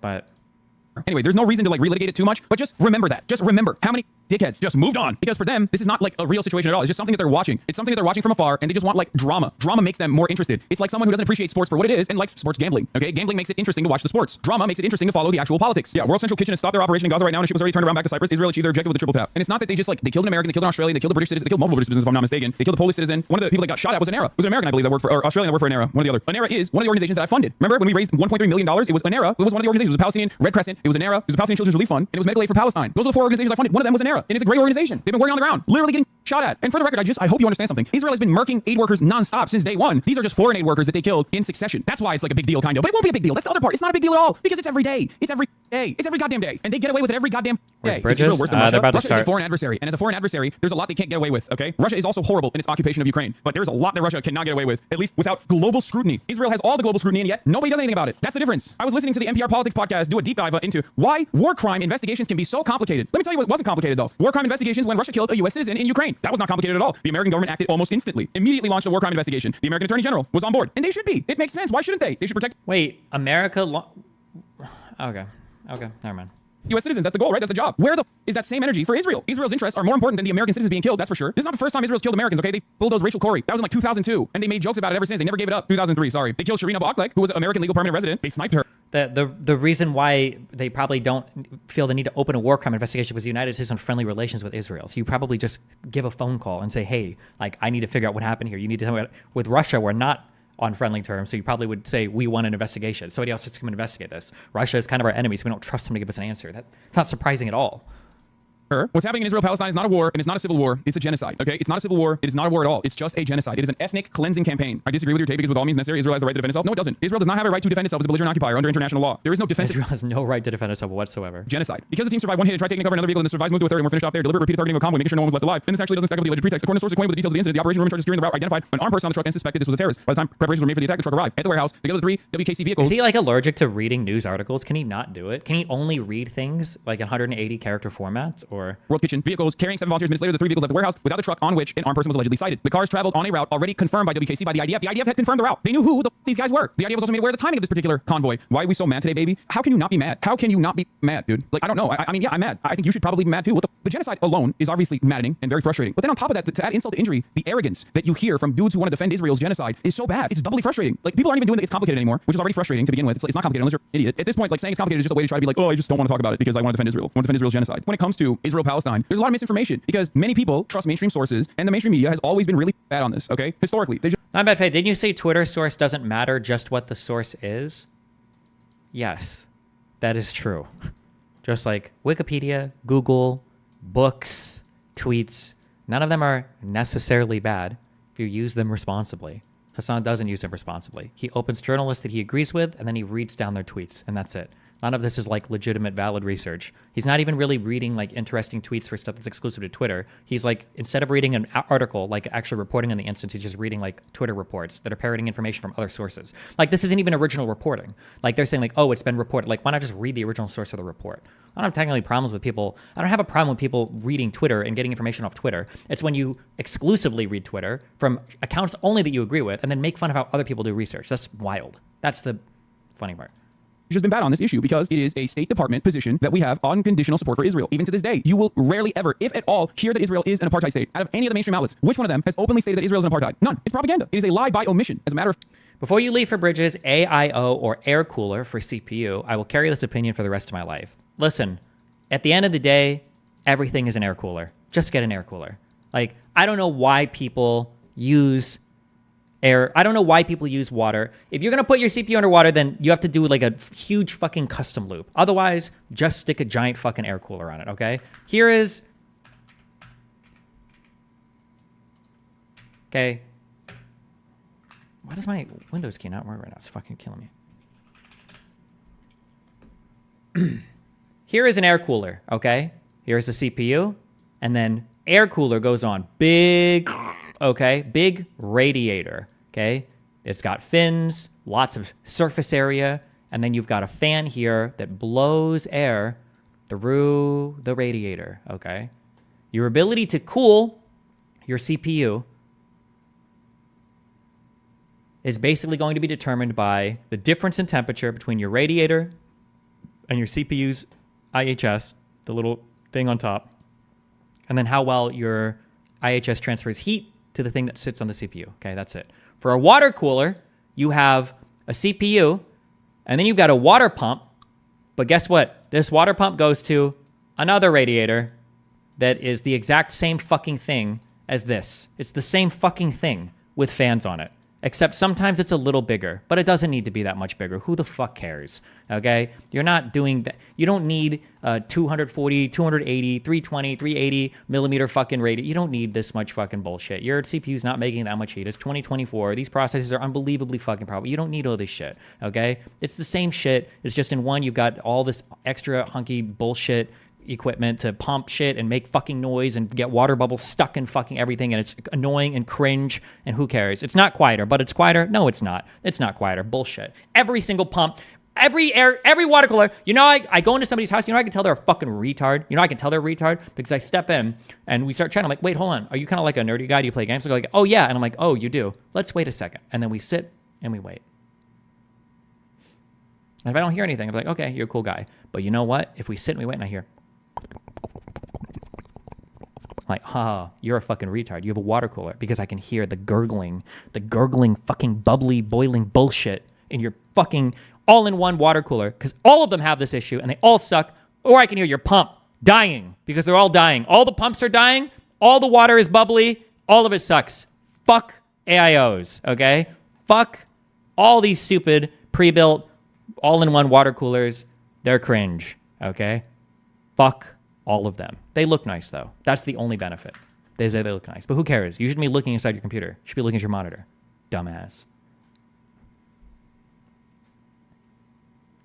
For a fact, mainstream media will oftentimes go against that narrative and will create counter-propaganda, counter-narratives against that reality. Gaza may be apartheid, but Hamas is back. It's not Gaza that is like the most glaring, obvious example of apartheid. It's the West Bank, which, once again, famously, many people don't talk about at all. Gaza, as it stands now, is withstanding a genocidal ethnic cleansing campaign. West Bank is an apartheid. Gaza is, or was, an open-air prison. The West Bank still is an apartheid. P.S. I don't have anything against you, just speaking my mind, and I actually appreciate your opinions. Listen to my words, okay? The least you can do is educate yourself on this. Just read the B'Tselem Apartheid Report. I'm giving you an Israeli human rights organization. Here it is, a regime of Jewish supremacy from the Jordan River to the Mediterranean Sea.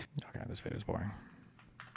I argue when you both agree it was a bad thing to happen, just so you think that Jews were just looking for blood of innocence? Yeah, dude, that's what I said. You're right. Yeah, you definitely did a really good job of reframing my argument in the most... I mean, that's basically what he said. Jews are just killing anybody they want. They're on a genocidal fucking... Isn't that basically what he said? I mean, we just watched like 10 minutes of that video. It's basically what he said, no? Oh, dude, that's awesome. Thank God he said bombing the kitchen crew was bad. But to say Israel deliberately bombed, knowing them, they were just feeding Palestinians, so you went on a 5-minute rant when you both agree it was a bad thing to happen, just so you think that Jews were just looking for blood of innocence? You said they were deliberately killing aid workers, no? Did he not? Like...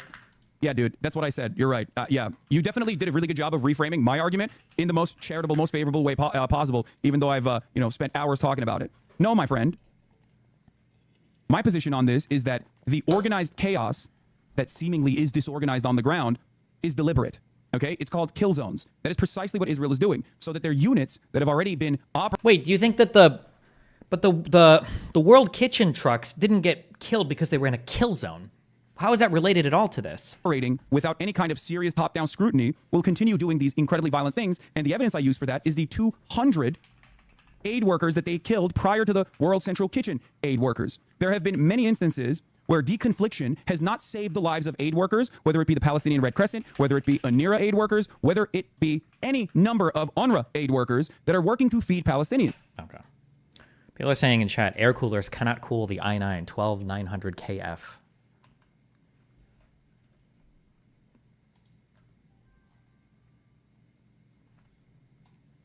The 12900 takes lots of power, like 200 to 250 watts. God damn. Is that true?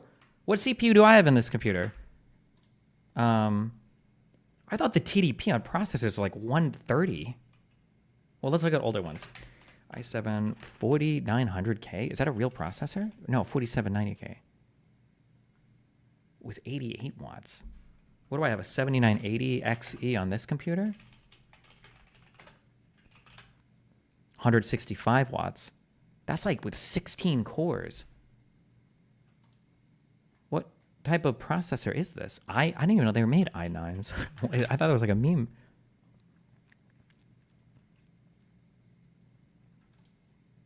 Do mean comments affect your mental health? I get triggered a little bit in the time, but when I shut off the stream, I'm generally chill. I don't usually carry shit with me, which is good for me. Oh, this has 16 cores as well. Number of performance cores, number of efficient cores. What the fuck does that mean? Do performance cores have hyper-threading and efficient cores don't? Live on both Kick and YouTube. Okay, be down in a few minutes.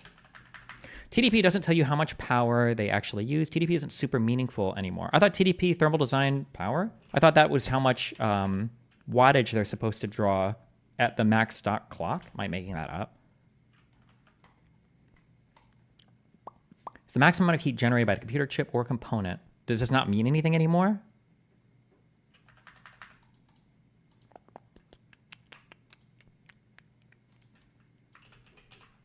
Will you come back after? Probably not. Control F. Do they even list? Maximum turbo power, 241 watts. The maximum sustained over 1 second power dissipation of the process is limited by current and or temperature controls. Instantaneous power may exceed maximum turbo power for short durations, less than 10 milliseconds. No. Damn. Damn. What is the... Oh, it's making me want to build a new rig. Some guy sent me an email about how new processors and all these new things have like new features and shit. And even if I'm not gaming, it's worth it to build new computers. And I was tempted, but I haven't. Honestly, I'm just too lazy.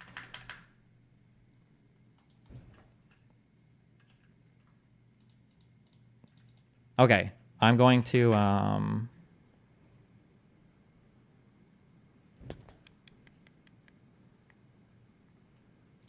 this is saying an NHD 15 could cool the 12900.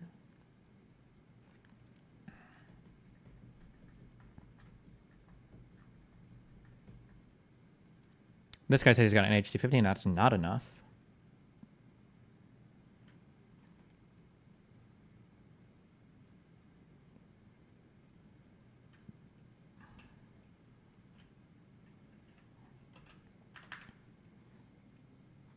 All right, I'll leave you guys. I'm going to go downstairs and talk to Adam.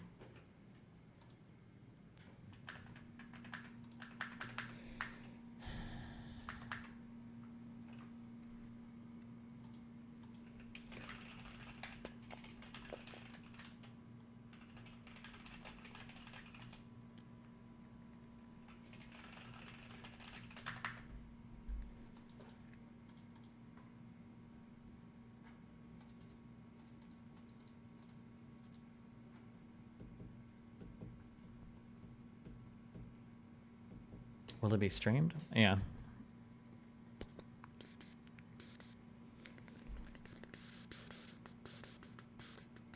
What are the reasoning? People cry because the CPU gets to 80C. Who the fuck cares? It's not overheating. Is the debate just because they want their CPU to run at like 50 Celsius because it makes them feel like their dick is huge? It's not, bro, if it's under fucking 95, who the fuck cares? They're made to run hot. Ride those cowboys. Okay.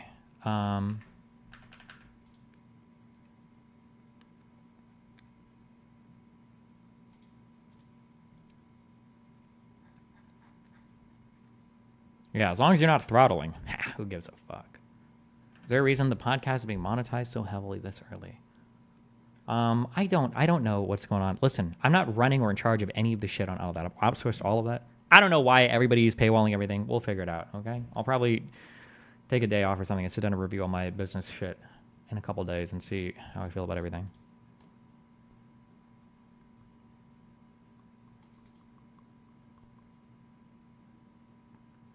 I'm an extreme tuner/OC guy. The argument is less power is used and it's less likely to crash when it runs cooler.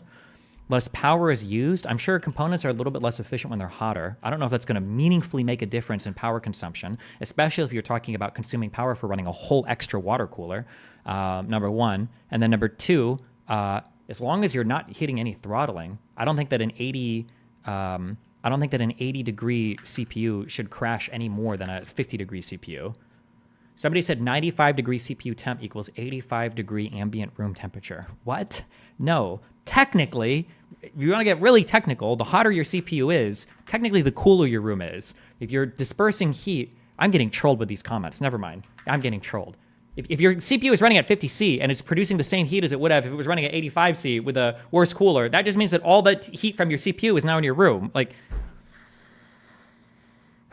okay. I'm getting trolled. Don't care. Customization? What am I looking for? Oh, redirect.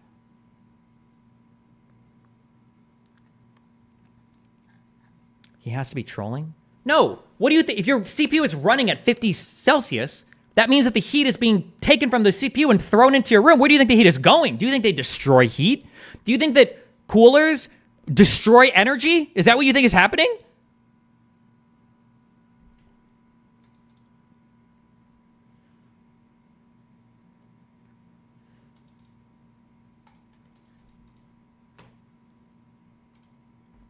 Okay.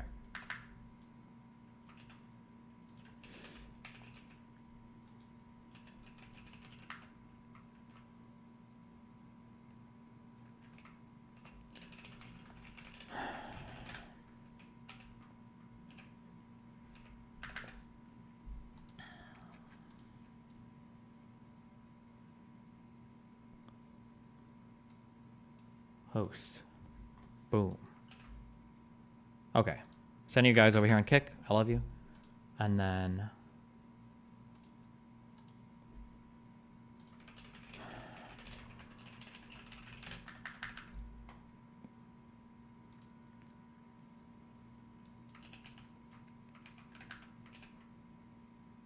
Why? Why? Why can't I host my own fucking... Oh, I'm getting trolled. Oh, yes. Oh, I'm getting trolled, baby. Wait. Link me the YouTube live stream. I don't see it. Wait, is Bridges live anywhere? Does anybody have a link to that stream? Am I getting trolled by Lycan right now? Is Bridges streamed on here? No, but I'm hosting the stream. It should be on YouTube somewhere. I see the Kick one.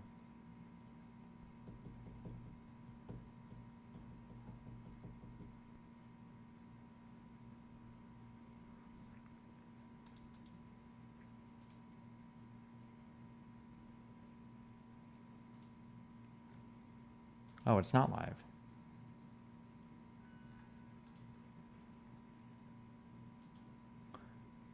Wait, did people dox the 16-year-old? Is that what Mike was referring to?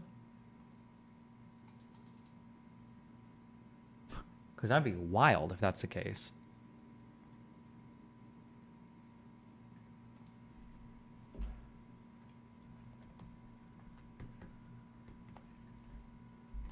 He doxed himself, basically. Gotcha.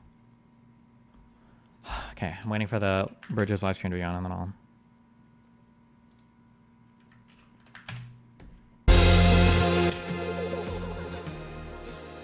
Why?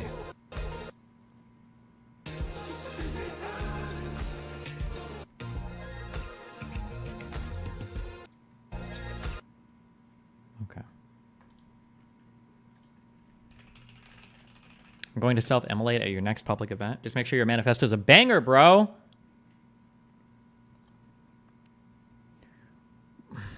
This is cute. But why? Why? But it's a cute baby. But why this? But it's an adorable baby. But... my God. Okay.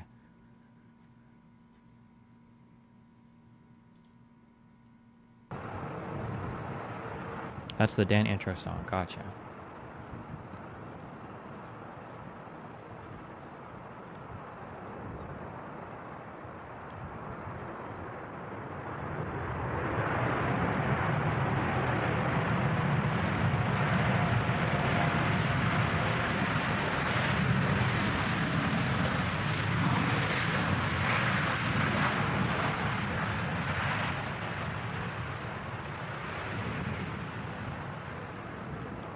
Now we wait to see what they'll do this before they'll make.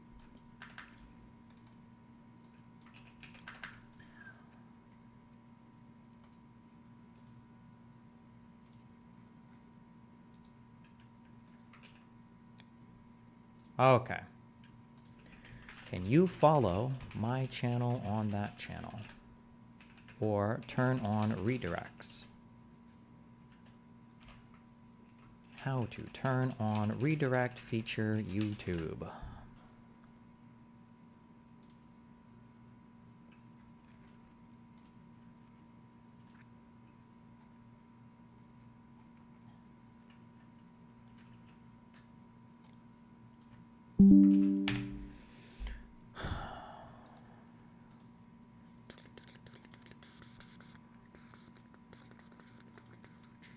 This song is living in my head. That fucking strawberry. This one? The intro is just so cool.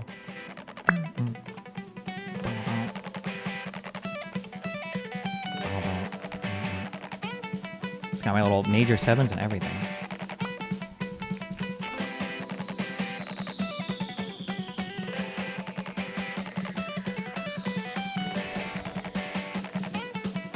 It's so cute.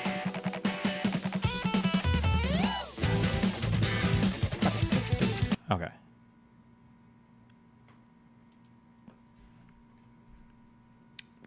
What else do we got? Nick's mom doesn't approve of Milena. Half white. So let's say our kids are going to be what? 3/4 white, 1/4 black. And my mom wants some black children. Oh, so she doesn't. What do you think of administrative detentions? Pro-Palestinians use them as arguments that Israel has hostages. It's definitely not hostages. That's fucking stupid. But are they good or defensible? I don't know enough about the administrative detentions to say if they're justifiable or not. I don't know enough to have a strong opinion about it. It's not hostages, but it may or may not be good. I'm not sure. Okay, Bridges podcast. Nice, good job. All right, I will see you guys downstairs in like 5 or 10 minutes.